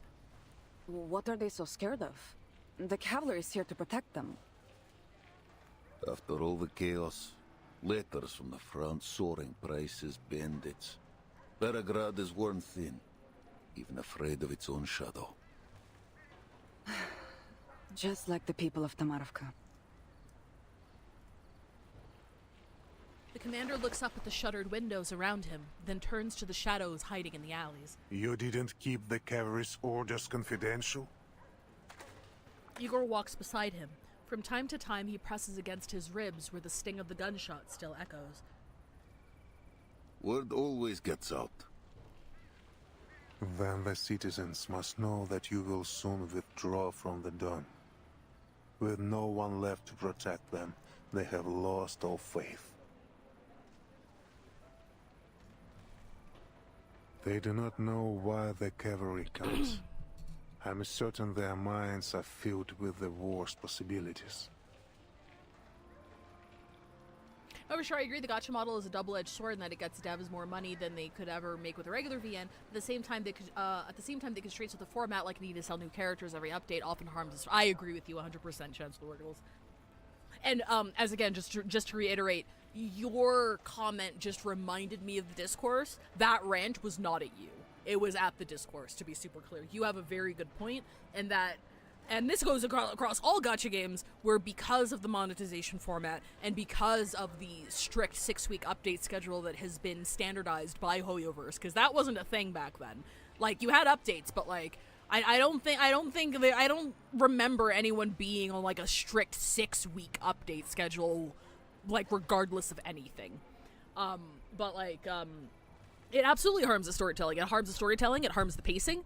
One big criticism of Amphorius in HSR, one of my favorite arcs in any gacha game that I've played, hands down, is the fact that like the last 3 patches just kind of felt tacked on and not naturally integrated with the rest of it. Like, it felt like 3.0 to 3.4 was planned out, and then 0.5, 0.6, 0.7 was just kind of like added on there. And then because 0.7 had a big main push character, a majority of the patch was dedicated to like cramming all of her shit in one patch, when it should have been like the big grand finale that's been being built up to for a year. Whereas like her shit should have been scattered a lot more throughout the patches, and then 3.7 should have had a focus on everyone, sort of thing. And it fucked with the pacing, because, you know, she was a big main push character. They didn't have enough time. It was extraordinarily ambitious for them to have, like, a year-long plotline in the same realm, etc., etc. So I 100% agree that, like, it's a double-edged sword, and that, okay, it's cool that you get all this artistic expression and do fun shit, and, but you also have to monetize, and you also have to hit your updates and introduce new characters on a schedule that everybody expects, which fucks with things a lot. So I absolutely agree. Like, I think another thing is, in an alternate universe, if Reverse 1999 was just a visual novel and didn't have live updates like this, I also feel like the story would be really different, just because the live service model encourages changes and retcons for better or for worse in development of the story, and is receptive to audience feedback as well. If like a minor character fucking explodes in popularity, kind of like what happened with Genshin. They didn't expect Genshin to be as popular as it was, and they also didn't expect people to like Scaramouche in 1.1 as much as they did. So they retconned a lot of like the Fatui stuff to make because they had the budget now, they had the global interest now, they could do that shit now.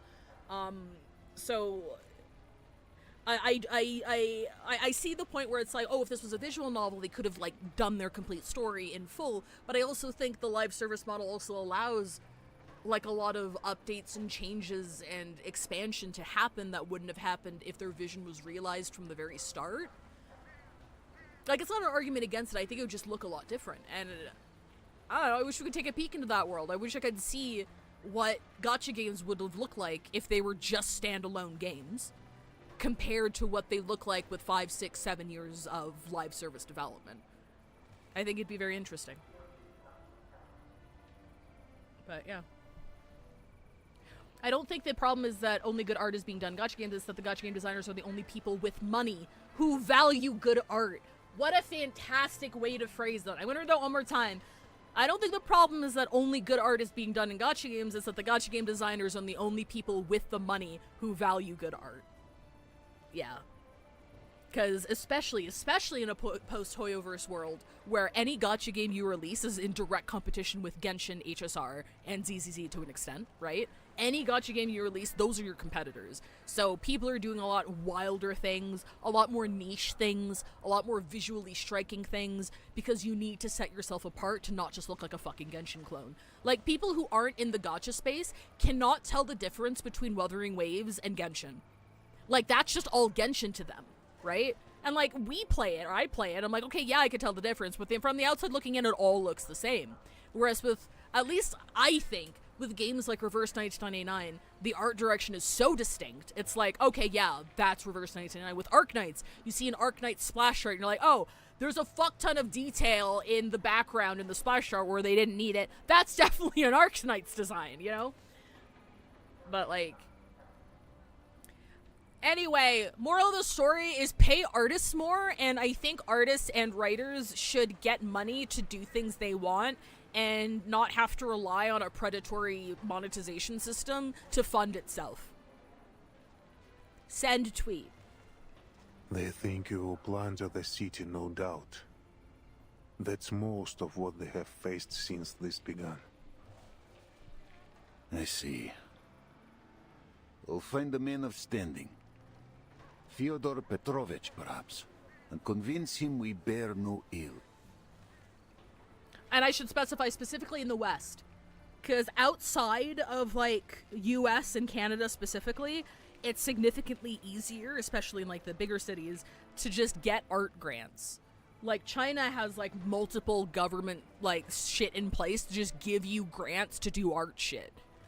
Like, I'm not saying it's better over there, because, you know, you have to work within the strengths of, like, the fucking CCP, and also there's probably, like, terms and shit to actually applying, but I also know, like, there's a lot more funding for that kind of stuff, like, outside of the West, whereas it's, like, it's very devalued here in comparison to the rest of the world. At least it feels like it. At least it feels like it from the little window of the internet that I've seen, but... People don't understand what they cannot see with their own eyes, and you cannot tell them about the foundation of Xeno. Even as someone who's played Genshin, when WoW first came out, I was like, this is Genshin. Yeah, this is indistinguishable from Genshin. I know it has its own identity now, but I never expected a layman to be able to tell them apart. That's true. 100%. I thought the exact same thing. WoW came out, I'm like, okay, so this is the Genshin killer. This is something that they're trying to emulate, and I'm glad that they're finding their own bearings now. Like, as somebody who recently played through the entire story, it's like it's nice to slowly see them form their identity. And in the upcoming patch, either 3.2 or 3.3, I can't remember, but it's in beta right now because they're testing it. They're redoing the UI. So I'm imagining that's just another thing that they're doing to separate themselves from Genshin, because their UI was like mapped pretty much one-to-one with Genshin. Which is understandable, because if Genshin's the popular one, you want everyone to be familiar with how your systems work. One of the big hurdles with Endfield is that there are a lot of fucking buttons. There's a lot of buttons and a lot of keys and a lot of ways to navigate things. It has a lot going on. And because it doesn't look like Genshin, it's like, I don't know where the fuck anything is. You have to relearn how to navigate stuff, and it's a big hurdle. So, like, it's not just on, you know, them copying Genshin from day one, but it's also like, okay, it's understandable why they did that. But I'm glad that it has its own identity, and they're overhauling the UI now, or at least the character selection and building stuff. And it looks really sleek. It looks good. I'm excited for it. I don't know if Indonesia has those sorts of art grants, but I know they don't have a lot for research grants, which grinds my gears for different but related reasons. Yeah. In the darkness, several citizens lurk with weapons in their hands. Not one of them escapes Igor's eyes. They have already formed a militia, preparing for the worst. All we can do is remain discreet and avoid adding fuel to the fire. We must end this quickly. Deal with Krotov. Captured or killed, it doesn't matter. Destroy the ritual and return the step to what she once was. And aid the Timekeeper in her mission. 1 week, Igor. That was your word. Do not forget it. I will kill you afterwards. I suggest we entrust the ritual issue to Lilia's flight unit. They have the element of surprise. An aerial strike will give the Manus little time to react. Already done. The coordinates you gave are with Lieutenant Lilia. He's working on an air raid plan as we speak. I will leave Beograd to you. The Timekeeper waits for me at the church. Oh shit, are we getting the Amber Room now? What she seeks is in a church. Oh fuck. Oh fuck. Ooh, pretty. Lilia brings her broom to a stop outside the church. This church is unremarkable among the many others in Beograd. Medium-sized without a distinctive dome. Only its position sets it apart. It stands on higher ground, giving it a clear overlook of the Golden Plains. What kind of church is this? Place is abandoned. Capitan, I don't know what you're looking for here, but you got to take care of yourself. Especially... As she glances over, she spots Igor approaching from afar, especially with this bastard. I will, Lilia. Have a good flight. Never had a bad one. Though smashing into the Vice President's office would make it a little better than the rest.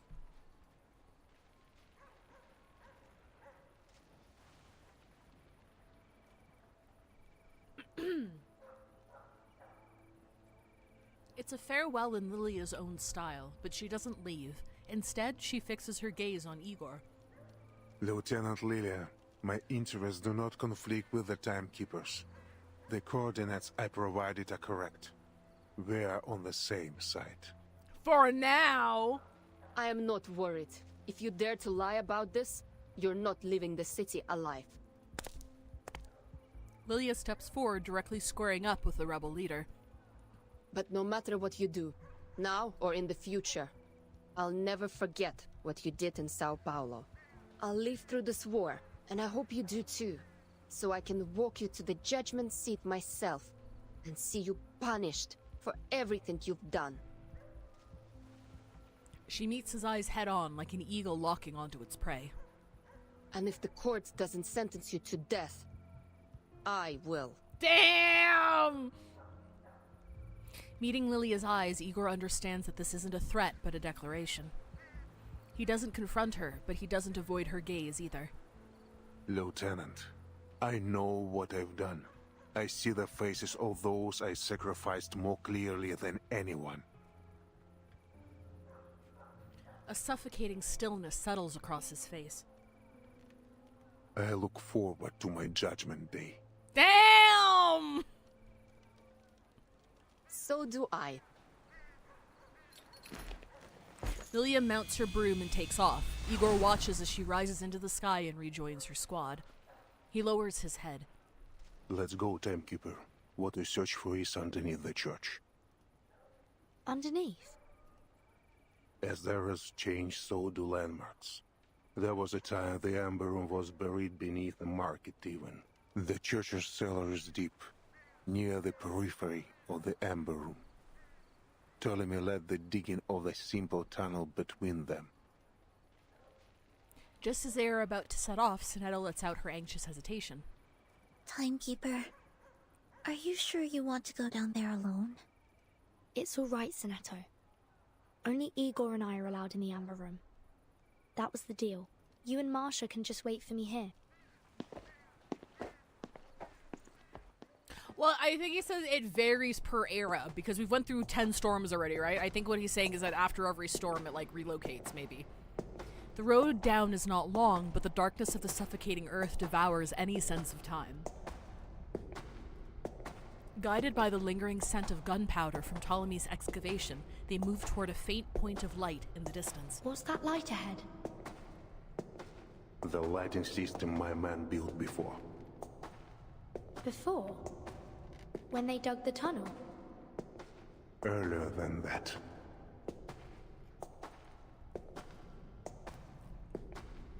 Lake Rosebright revealing an unexpectedly complex structure as they pass through the entryway. Sorry, I didn't expect the auto read.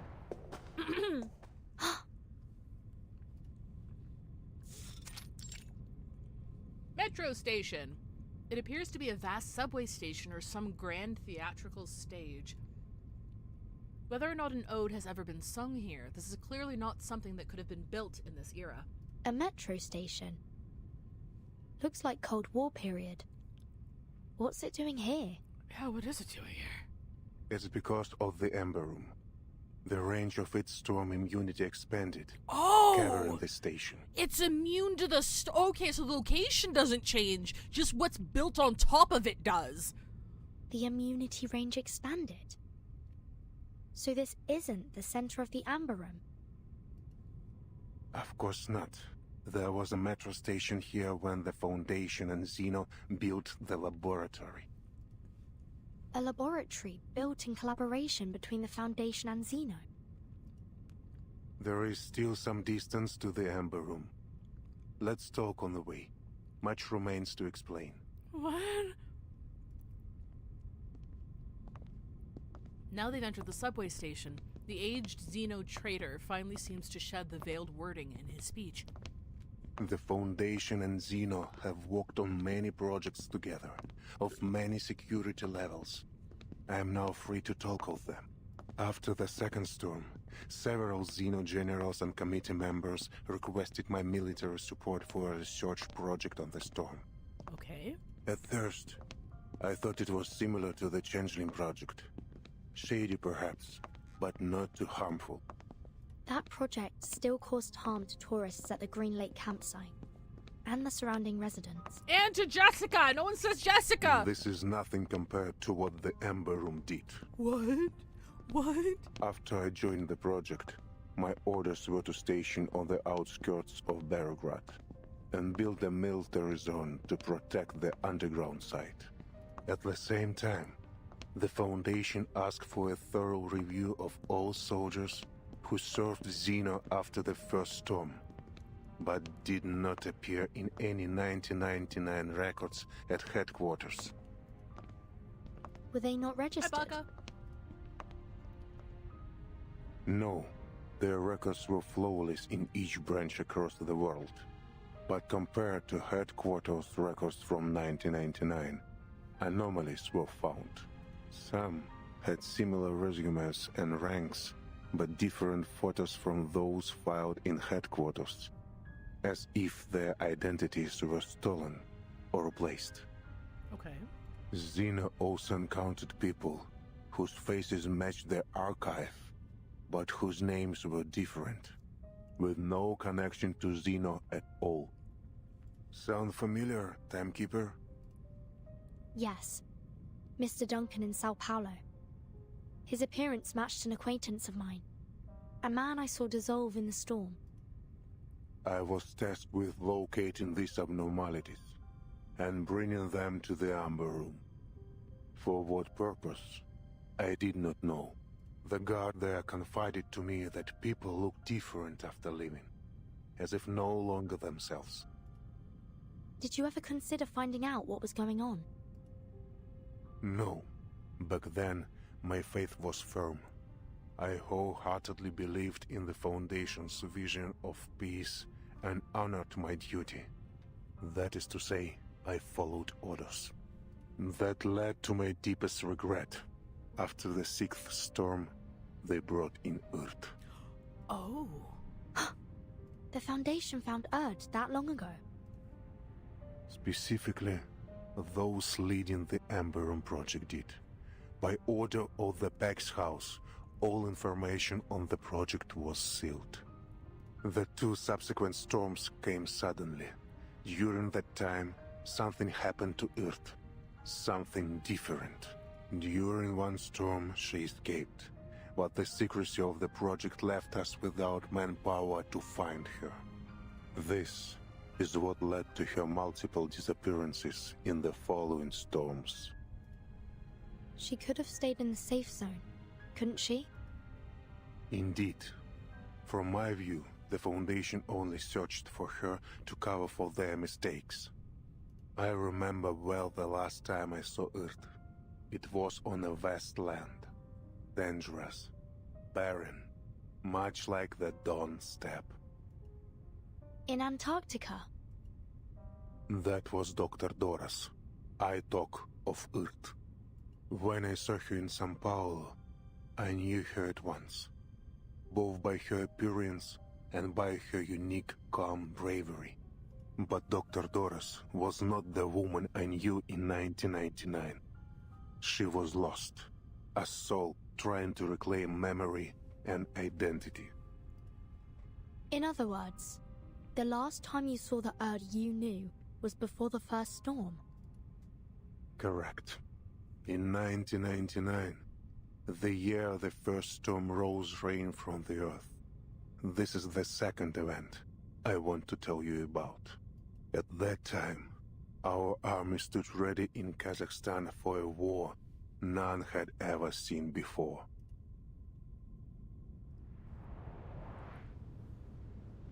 Miss Earth, the army is combat ready.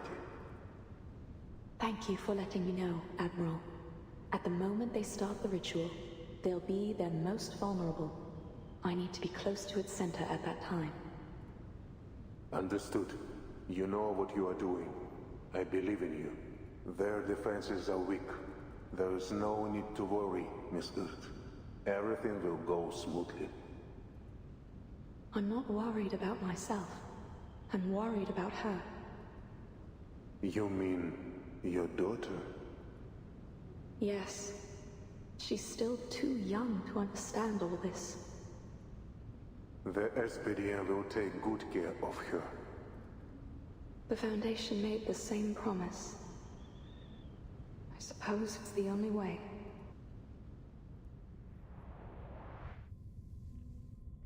Manus Vindictae held its first space-time ritual on December 31st, 1999. If they had succeeded, that ritual would have brought time back to the blank era. Antarctica was their second attempt. The results were much the same. The flood summoned by the ritual was incomplete and turned into the first storm. Footsteps echo through the long-sealed subway station, drawing them ever closer to the heart of the secret. I promised Earth the operation would go smoothly, but I lied. Neither Zeno nor the Foundation had any idea how powerful the Manus' defensive ritual was. The situation was desperate. We had only one order: advance, regardless of the casualties. When the storm rose, it swallowed the details of the war. Yet the weight of it haunts me still. The grief of sending my soldiers to die. Like the flame of a candle, they were extinguished in an instant. If it weren't for the storm blurring my memories, I would have left Zeno and the Foundation far sooner. The subway station ends, and ahead of them lies a broader space where white light and air pour in. Then what ultimately led to your betrayal? Igor halts and turns toward an obscure door at the corner of the hall. We've arrived. It's carved from the same smooth marble as the surrounding wall, its outline only perceptible on close inspection, unobtrusive, unremarkable even, but ever so mysterious. It was the Ember Room project. It showed me the Pax House's arrogance. By now, I don't know which shows less respect for life, the Foundation or Manus Vindictae. I once thought that we fought and sacrificed for a firm conviction, to bring a bright and peaceful future. But I can fool myself no longer. The Pax House may aim to build a peaceful future for both humans and Arcanists, but their means are no longer justifiable. What are they doing? They putting fucking orphans in the torture machine? Like, what's happening? With Arcana as she is, this is a war for gods. How can we stand, let alone claim victory, as mere mortals? How I wish to have a god on my side, Timekeeper. There is an almost pleading note in his voice. What lies in the Ember Room, I cannot fully say. Data fragments, Miss Earth's words. Whatever it is, she wants you to have it. Destiny has seen it survive several storms, waiting for this hour, for you. This is a door only you and Miss Earth may open. Go. Walk through it. I'm still not sure if you're telling the truth. But thank you for bringing me here, Igor.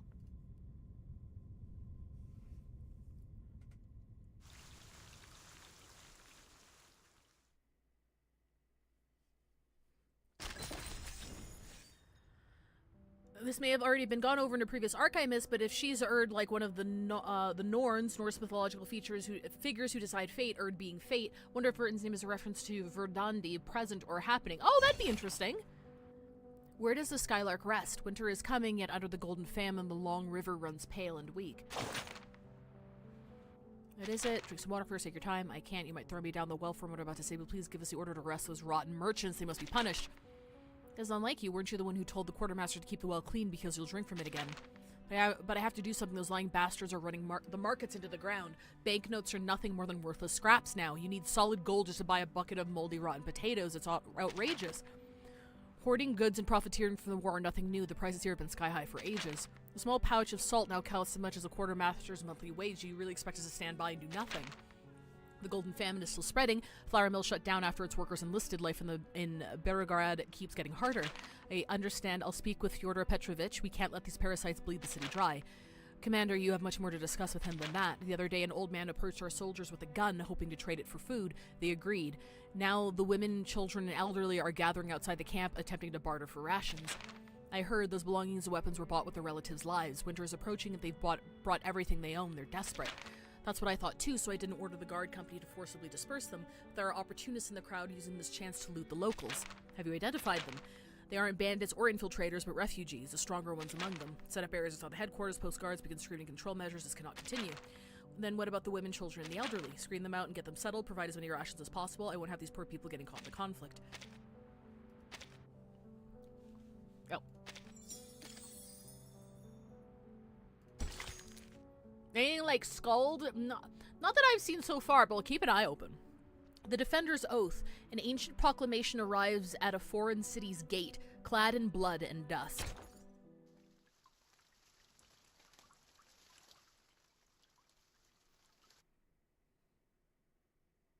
How are you feeling, Miss Erd? Just as I have the many other times I've sat on this chair. And must you insist on calling me by my pen name? Erd is your real name. If you want to find the true you, you need to accept it. But I'm just a journalist, an occasional writer on hippies. Erd is simply a pseudonym for my submissions to a certain magazine. I still don't understand the purpose of this experiment. Your claims of world peace sound no different from many of my interviewees on the street. She's ready. Vessel ensoulment, test number 13. Begin.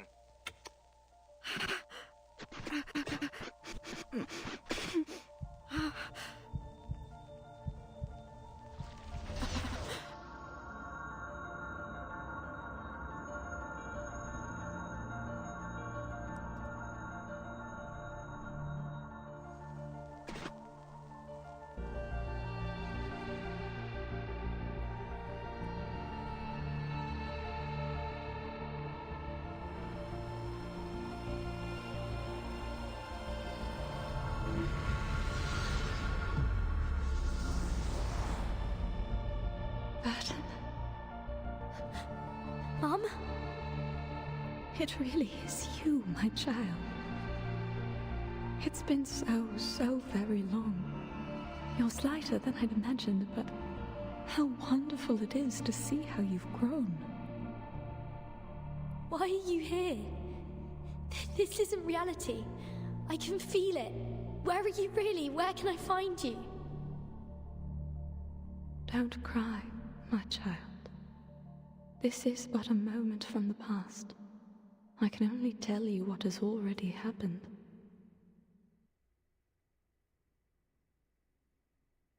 Was the ensoulment successful? Not quite, but it's the closest we've ever gotten. Amazing. All previous subjects couldn't bear the side effects of the experiment. Only Erd. State the conclusion. Yes, sir. Erd's true personality may have briefly returned during the 13th test.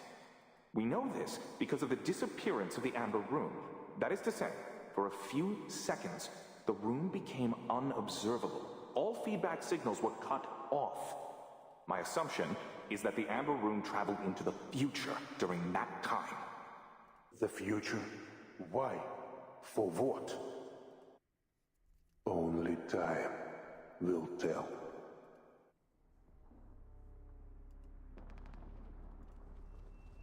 Timekeeper? Timekeeper! Are you awake? Whether it's the ground beneath her or herself that is shaking, she can't tell. With the clamor of noises around her, it's as though she's just been thrown into a hurricane. Sonetto, is the timekeeper all right? She's awake. Sonetto? Marsha? Her mind still lingers in another time while her eyes struggle to grasp where she truly is. What's happening? Is Beregrad... Krutov launched a surprise attack on Beregrad an hour ago. Some bandits have broken into the city under the cover of their air force. The cavalry and the militia have formed a defense. Igor went to contact his people for reinforcements. We need to get you to safety as soon as possible. How long was I down there? 15 minutes, right? 50 minutes? Timekeeper, you've been gone for almost 12 hours. I just brought you back above ground. Huh? Timekeeper, sorry for asking so soon, but are you able to move? Yes, I'm fine. Just give me one more minute. All right, here's the situation. Krutov's vanguard has occupied part of the outskirts. Though this church is currently within the safe zone, it won't be for long. We need to retreat a few streets back. 10 minutes ago, a small force cut off our retreat. I'll attempt to break through a route connecting us to the militia stronghold. Wait for my signal, Timekeeper.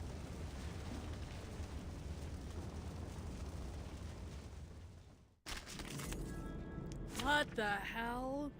Like, that chair took me back because I remember seeing that specific chair with the button in promotional material from, like, a long time ago. Like, either promotional material was in story or both from a long-ass time ago. Like, from, like, one of the first arcs. Was it also in Sao Paulo? Maybe I saw it in Sao Paulo. I remember seeing it, like, way further back than that, though. Nothing unexpected. For now.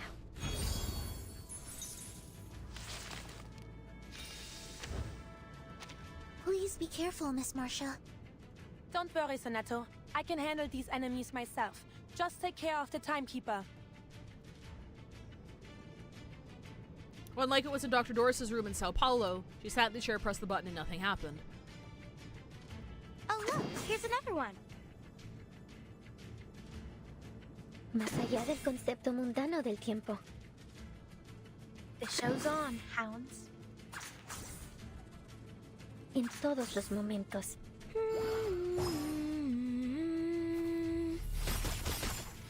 Idealismo, vuelos de fantasía, patrones ocultos. Even for a great people.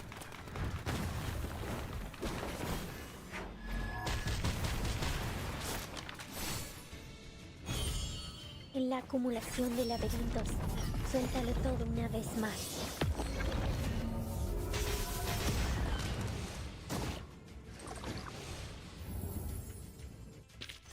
I haven't had a eureka moment like this in a while.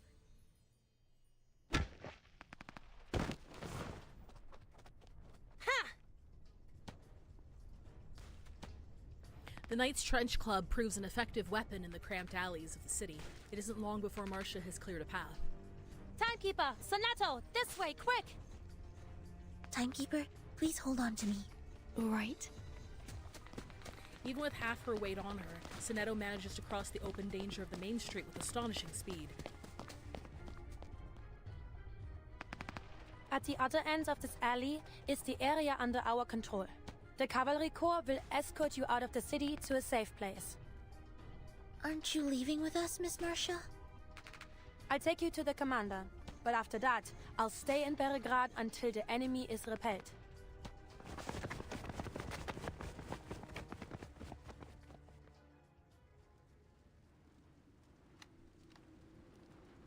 The wreckage of a warplane shot down just moments ago by Igor's anti-aircraft guns lies lodged in the dome of a church. Before that, several shells had been launched into the militia camp, hospitals, churches, and residences, setting the hard-kept peace ablaze. Friendlies! It's friendlies! They're back! Meryl lowers her binoculars and calls for the militia guarding the street fortifications to clear a path, allowing the three young women to fall back into the rear formation. The commander strides forward at the sound of her voice. Are you all right, Timekeeper? You don't seem well. It's okay. I'm not hurt. Just a bit dizzy. The Timekeeper hasn't eaten anything for over 12 hours. Her blood sugar might be the problem. I'll take her to have some food. I see. When you finish, take her to the siege outside of the city. This fight will not end soon. The city is no place to linger. Yes, Commander. I'll take her away as soon as possible. Make it so.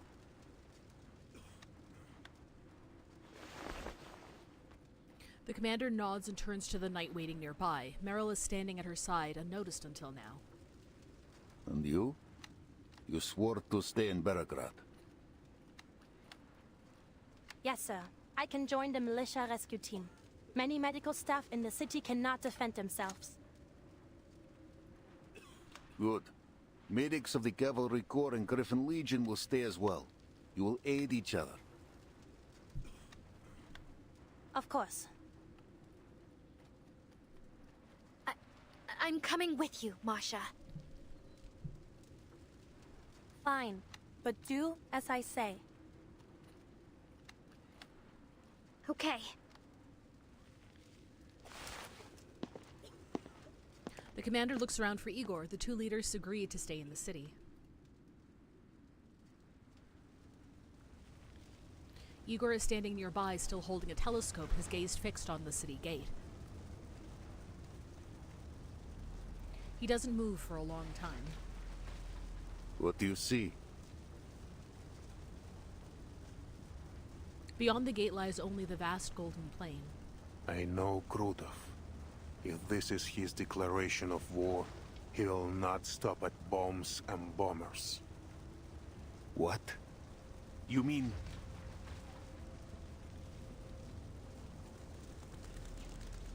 It's coming.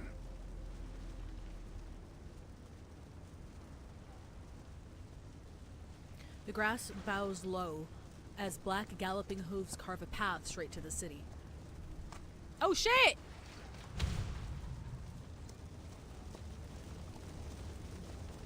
A cloth-covered rider bounces limply on the horse's back. He carries a blood-smeared javelin like a Roman priest riding toward Carthage. A messenger bearing a declaration of war. A classic move. A pity the man doesn't know how to ride. The messenger does not grip the reins. He jostles and sways like an ominous banner battered too strongly by the wind, but the black horse only gallops faster, pummeling straight for the gate. That's... Oh yeah, absolutely, you can post a link. By the time the messenger arrives, the cavalry has already formed ranks, guns trained on him, but the messenger reads no declaration of war, nor does he throw the blood-stained javelin. He only slides from the horse and crashes to the ground, his shattered form laid bare. The horse rears and lets out a mournful whinny. Charon! Andreas! Is that really... They finally realize who it is. They rush to the gate, charging through the ring of cavalrymen. In the instant Meryl lays eyes on Charon, she crumples to the ground, her arms wrapped tightly around her head. No! Don't! The cavalry barely manages to hold formation as the war horses shy back, champing and stamping their feet. They too can smell the stench of death. Something isn't right. Don't get close, understood? Don't look at him. Meryl, come to me. She lunges to Meryl's side and drags her behind cover, blocking her view of Charon. The cavalrymen scatter as wave after wave of nauseating howling washes over them. The guards at the city gate have no choice but to fall back. Entry to Beregrad lies wide open, filled with nothing but the stench of death. Someone needs to take her on to an enclosed space. I suppose I have to give it a try. Just as she has done countless times before, Marcia draws a deep breath and stills her emotions, paying no heed to what may happen when she finally releases whatever fears she is soon to face. She gives Meryl a gentle pat on the shoulder and steps out from behind the shelter.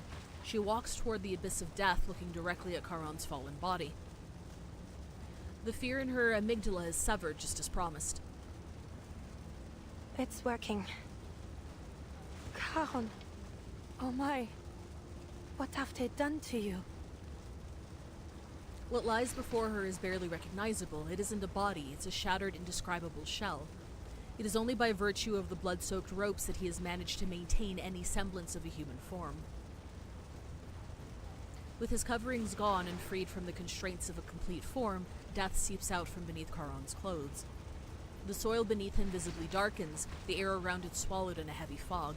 Krutov has brought a declaration of death to Beregrad. Yes, Charon? What is it? Marcia leans in close in an attempt to catch whatever sound his ruined body is still able to give voice to. A message from Krutov. He swears to destroy Beregrad unless you hand over Igor.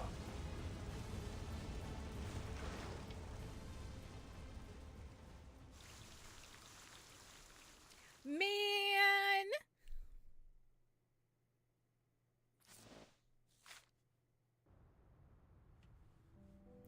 The Defender's Oath. Wait, I need to... Oh, it's over here. Seems you've got some iron beneath that calm surface. Not everyone would sleep so soundly in a stranger's house. Honestly, you could have just made yourself at home and stayed the night. When I take out the trash later, I'll be sure to toss you out along with it. Did I miss dinner? You did, and I owe you my thanks. Your sleep-talking added a bit of flavor to my otherwise bland meal. I haven't had such an appealing appetizer in a long time. Where's my food? The soup's gone cold. That ship sailed. You may not like the reality served on your silver platter. No one does. But you'll have to swallow it. Blame this mess on the Black Robes if you want. Those cowards keep trying to drag the world back to their good old days. And the White Robes preaching the future? No less clowns for their taste in uniforms. Falling off their high horses again and again, brought down by their own arrogance. Who would have thought? The whole universe turned into one circus, starring two troops of fools. Why didn't that blind woman just let the world burn back then? It wouldn't have been worse than these chaotic times. And who asked her to play the martyr anyway? If you're lucky enough to find her, take her home and make sure she stays there, quietly. For everyone's sake.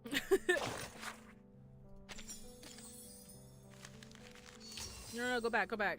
There's this one. Sleep in the sound of bones. The man has turned stiff, but the tears and stains on his notebook are fresh. Opening it sends a chill down your spine. Lost diary of a captive. Old diary with black faces smeared across his cover.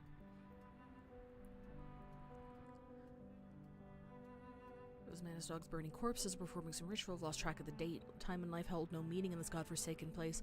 I once saved lives as a doctor. Now they use my medical instruments to brutally murder Boyaryshkin, Artyom, and Malyakov right in front of me. We're actually on ad break right now. Well, I'm gonna read this, and I'll see you guys in 3 minutes. I don't care anymore. If they're gonna come for me eventually, they might as well hurry and end it now. I don't know how to write this. I actually survived that nightmare, which feels like a curse in itself. We were herded onto an empty clearing where a Koldunya in black robes was chanting a song. I could barely make out the words, "Inculcator of Arcanum, let me manifest decay anew." She pulled away the shroud covering the corpse. As the black mist dissipated, a broken body lay before us.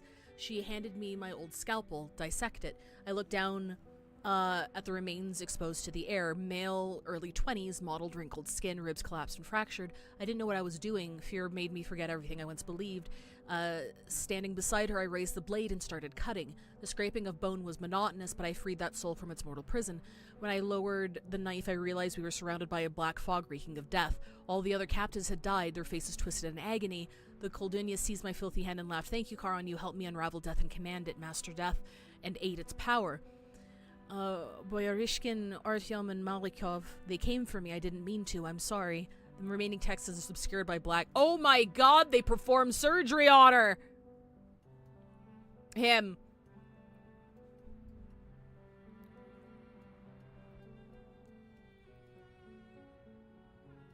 She pulled away the shroud covering the corpse. Blackness dissipated, a broken body lay before us.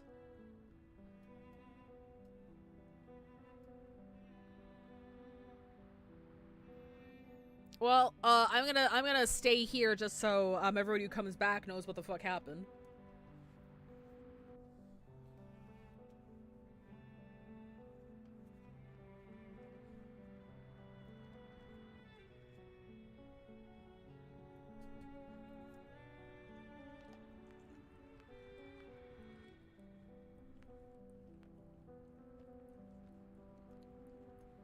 So whatever, like, ritual she was doing was killing people, because every person they brought in couldn't survive it. Charon could, though, because he can't die. Aw, that's Gorm of my comfort character.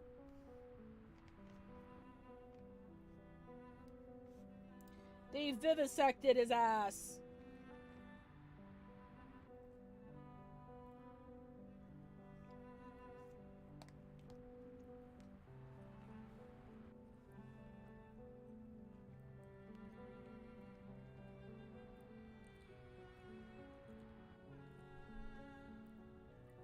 Fucked up. Jeez. Jeez.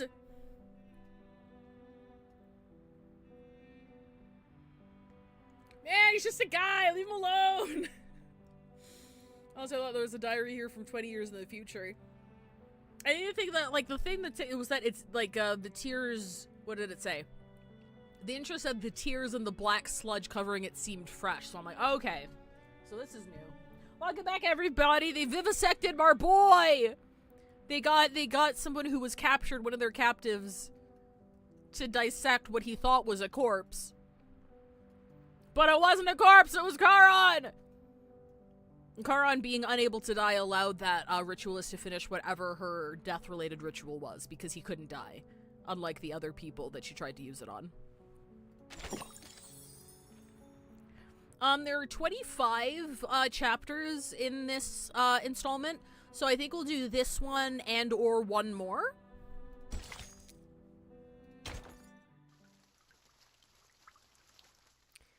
And then we'll call it a day and do the rest tomorrow.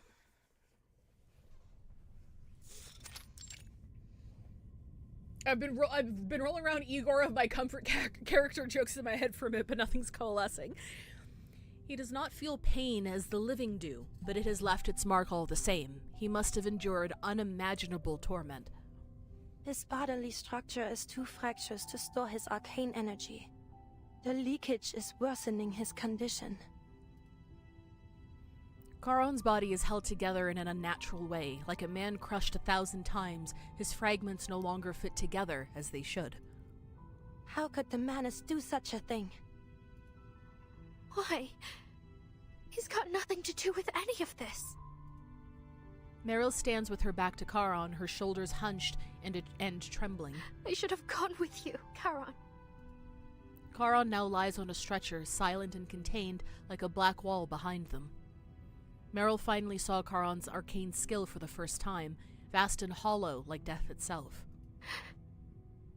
No. Meryl. Meryl. Masha.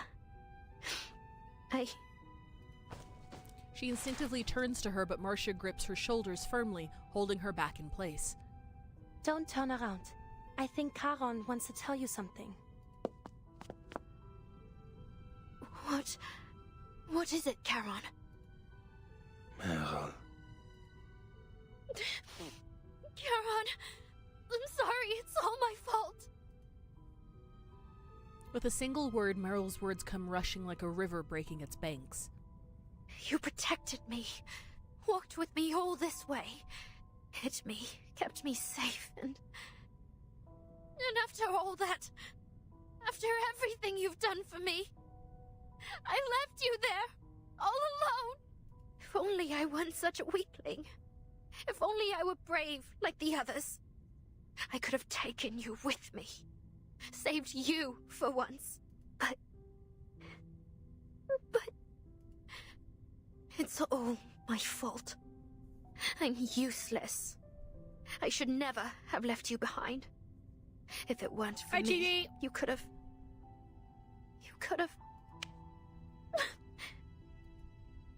The words choke in her throat before they can be spoken.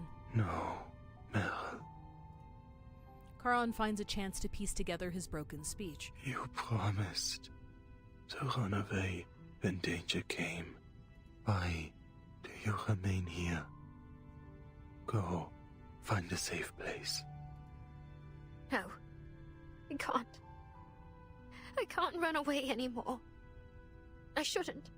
I should never have run in the first place. If I'd just gone back to the squad. If I hadn't asked to go with you, if...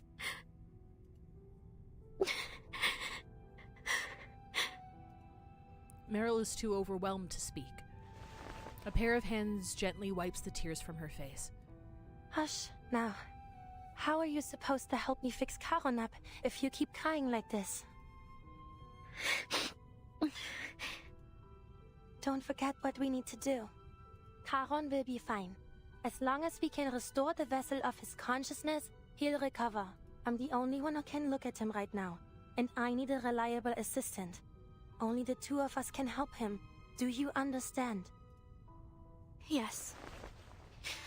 Right, I understand. Oh, that's right. I can't remember if this is, I can't remember if that's, Marcia's, like, arcane power, or if it's training she underwent as a knight, but, like, she can literally, like, shut off her fear response. Like, just literally just shut it down. So I'm guessing the death in quotation marks just, and the power he had when he, like, took off his, head covering was to instill, like, fear in people. I think that's what his power is. So now that he wasn't able to contain it, that's why, like, the horses and shit ran away, and that's why Marcia's the only one who can look at him. Then take a moment and wipe your tears. It won't be an easy task, but it'll soon be over. Just follow my instructions and give me what I need when I ask for it. Can you do that, Merrill? How the fuck are you gonna perform surgery on, like, pieces? Well, find out. A boy steps onto a fallen stone pillar, the wreckage of the warplane in the church behind him. It's been shot down, yet it still seems to posture in defiance, a grim reminder of how fragile the city is. Мы не будем жертвами! Мы не будем жертвами! One by one, people gather around Fyodor Petrovich, quickly forming a tight circle. Спасите Береград! Выдайте Игоря! It's an arcane skill, but knights can just do that. Oh, okay, so it's an arcane skill that knights get trained in. Okay.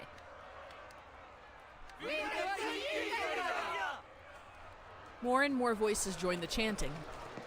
The rest of the residents linger at a distance. Some whisper behind covered mouths. Others lift anxious eyes to the sky, searching for bombs that may yet fall. The chanting crowd clambers over the street barricades, only to be halted by gun barrels before the fortifications of the city defense headquarters. Stop! Don't go any further. Stand aside, kid. I need to talk to your commander. You can tell me. I'll pass it on. Sergei feels a shove from the side. Hey, I know this man. Let me talk to him. The Beregrad militiaman climbs onto the fortifications, standing taller. Fyodor, take your people and turn back. Or are you here just to cause trouble? Still standing strong with the cavalry, are we, Dima? Don't you know how many have sided with us? Them? Just little sheep following any dog that barks at them. You war-crazed duraki. All we have to do is hand over that Igor, and Krutov will leave us be. The choice is obvious. You're the Durak. They're bandits. You can't trust the word they say. And this Igor, who is he? No one here has ever even heard of him. It's no skin of our back to hand him over. You cavalry said you wanted to protect the city. Now is your chance. She can absorb pain and negative emotions from other people as well. Oh. If Krutov has some personal issue with Igor, then I say they solve it themselves on the step. You don't know what you're talking about. The drinks pickled your brain. Just look at your nose. Yes, it is a plane. They shot it down and it crashed into the dome of a church. You've got no say here anyway, so shut it and go home. A cacophony of boos erupts from the crowd. Or you can use your enthusiasm to fight off the bandits and get our market back. The commander turns from the window. Tell the 1st Battalion's commander to evacuate the citizens trapped outside. Just a few sharp soldiers. Don't worsen the situation. Be careful. No misfires. Fyodor won't dare start a real fight. He'd sooner roll in his wealth than die. Yes, Commander. Sternova leaves at the order. You taught Krutov well, Igor. He has driven a wedge between us. Old-fashioned, but effective. He knows we need both the militia and the citizens to hold Peregrad. One whisper deal and half turn against us. He will do anything to bring me a humiliating death. I already promised Why? Lilia that I privilege. never warmed to him, true, but I had no inkling his hatred ran so deep. Igor falls silent as if fishing his thoughts from the depths of a dark pond. Like me, there was no turning back for him after San Paulo. He can only continue down the path he has laid. Since the deal with Manus Vindicta, he has resented me. He claims I shot at him for his sacrifice. He also believes our break from the Manus was a grave mistake. He wishes to wrest more power from them. But I never promised him power. I promised him a chance at survival. Still, he calls the boon a sacred thing that will grant him the power of a god. Krutov took my choice as weakness. Now, he is obsessed with proving that his path is the right one. He wants to kill me, to take the boon, to prove his worth to the Manus. We can take advantage of this. Outside, arguments between the cavalrymen and citizens rise and fall along the street. One thing is certain. This decisive battle will not be inside the city. We cannot stay here alone. Let us live together, Ivan. We will discuss our strategy on the way to camp.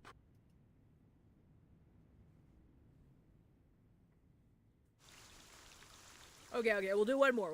That was a short one. Farewell letter. Mounting their horses and clenching the reins, young men bid farewell and head to war. A story as old as time.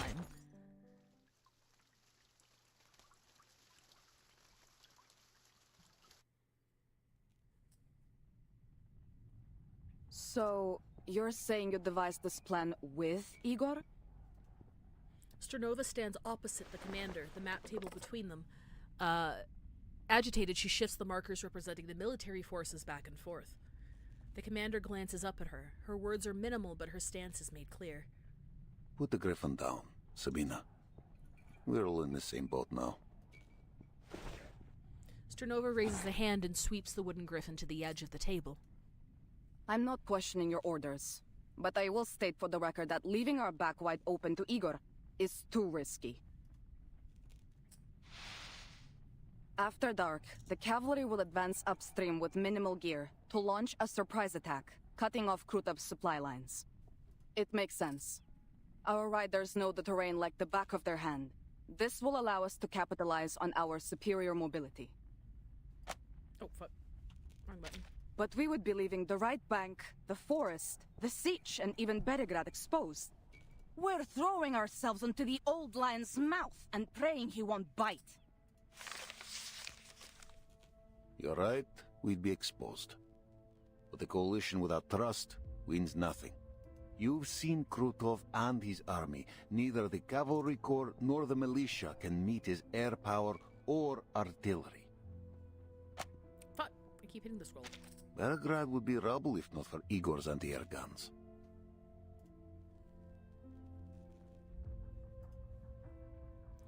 Her thoughts drift to the poorhouse, its dome half destroyed and a bomb dropped during their withdrawal from Beregrad.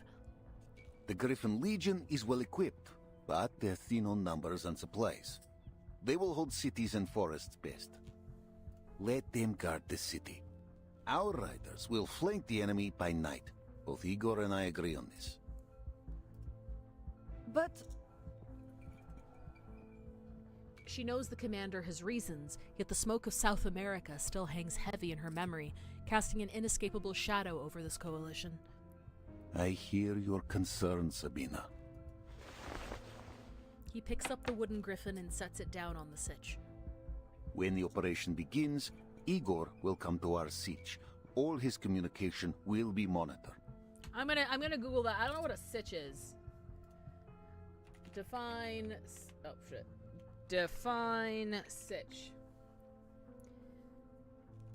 Oh, okay. Hang on. Let's give it. It's Ukrainian. Borrowed from Ukrainian to chop, alluding to the clearing of a forest for an encampment. Oh, okay, all right. So it's a clearing of a forest for an encampment. So it's their camp. How? I doubt our operators can tap his line so effectively. There will be no such need. On our return from the city, I asked Igor to use only our lines for the operation. He agreed. Sternova nods hesitantly. I see. Still, I'll be keeping an eye on him. Your scrutiny is welcome, Colonel Sternova. Who invited you? The rebel leader enters the tent, his presence tightening the already frayed nerves of the chief of staff. Under Sternova's piercing gaze, he places a document on the table. What's this?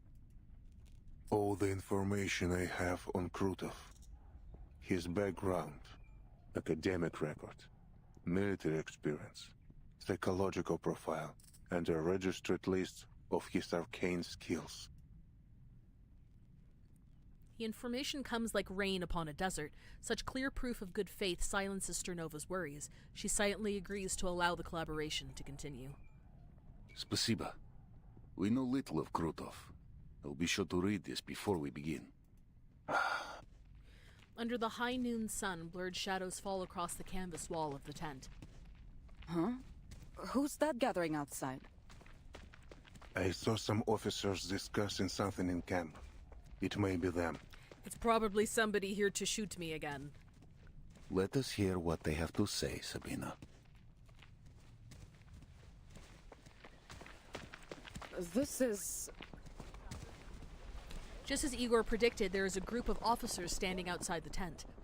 Their hands rest along the seams of their trousers, their faces each wearing a complicated, cautious expression. Why are you out here jabbering when you should be making preparations? The leader of the 5th Regiment takes a small step forward and delivers a textbook salute. Commander, I am here to make a request of you. On behalf of the men, sir. Goat? I'm listening.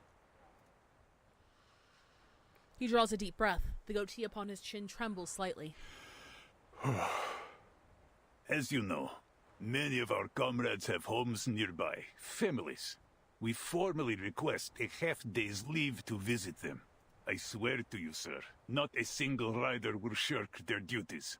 We are Cossacks, true, ready to shed blood on the battlefield.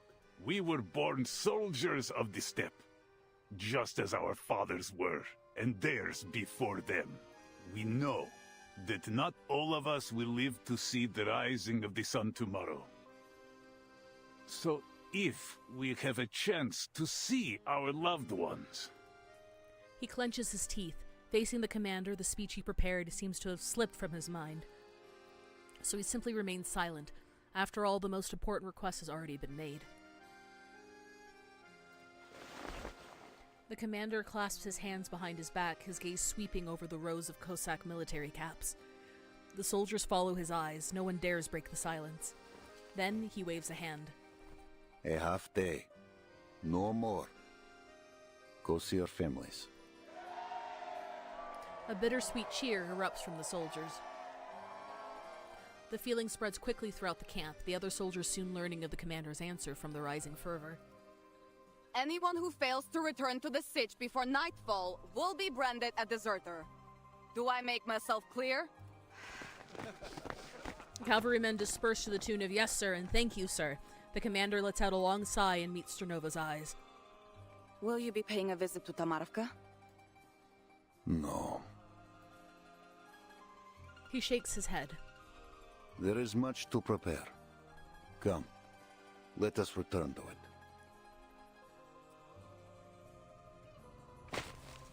The commander sets a pile of blank letter paper on the table and pushes it towards Sternova. Pass these papers to any soldier not going home. Tell them to write a letter if they wish. Sternova's gaze darkens. She glances at the commander, to Igor, and back again. Then at last she nods. She gathers the paper, turns, and leaves the makeshift meeting room. Not the wisest choice. Sending them home just before a major operation. Their families will plead for them to stay. But they will return. All of them. You share their blood, Igor. You should know this. And a Cossack will do anything to protect their home and family. The embrace of those they fight to protect will only sharpen their resolve. The commander pours himself and his temporary ally a cup of dark tea spiced with pepper. Maybe you think you know them, but they know little of you, and even less about what Zeno expects of them. They will be sent to other battlefields, away from their homes. Their homesickness will be a liability. They knew what service meant when they enlisted. Though I cannot say if they are truly ready to leave their homeland behind. Homeland. Every war is fought on someone's home, yet its name is used to forge the young into unbreakable soldiers. It seems you still understand this. But tell me, Ivan, why don't you go to Tomarovka? The road should still be safe.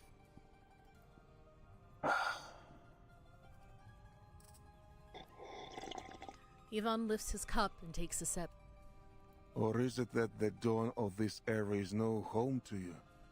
Are you afraid to tell your soldiers the truth?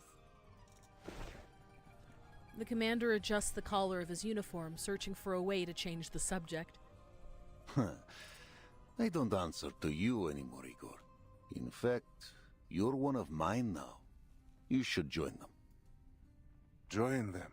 What do you mean? Write a letter to your loved ones.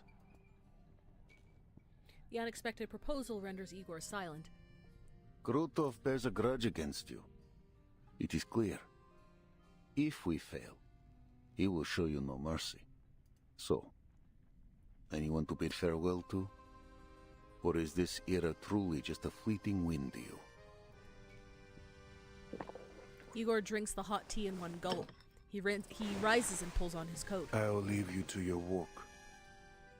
After this battle, Igor, I hope never to see you again. Damn. Taking a few sheets of letter paper from the commander's desk, Igor steps out of the tent. The commander remains standing, as if waiting for something to arrive. Soon, the radio linked to headquarters chirps its alarming tone, as expected. Vice Admiral Barakov, is the timekeeper safe? Yes. She says our mission in Belgrade is mostly complete. Good. We'll relay this to the Foundation Committee. With that settled, your orders are to pull the Cavalry Corps from the region, effective immediately. Immediately? We were given 2 weeks to secure Belgrade. A warlord and his bandits, aided by Manus Vindictae, have been running rampant on the Don. We are working to neutralize this threat before redeployment. Manus Vindictae's forces are concentrated on the Western Front. Our manpower is already stretched too thin. We can't afford to hold the Don River. Not while there are more important strategic goals.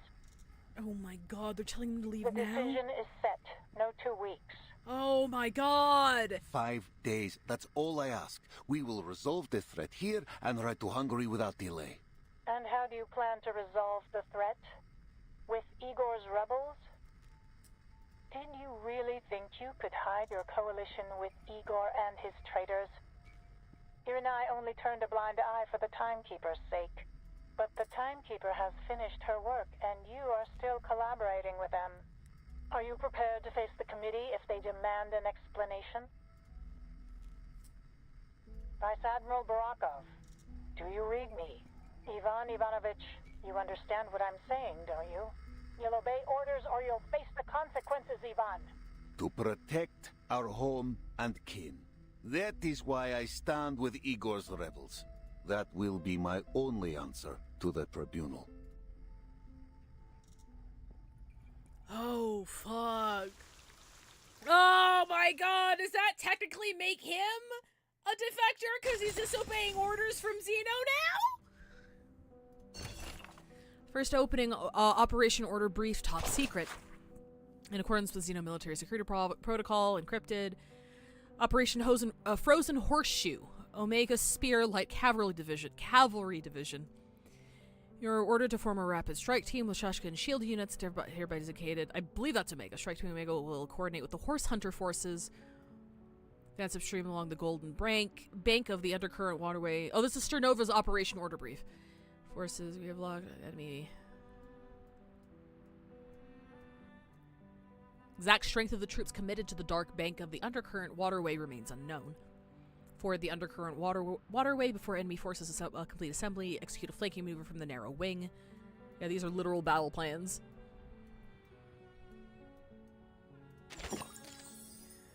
Oh boy. I think the night before war is a good place to call it. Because there are 25 chapters here. We're through 13, so we're a little bit more than halfway. I would probably say halfway if there's like a bunch of, if the ending or anything is quite extended. But, also they're committed, there's no way for them to pull out without encountering Kustal's forces. If caught out in the open, they'll be torn apart. That's true as well. Oh my god. Alright, where do I drop you guys off? Where are we? Where am I dropping you guys off? We got... let me see... Oh, Nim! Nim's playing Warframe! I'm gonna drop you off at Nim's. What is our raid message?